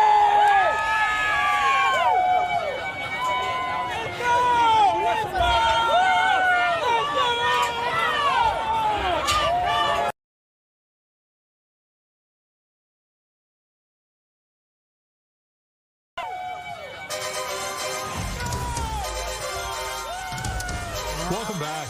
Oh, wow, this has been pretty incredible that you've got the truck right there with Bruce Bochy in the back with the World Series trophy right there on the top of the truck. First words out of his mouth after they won. I'll tell you what, I've seen some things, but what you guys did to do this is truly incredible. An incredible morning here as we watch this victory parade. We should probably note, they were supposed to have the end celebration, this 30-minute presentation at 1:15. It is 2:08. Yeah, and there you see for that. Yeah, that was a street that was completely empty as we were going out to the parade coverage, and of course you have all these people now that are kind of breaking free and either headed home or back to their car, wherever that may be, or headed to the stage. Right, or headed to the stage. Because as we conclude the parade now, the players and also Bruce Bochy and Rangers front office or whatever, they're all headed to the stage there in front of Globe Life Field, and they're going to have a presentation. They're going to speak. Some players are going to say some things. Bruce Bochy's going to speak as well. And but yeah, just look at that sea of people who have been standing there for hours. Some of them got there last night even, but yeah, a lot of families showed up. The players showed up. Players showed up about an hour later than they expected, I think, but I don't think the crowd really cared. They cheered for rookie Evan Carter, for Adolis Garcia, MVP Corey Seager. I was even reading that when Chris Young, manager Chris Young passed by, or GM Chris Young passed by, they were saying, "Let's go CY." They were chanting that as he drove by in the parade. So a lot of, oh boy, they're rushing over there to get autographs, all kinds of excitement. Yeah, turning around to get his picture, and there's an Arlington Police Department. Yeah, this is expected to be a 30-minute program led by Texas Rangers Hall of Famer Chuck Morgan. So he's a presenter. He's going to hopefully start this show in just a little bit, and we can see exactly the plan of the celebration of the moment that Bruce Bochy talks, and just celebrate this moment. I know it's kind of dragging out for some. It's much longer than anticipated, but this is a once-in-a-lifetime. Hopefully not once-in-a-lifetime. Hopefully we'll be doing this again next year. Maybe this that would be great. This is just practice, maybe. They're practicing. Well, next year maybe it'll be a little shorter. Who knows? Yeah, and the security, obviously nothing but, you know, nothing short of daunting for this. 250,000 was the expected crowd size, but it looks from all of the shots that it was probably a lot more than that showing up for this, you know, World Series champion parade here in Arlington in the entertainment district. You know, an area that is used to these large crowds, not this large, but, you know, they've got Rangers games there, Cowboys games there. But again, they've only had a few handful of situations, I guess, that they had to deal with, some kind of climbing up a light pole and all kinds of other things, but otherwise fairly normal, I guess, for a parade crowd of this size. Yeah, I think what's neat to view is the players along with their families in the trucks with them. I think a lot of times we think about the sacrifice that these players make, and, you know, really focusing their whole lives, their whole careers on these moments, on this one moment of winning the World Series. But a lot of times the families, I mean, even though these players are paid pretty well, the families give up a lot too. They're, you know, on the road a lot, and so we have even saw Bruce Bochy with some of his grandkids in the truck with him too. So this is a special moment, not only for this team, but for these families as well. Yeah, a lot of these fans just talking about being, you know, celebrating with this team for so many years. Peyton was out earlier talking with some of them, and she joins us live now, right? She's out there kind of talking to fans. So how did they like the parade? What did they think? Oh, I think that it was the loudest when Bruce Bochy and the trophy came by. They're really excited, but now I have some elbow room. You can tell they're really excited, but we're kind of spreading out now. Some people are headed to the main stage. Some people are headed to their cars. They are so...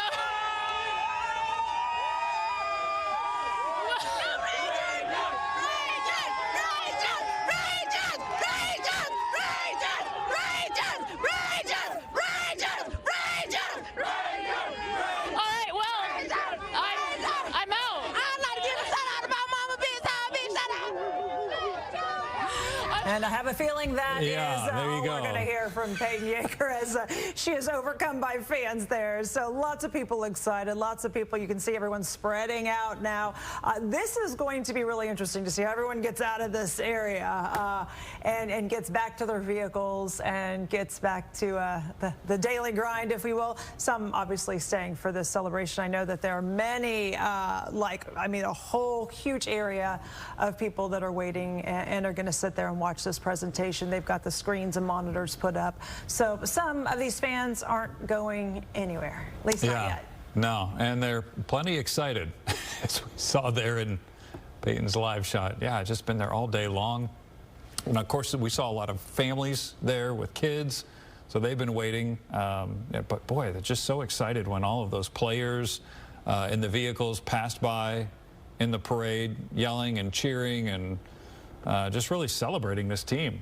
Yeah, we saw some of the players drinking beer. We saw some of the players throwing stuff out at the crowd. So some of them were recording as they were going down in the trucks as well. So it's interesting that the Rangers took this approach to this parade. A lot of these victory parades that we've seen from some of these teams, they put all the players together like in huge, I don't know, like almost like, huge trucks. And they'll have them all together and it's like one big party. So they would do like one huge truck with, the coach, and then one huge truck with half of the players and then another truck with half, and it's just one big huge thing that goes through. Yeah. So it's almost like a huge rally. This was more of like a slow roll, if you will, where they gave each player maybe that was done to give each player their own separate celebration, to allow them to be with their families, to allow them that one-on-one time, or one on 100, 200,000,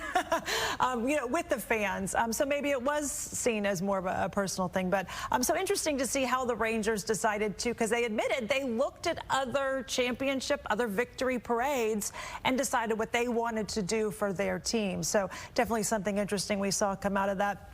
And also to see the trophy just sitting on top of the truck there. Right. I was like, whoa, I hope that thing's attached. I don't know. I mean, they were going slow enough. So, but, definitely, just some moments there that I as I've seen other victory ones, was a little different with this go round. Yep. Just a lot of folks out there just really enjoying, and as some of, like Lauren was saying, some of them are headed toward the stage and some of them headed toward parking lots. Boy, just really spread out there. Okay, so this that's this the would stage be area, yes, there it is. Eventually, okay, there we go. Yeah, this is the area where they would be gathering toward the stage. And again, at some point, the players are going to address the crowd, and we're told, Bruce Bochy to address them. And there's one of those dots, the blue dots there. Somebody had actually made a costume and dressed up as the dots to head out there. Very creative. All sorts of creativity we've seen this morning. Again, it's let's see, we're at 2:17. This event was supposed to start, this 30-minute presentation was supposed to start at 1:15. Yes. So a little behind, but hey, you don't get this moment very often. No, you don't. And boy, you can just tell from the sounds of the crowd there that they're just still pumped up, excited, ready to cheer on the team, because like I say, some of them have just been there all day long in the sun. Not a lot of access to even move around really, or get food or use the restrooms. I know the Choctaw Stadium was open for that purpose, but I think once they got close to parade time, it was just really impossible for them to kind of get around toward that area. But yeah, I don't know. They said 250,000. I think there's more than that. It seems like there's a lot more than that out there. And this is one of those areas too where you can get a lot of real estate there to spread out. If this was in a city or some streets that kind of didn't have a whole lot of room, I suppose that the crowds probably wouldn't be as large. But this is one of those. They've got a plaza, they've got parking lots that were filled with people. So this really allowed a lot of people to come out there and and cheer on the Rangers. Yeah, it will be interesting to see when they give us the final counts. Arlington Police really hasn't been giving any updates. Arlington Fire, too, out there as well. We've got the Texas Rangers. We've got the Grand Prairie Police Department. I mean, there are so many people that are working this and trying to make sure it's safe. So hopefully we'll get some numbers, and they'll let us know exactly how many fans estimated that showed up there in Arlington. But, yeah, these fans clearly not going anywhere right now. No, not anywhere fast, that is. All right, again, so we're sort of awaiting the presentation from the stage. Yeah, and again, I mean, if you're kind of hanging with us here, you've been hanging a while. The players, I think, got in the parade, or at least to the parade site, about an hour late. So again, but they had plenty of floats filled with Rangers personnel, with the players, and just really something special for this crowd. Yeah, Sam, Steve, Chip standing by. What you guys think of this parade? I mean, I wish we were out in the mix along the streets. You know, that would be fun. But you mentioned it's an hour late, but they're taking their time. You know, this is their first World Series title, so they're going to enjoy this. I'm really excited, guys, to hear some of these players talk when they get to the stage. So often we hear them talk post-game and things like that, but I have a feeling they might get just a little bit more emotional talking to their fans that have been waiting for this for so many years. Or a little more raucous. Yeah. A little more loud and crazy. I'm hoping that we don't have any of those kind of moments. That might be fun. Not great. Not out of control great. I guess it's one of those things, right? You let the emotions out and show everybody how much you appreciate these fans being out here to celebrate with them a monumental achievement. And I am thrilled to have this opportunity to be right here with you guys to see this firsthand and to see all the people that have come out. Again, we've said it 100 times. It is overwhelming to see their support. Flags waving, people dressed up as dots. You have other people that have garb that is like classic original gear from the 1970s that they are wearing still. Unbelievable. Absolutely incredible how well they take care of their stuff, and they're wearing it now because it's like, yeah, finally I get to kind of use this stuff in a celebratory mode where we've won a championship. So yeah, it's just a lot of really cool things about what we're seeing right now. And though I'd like to, again, see them get up here on stage pretty soon, I understand them wanting to take their own sweet time and celebrating with the fans every little step of the way here through the parade path. I do wonder how it's gonna work. You know, yeah, I wonder if the players might Chris come Young is behind going to certainly speak, right? The general Probably manager. Bruce Bochy, I would think. Bruce Bochy. I don't know. Is Seager. Mr. Davis done talking, you think, maybe? Has he talked enough? Probably. I feel like he is not going to talk because I feel like he's a behind-the-scenes guy. Now. It's turned to the If team. the fans start chanting his name, then maybe he'll go up there and say a few words. Then you're right. Seager has to talk. He's the MVP. He probably doesn't want to. I mean, he'd rather just take a back seat, but he has to talk. And I don't know. I think that if the Ranger players, if the Ranger players could vote for one guy that they would want to be their representative talking, there's no doubt that it would be unanimous, and that would be Nathaniel Lowe. Okay.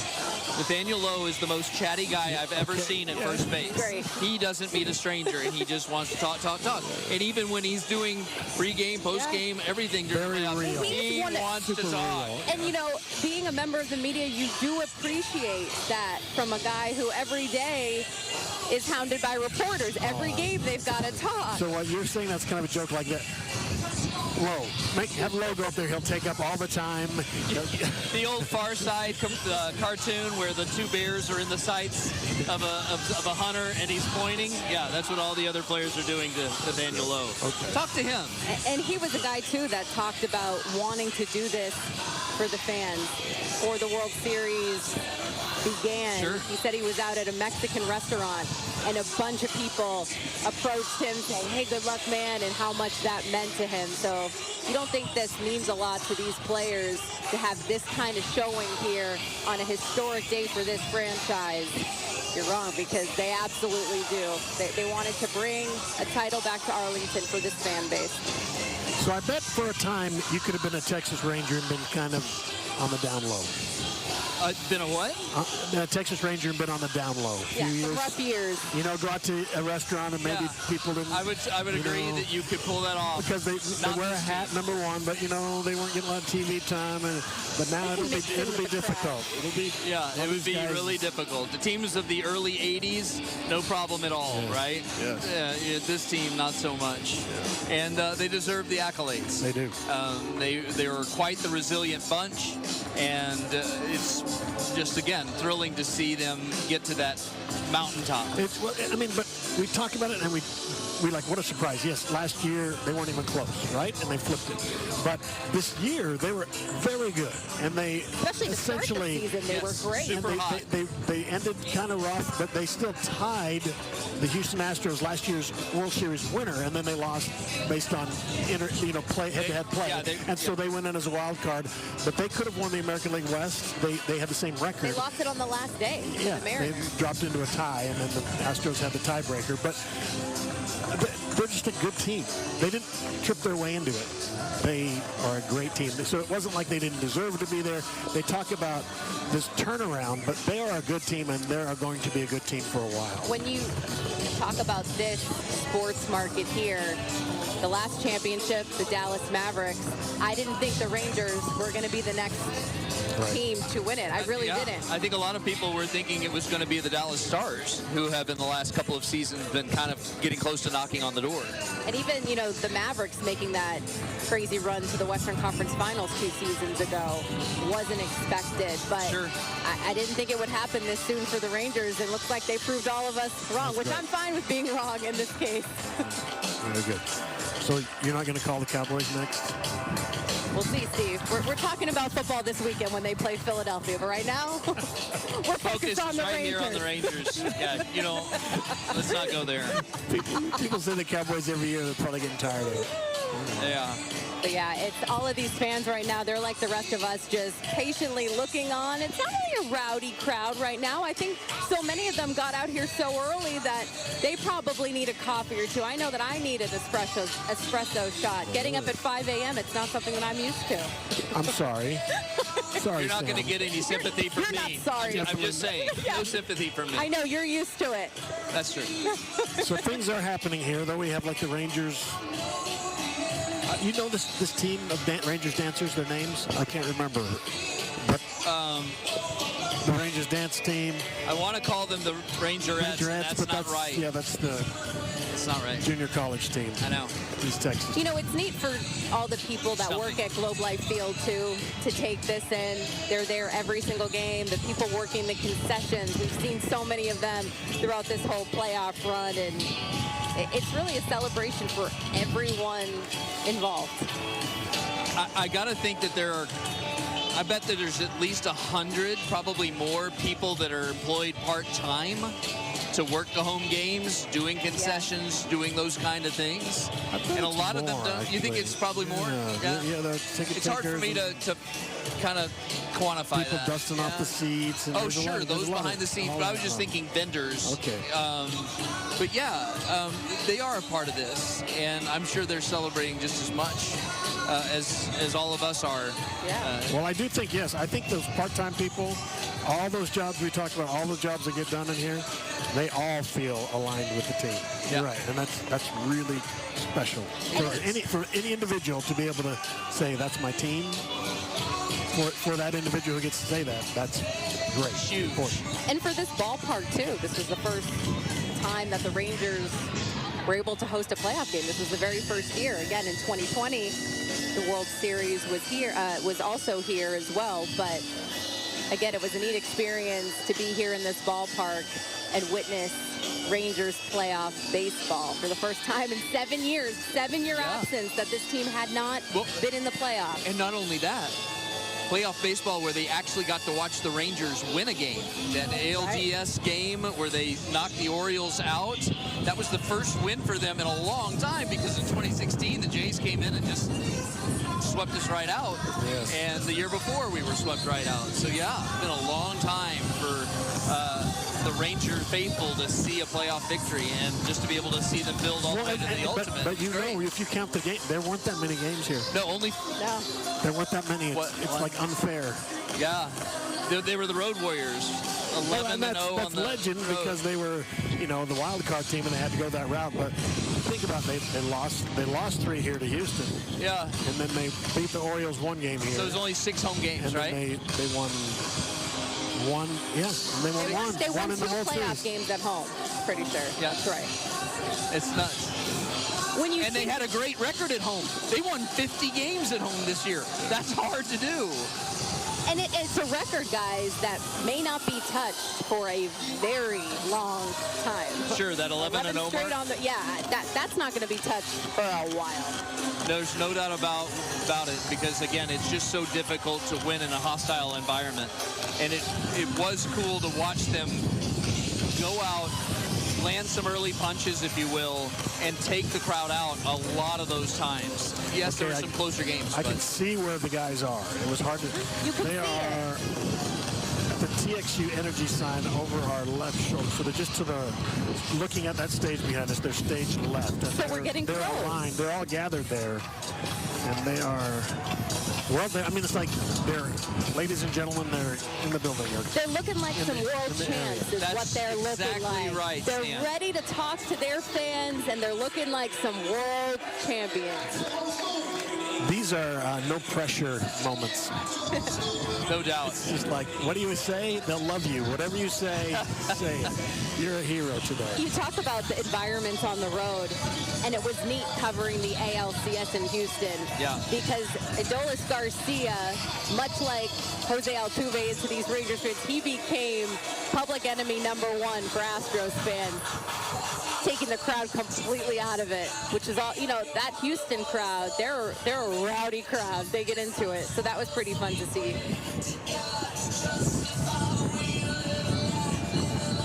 So while we're waiting for the Rangers to actually come out on stage and start that part of the presentation, Steve, I guess we're going to need to go and send it back to the studio. Let's do it. All right. Lauren and Brandon. Hey there, guys.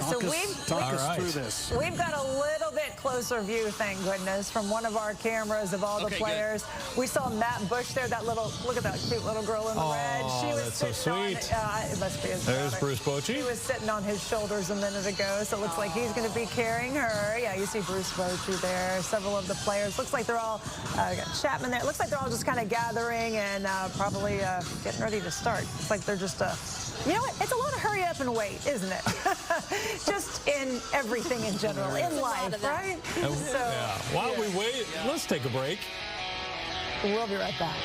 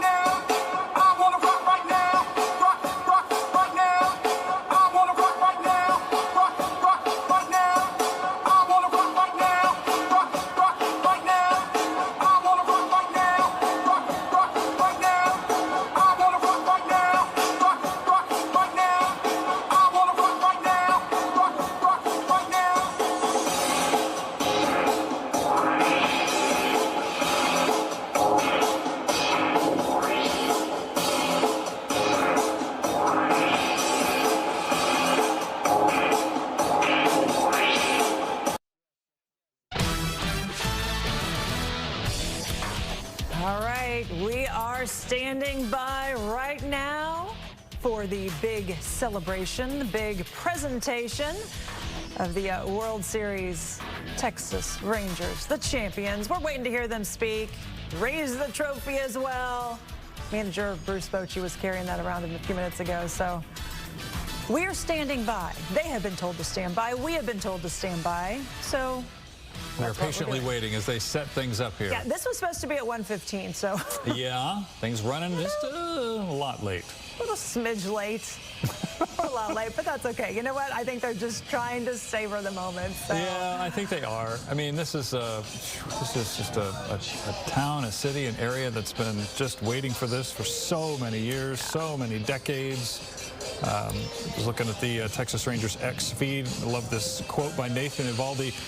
It's the only team out there that says Texas, so you're playing for the state. Right, on their jerseys. Yeah, so it's it's not like pressure just a there, city. and you can kind of understand why so many people came out. And just really impressive, this crowd, to see just a sea of red, white, and blue supporting the Rangers.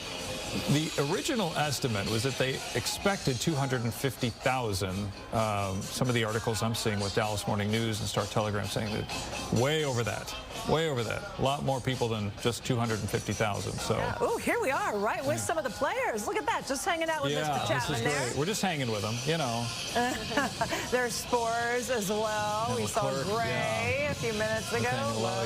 Yeah. So, and Max Scherzer was there just to the right earlier.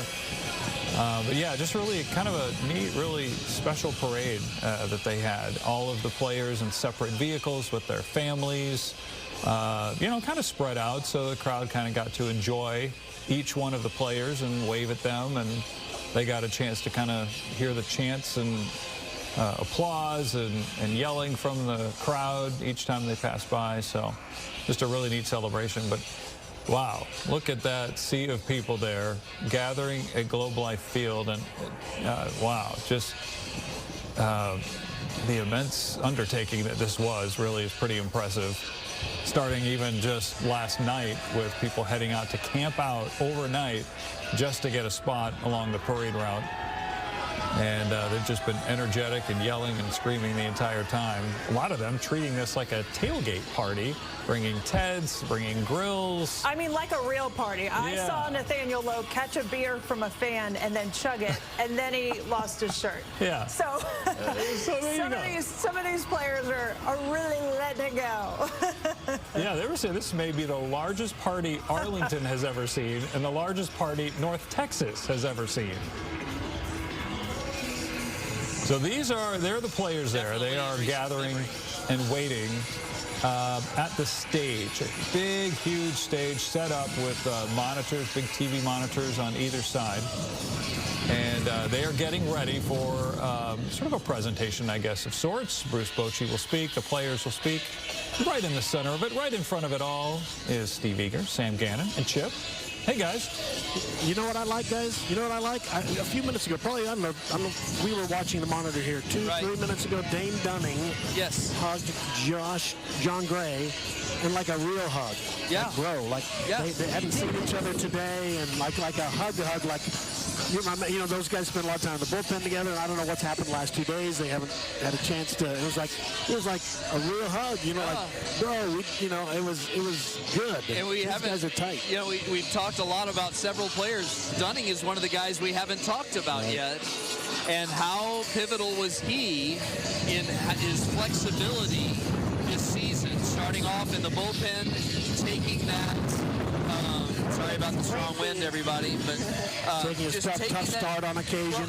Well, no, but he started off taking that bitter pill of, hey, you didn't make the rotation. You're going to be our long guy. And then he goes out, and in April and May, his ERA is sub-2. I mean, like under 1 for the first month. And it was very impressive at how he was mixing his pitches really well. He then has the DeGrom thing thrown into his lap, and you're going to have to take that spot. And for a good month and a half, he acted like an ace. And you could consistently count on him getting 7 innings or so. And was huge in just helping that ship stay level as they continue to plow through the season.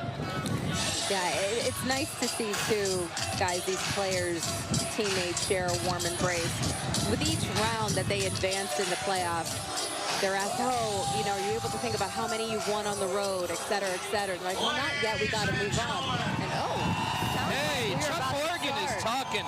We're going to be quiet now. Yeah, somebody's at the microphone. Hey, pleasant good afternoon. Chuck Morgan. On behalf of our presenting sponsor, Coca-Cola, welcome to the 2023 Texas Rangers World Series Championship Celebration.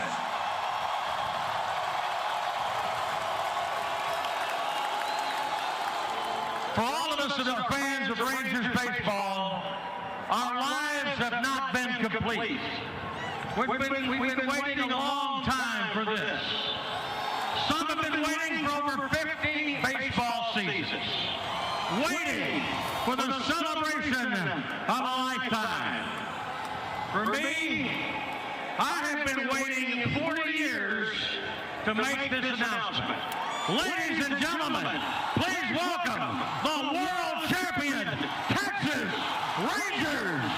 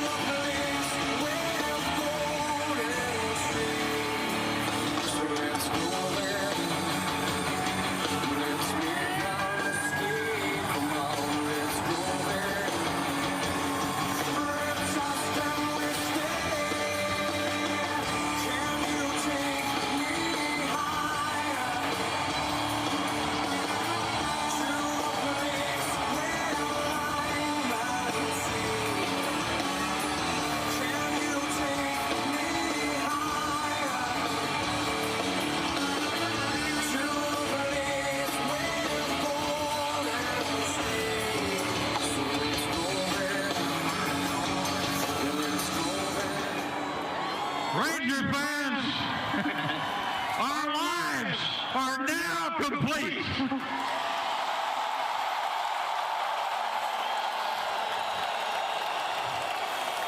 The support that you've given this baseball team for over 50 years, y'all deserve this.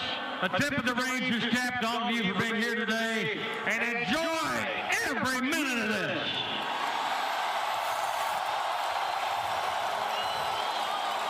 Today is a special day for the city of Arlington and for the great Lone Star State. And our leadoff man could not be any happier. He served his country as a United States Marine. He served the city of Arlington with a 13-year career as a police officer. Ladies and gentlemen, please welcome the mayor of Arlington, Texas, the Honorable Jim Ross. Well, hello, Ranger fans, and welcome to the American Dream City, Arlington, Texas.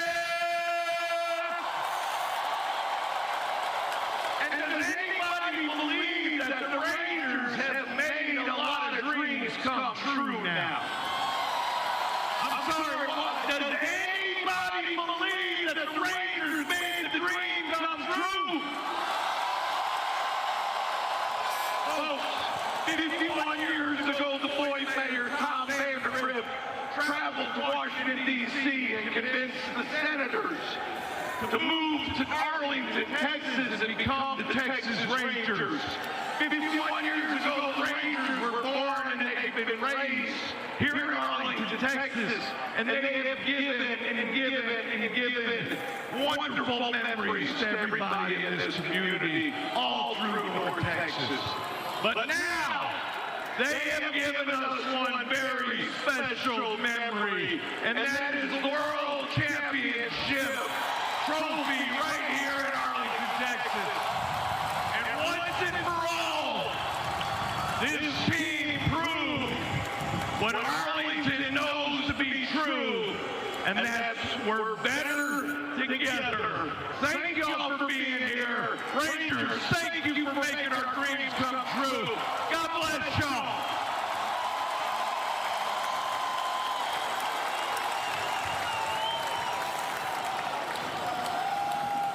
Batting second today, he's a long-time Texas Rangers fan, and my guess he is the happiest Rangers fan here today.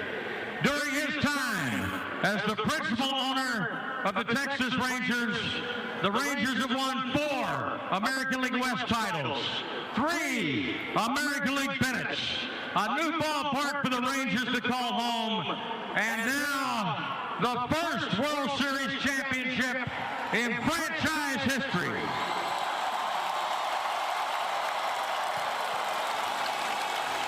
Ladies and gentlemen, please welcome a great Texas Rangers fan, the managing general partner, majority owner of the world champion Texas Rangers, Mr. Ray Davis.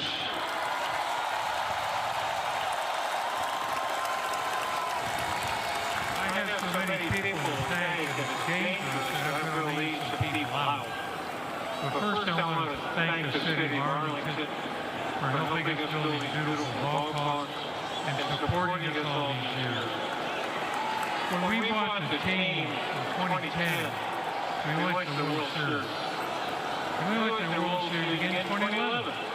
I thought, well, this is easy. We're going to be back there every year. Oh, little did I know at the time. You're going to hear a lot today about the ball club, CY, coaching, all of our players. But I wanted to take a minute to thank our Ranger employees. Of all the long hours of work, our front office, the clubhouse, the trainer, the scout, and again, I'm going to leave some people out. But it's a team effort, and that's what made this team successful. Thank you, CY, thank you, Coachy, thank you, Coach.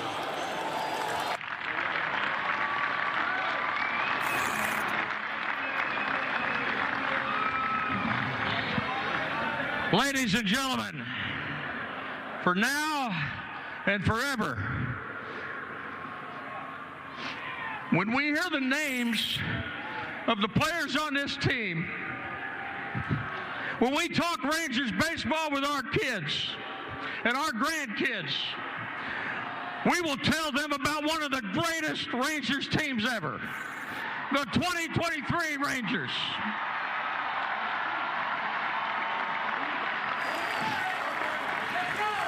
Last fall, Chris Young had a plan to put together a championship team, and not just for a year, but a team that will be good for multiple years. He grew up here. He grew up a Rangers fan. All-state in basketball and baseball at Highland Park High School. Rangers Rookie of the Year in 2005. It's an honor to work with this guy. Please welcome the Executive Vice President and General Manager of the World Champion Texas Rangers, CY Chris Young.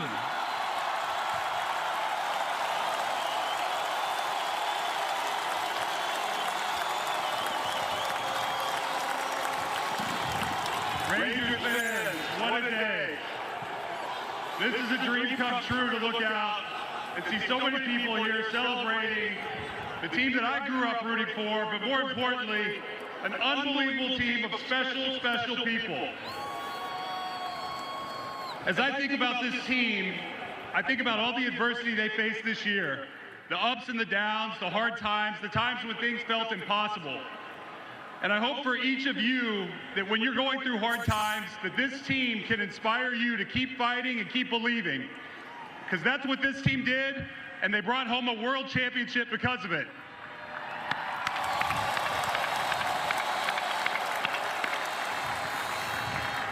I want to thank each and every one of these players and their families for all they've given this organization. I want to thank our coaching staff, and of course I want to thank Bruce Bochy and his family. Everyone chose us, and because of that, they brought home a championship. Thank you, guys.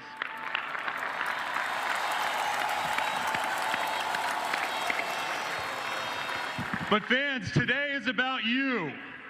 You fans deserve this. You fans have waited a long time. That wait is over. Congratulations, you are champions.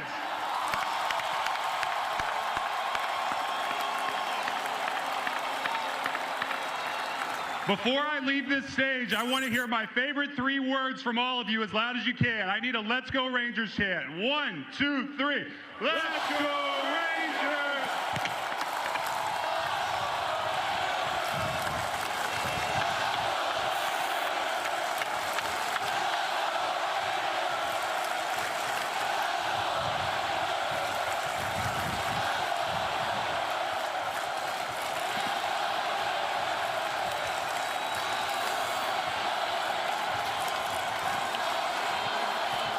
Ladies and gentlemen, when did you first think this could be a special season? Was it a sweep of the National League champion Phillies to open the season? Was it a Jonah walk-off home run in April? Was it Nathan Eovaldi's 3-hit shutout of the Yankees in April? Was it the Adolis walk-off home run against the Twins in September? There were so many days this baseball season where all the parts of this baseball puzzle started to look like they would all fit. And then watching the guiding hand that managed this baseball team through the long road that is April to October, dealing with some injuries, some tough stretches, baseball-type things that are tough to recover from, but not the 2023 Texas Rangers. I don't get to vote, but if I did, he's my manager of the year. And if it were up to me, they should go ahead and put him in the Baseball Hall of Fame. He is something special. Ladies and gentlemen, it's a pleasure to say this. Please welcome the manager of the world champion Texas Rangers, number 15, Bruce Bochy.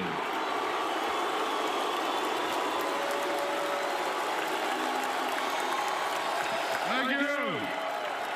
Thank you. How sweet it is, huh? How sweet it is. Wow.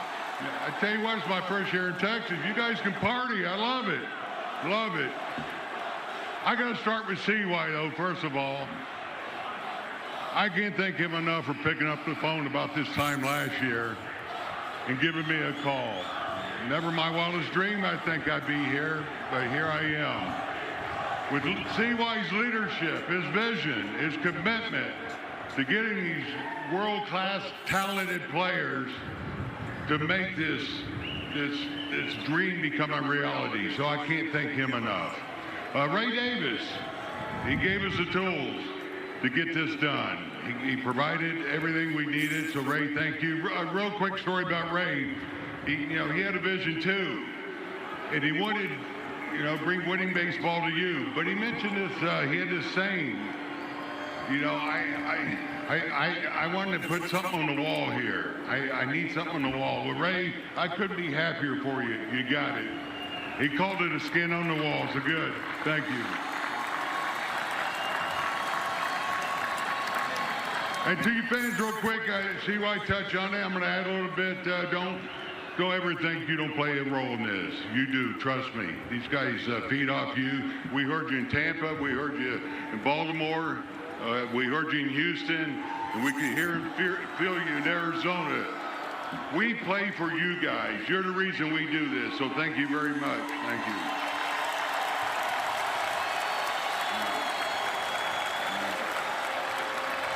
To the coaching staff, I got to talk about them a second because incredible job they did. I mean, they work so hard. I mean, they're smart, they're dedicated, and they just wanted to have these guys prepared for the moment. And I tell you, they were relentless with their work. So I want to thank all the coaching staff for the work they did. Thank you. Okay. Now, I got to turn to these band of brothers here. Last 36 hours, I've been asked, hey, does this ever get old? It doesn't get old, trust me, no. Not when you get to watch these guys with their deep determination, their resilience, and the heart that brought them together and play as one to do what they did.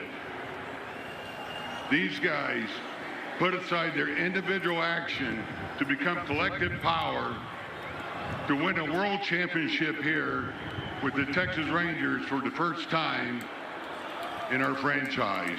So I'd like to thank them.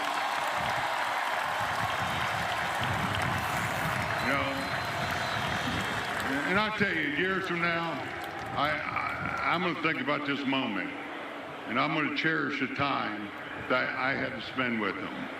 We talk about spring training. We're going to do something special. Well, fellas, we did something special here together. Thank you. I can't thank him enough. The last thing I went in on, my granddaughter Maddie she's on the parade. We're done with the parade. She goes, Papa, I want to do that again. I'm with her. I want to do this again. Let's go. Thank you.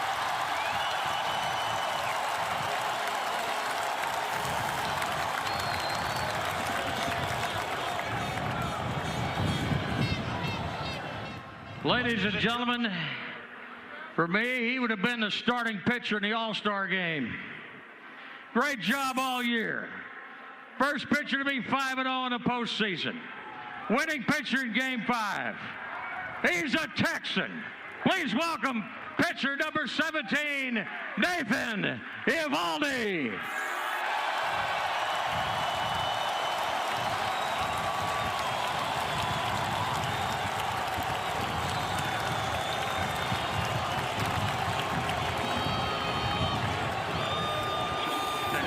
Check. Yeah, we're good.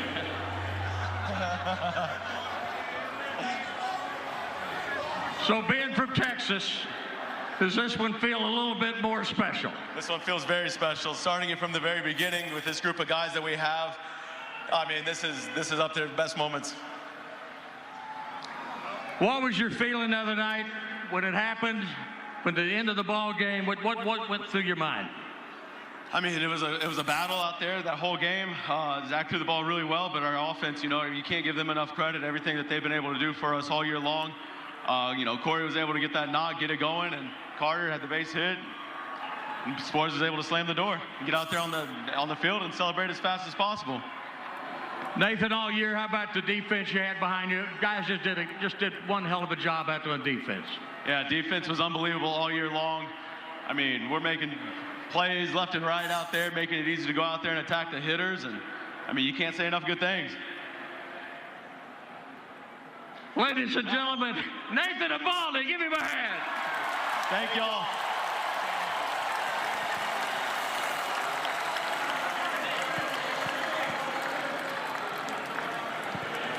Ladies and gentlemen, we need to hear from an RBI machine. He can electrify a ball game with his bat or his arm. He's an all-star, the ALCS MVP, number 53, Adolis Garcia.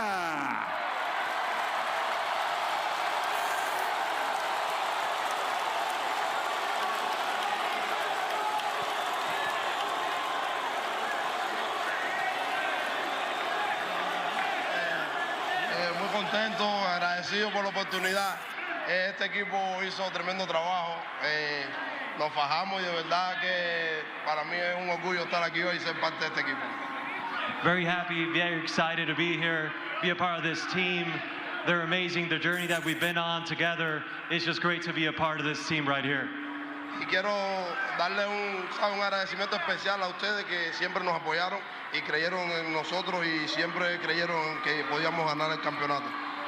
And I want to give a special shout out and a big thank you to all of you, every single one of us that believed in us right here.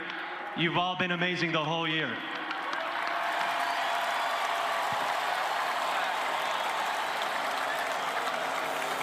Adolis Garcia and the great Will Nadal. Will's a star in the MLB Network now. And the Rangers played 179 games this season, and this guy played every game. Big home run on Wednesday night. He led the American League in hits and runs.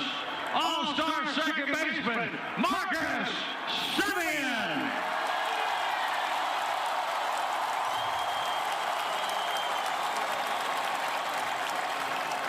I just want to say thank you to all the fans for showing up. Continue to bring that energy. This is the standard now.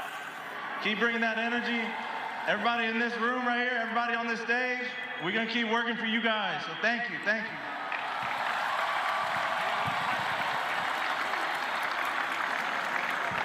you. You know, I mentioned Marcus played 179 games. Was there ever a moment that anybody said to you, hey, Marcus, what do you think about coming out of the game? Oh, multiple times. Bochy was tired of seeing me get out. He told me, take a day or two, but I stuck with it. So here we are, world champions. We love you, buddy. Awesome. Thank you. Marcus Semien.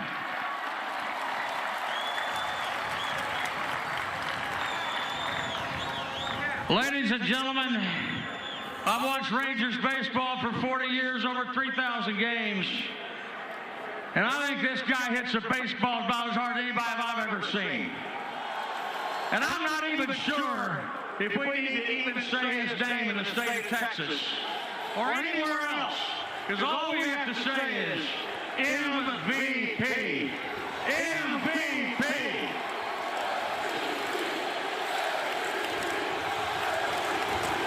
Two-time World Series MVP, number 5, Corey Seager.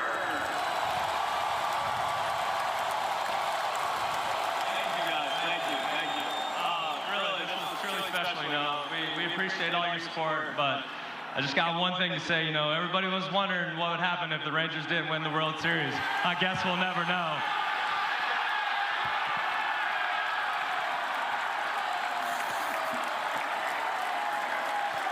MVP! MVP!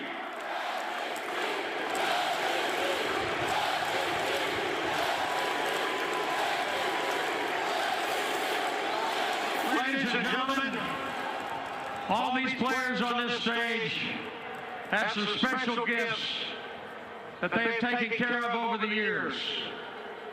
And they have all given all of us this special gift that we will remember the rest of our lives.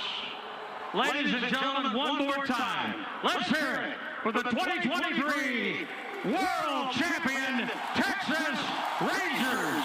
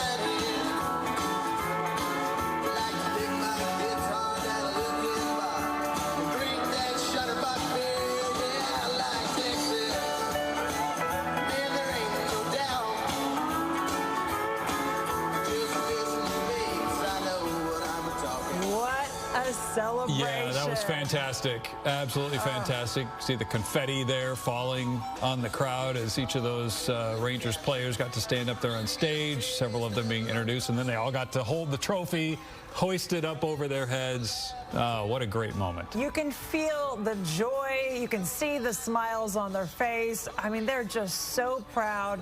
And, you know, they said, this is for the fans. They wanted the fans to know, thank you for believing in us. Thank you for cheering for us, even when things were tough. And now we're world champions. Very so cool. We're going to take a quick break, and then we'll come back and wrap up our coverage. Stay with us.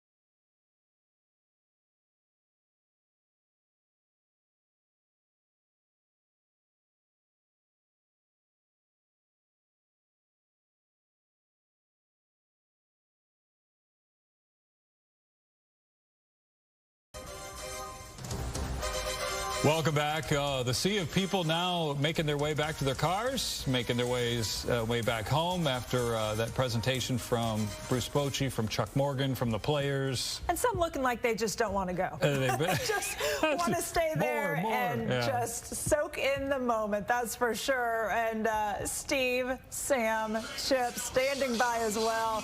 Now that was cool. That was pretty cool to see all the players up there together and just feel their excitement, huh, guys? It was cool. You know, I hate to admit when I'm wrong, but I do it. I thought once it got to be about 4 hours in for our viewers to have been watching this show, we should just end the parade, say it. But this made it. Was special. That was Chuck Morgan on edge of tears all the time after all his time and all these players. That was great. I wouldn't have missed that for the world. Absolutely. I love hearing Bruce Bochy, because if there was ever a doubt if he may not be returning, he said he shared a moment with his granddaughter during the break. He said, I want to experience this again. Let's go. So Boch, of course, he will be back. And a lot of this team is going to be coming back too. Can't wait to see how they are next season. But just, again, let's just relish also at the same time in this championship. It's a great vibe. It's awesome right now. Feels good. Really neat. So fitting that the season began in Surprise, Arizona. It ended in Phoenix, and it officially ends here in front of their fans here in Arlington. Yep, really cool. Thank you for watching. We're going to send it back. We really appreciate you watching us and sticking with us through a long afternoon, but it had a payoff, and we are so glad you got to see it. We've waited a long time for it, that's for sure. Yeah, Spring guys. training, by the way, 113 days. That's what some viewer just told me. Yeah, the Rangers can go home. They can rest up for the winter, but it's not going to be long, and they'll be right back at it. Yeah, so February, Surprise, Arizona, about 30 miles from the site where the Rangers won the World Series Wednesday night. So that's going to be kind of cool to go back to Arizona as the world champions. 2024 regular season begins March 28th when Texas hosts the Chicago Cubs, and we expect the World Championship banner, of course, to be unfurled at Globe Life Field that day. So let the partying continue. Oh, that's awesome. Rangers are going to face the Astros for the first time a few days later, and that's April 5th. They're going to play the Diamondbacks for the first time May 28th. As we're looking at the schedule, Globe Life Field will host the 2024 All-Star Game and festivities starting July 15th. And the champagne, it just continues to keep flowing there, yes. Wherever the Rangers pop up, the trophy and the champagne seems to follow. Just a few more seconds with that trophy. There you go. Bad thing. Well, thank you for joining us for this special coverage of the Texas Rangers World Series Parade. We'll have the complete coverage of the day's events on Fox 4 News at 5. Have a good afternoon. Go Rangers.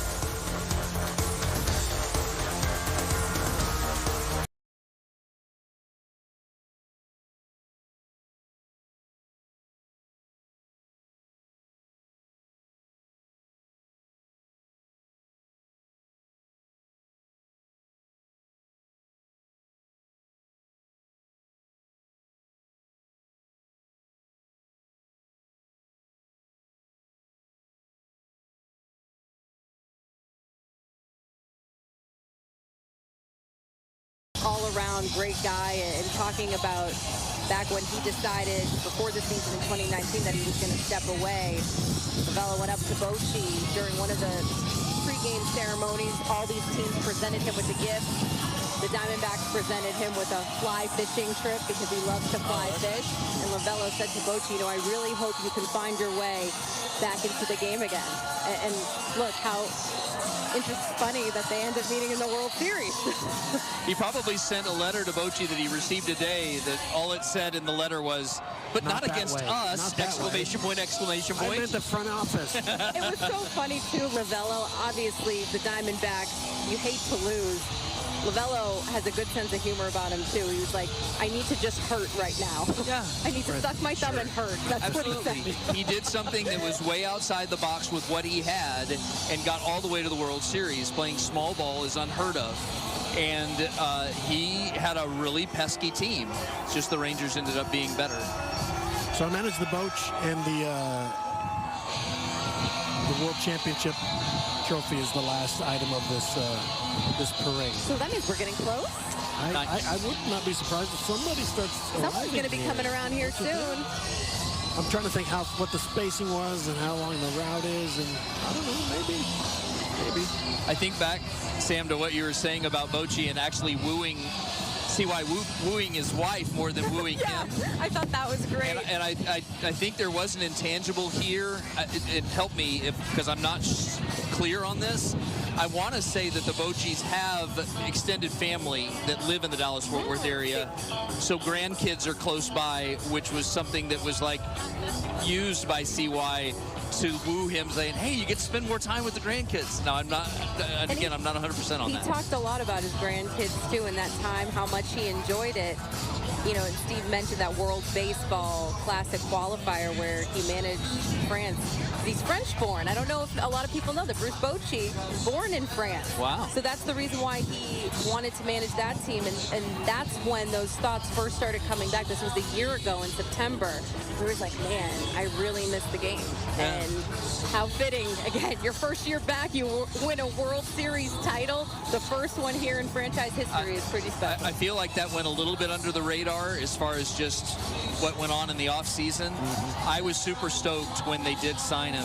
And I have to admit, I'm not a gambling person, but there's a little part of me that wanted to put a $100 bet down on the Texas Rangers to win the World Series just for fun. If that would have happened, you would bet a guy, Steve, is that 240 grand? Something around that number. Yeah. So I don't want to think about it too much, and I wouldn't have done it, but still, deep down inside, I kind of wish I did. Deep down inside, you kind of wish you had? You know, Chip, just saying. You wish you had. It's okay. It's not a sin to say, dang it. The odds of them winning the World Series, when the postseason began, the odds of the Rangers 2,400 to 1 or something like that. winning the World Series was 4%. Yeah. And the matchup. I think the payoff was, though. You got to bet down, right? Yeah. No, I was talking actually back like at day one. And that number was, I think, 5,000 to 1. Oh, okay. So it's not 240. It's even bigger. And the odds of the Diamondbacks and the Rangers playing also 1,750 to 1 odds. No one expected these two teams to be in this position. Yeah, there's some people that definitely did well on that front. Again, not wanting to harp on that too much. But what a run.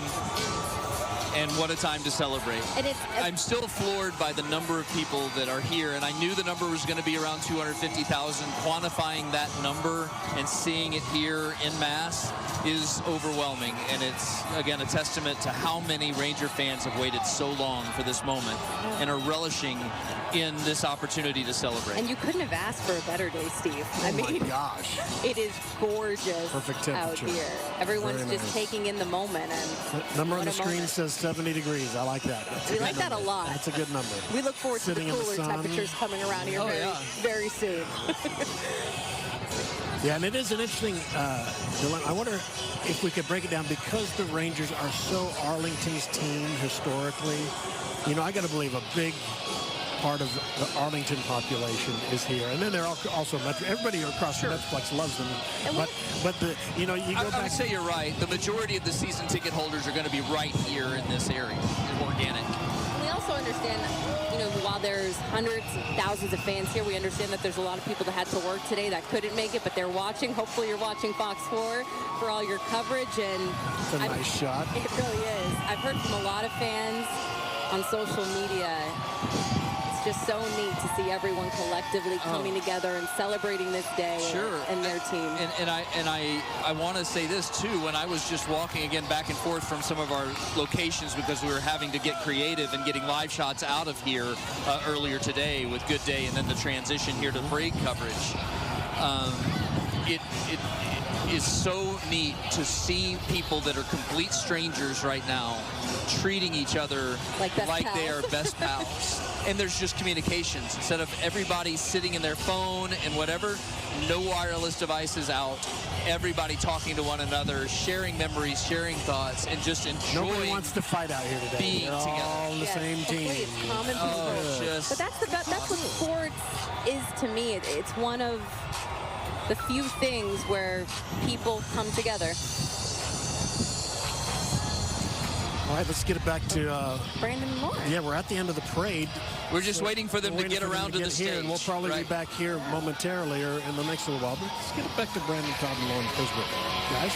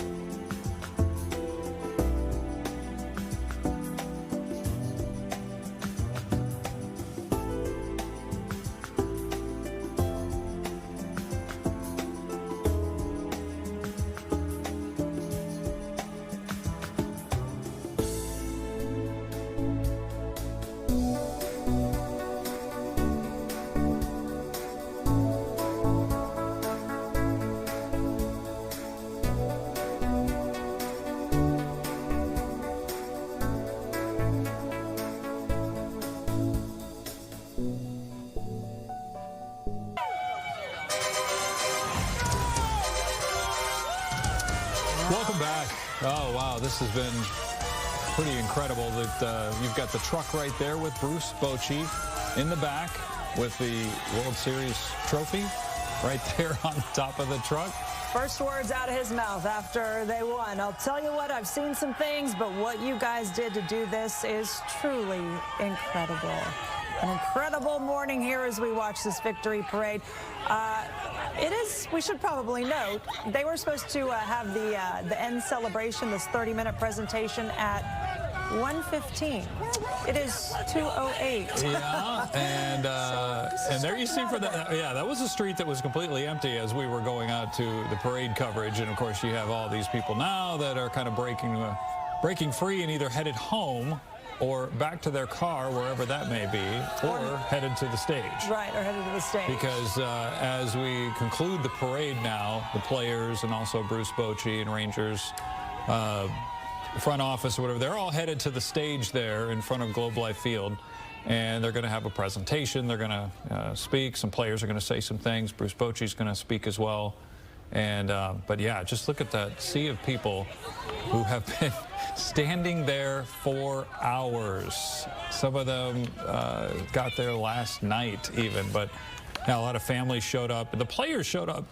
Players showed up about an hour later than they expected, I think, but I don't think the crowd really cared. They cheered for rookie Evan Carter, for Adolis Garcia, MVP Corey Seager. I was even reading that when Chris Young, manager Chris Young passed by, or GM Chris Young passed by, they were saying, "Let's go CY." They were chanting that as he drove by in the parade. So a lot of, oh boy, they're rushing over there to get autographs, all kinds of excitement. Yeah, Turning around to get his picture, and there's an Arlington Police Department. Yeah, this is expected to be a 30-minute program led by Texas Rangers Hall of Famer Chuck Morgan. So he's a presenter. He's going to hopefully start this show in just a little bit, and we can see exactly the plan of the celebration of the moment that Bruce Bochy talks, and just celebrate this moment. I know it's kind of dragging out for some. It's much longer than anticipated, but this is a once-in-a-lifetime. Hopefully not once-in-a-lifetime. Hopefully we'll be doing this again next year. Maybe this that would be great. This is just practice, maybe. They're practicing. Well, next year maybe it'll be a little shorter. Who knows? Yeah, and the security, obviously nothing but, you know, nothing short of daunting for this. 250,000 was the expected crowd size, but it looks from all of the shots that it was probably a lot more than that showing up for this, you know, World Series champion parade here in Arlington in the entertainment district. You know, an area that is used to these large crowds, not this large, but, you know, they've got Rangers games there, Cowboys games there. But again, they've only had a handful of situations, I guess, that they had to deal with, some kind of climbing up a light pole and all kinds of other things, but otherwise fairly normal, I guess, for a parade crowd of this size. Yeah, I think what's neat to view is the players along with their families in the trucks with them. I think a lot of times we think about the sacrifice that these players make, and, you know, really focusing their whole lives, their whole careers on these moments, on this one moment of winning the World Series. But a lot of times the families, I mean, even though these players are paid pretty well, the families give up a lot too. They're, you know, on the road a lot, and so we even saw Bruce Bochy with some of his grandkids in the truck with him too. So this is a special moment, not only for this team, but for these families as well. Yeah, a lot of these fans just talking about being, you know, celebrating with this team for so many years. Peyton was out earlier talking with some of them, and she joins us live now, right? She's out there kind of talking to fans. So how did they like the parade? What did they think? Oh, I think that it was the loudest when Bruce Bochy and the trophy came by. They're really excited, but now I have some elbow room. You can tell they're really excited, but we're kind of spreading out now. Some people are headed to the main stage. Some people are headed to their cars. They are so...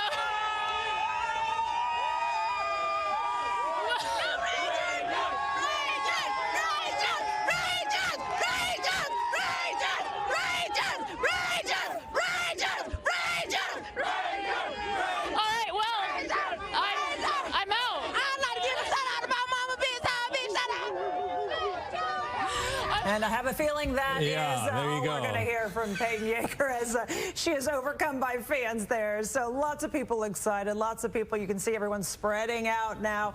This is going to be really interesting to see how everyone gets out of this area and gets back to their vehicles and gets back to the daily grind, if we will. Some obviously staying for this celebration. I know that there are many, a whole huge area of people that are waiting and are going to sit there and watch this presentation. They've got the screens and monitors put up. So some of these fans aren't going anywhere, at least not yet. No, and they're plenty excited, as we saw there in Peyton's live shot. Yeah, just been there all day long.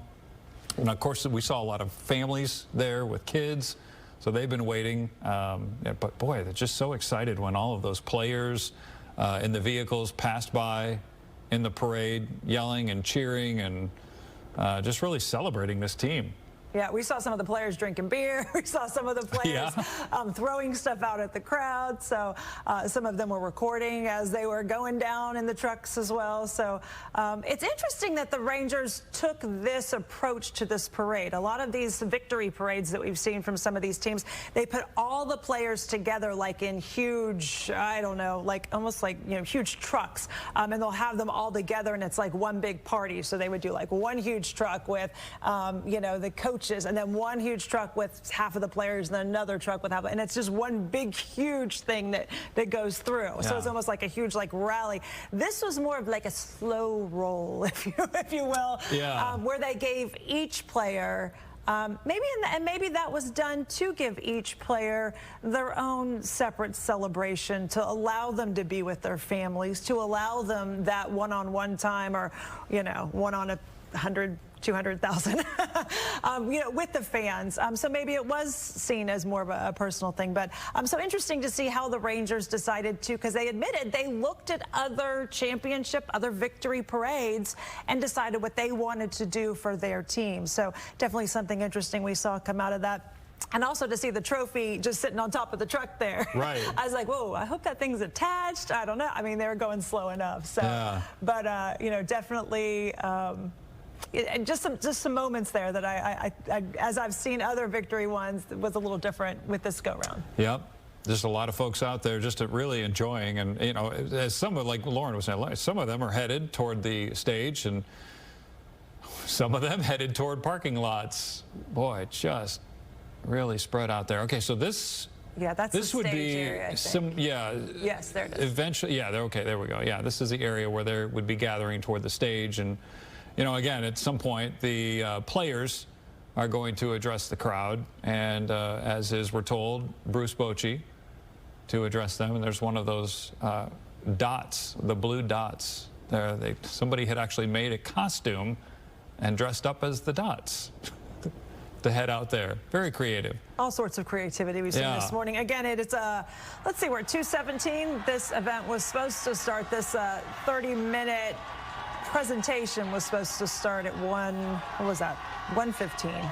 Yes. So a little behind, but hey, you don't get this moment very often. No, you don't. And boy, you can just tell from the sounds of the crowd there that they're just still pumped up, excited, ready to cheer on the team, because like I say, some of them have just been there all day long in the sun. Not a lot of access to even move around really, or get food or use the restrooms. I know the Choctaw Stadium was open for that purpose, but I think once they got close to parade time, it was just really impossible for them to kind of get around toward that area. But yeah, I don't know. They said 250,000. I think there's more than that. It seems like there's a lot more than that out there. And this is one of those areas, too, where you can get, a lot of real estate there to spread out. If this was in a city or some streets that kind of didn't have a whole lot of room, I suppose that the crowds probably wouldn't be as large, but this is one of those. They've got a plaza, they've got parking lots that were filled with people. So this really allowed a lot of people to come out there and cheer on the Rangers. Yeah, it will be interesting to see when they give us the final counts. Arlington Police really hasn't been giving any updates. Arlington Fire, too, out there as well. We've got the Texas Rangers. We've got the Grand Prairie Police Department. I mean, there are so many people that are working this and trying to make sure it's safe. So hopefully we'll get some numbers, and they'll let us know exactly how many fans estimated that showed up there in Arlington. But, yeah, these fans clearly not going anywhere right now. No, not anywhere fast, that is. All right, again, so we're sort of awaiting the presentation from the stage. And again, I mean, if you're kind of hanging with us here, you've been hanging a while. The players, I think, got in the parade, or at least to the parade site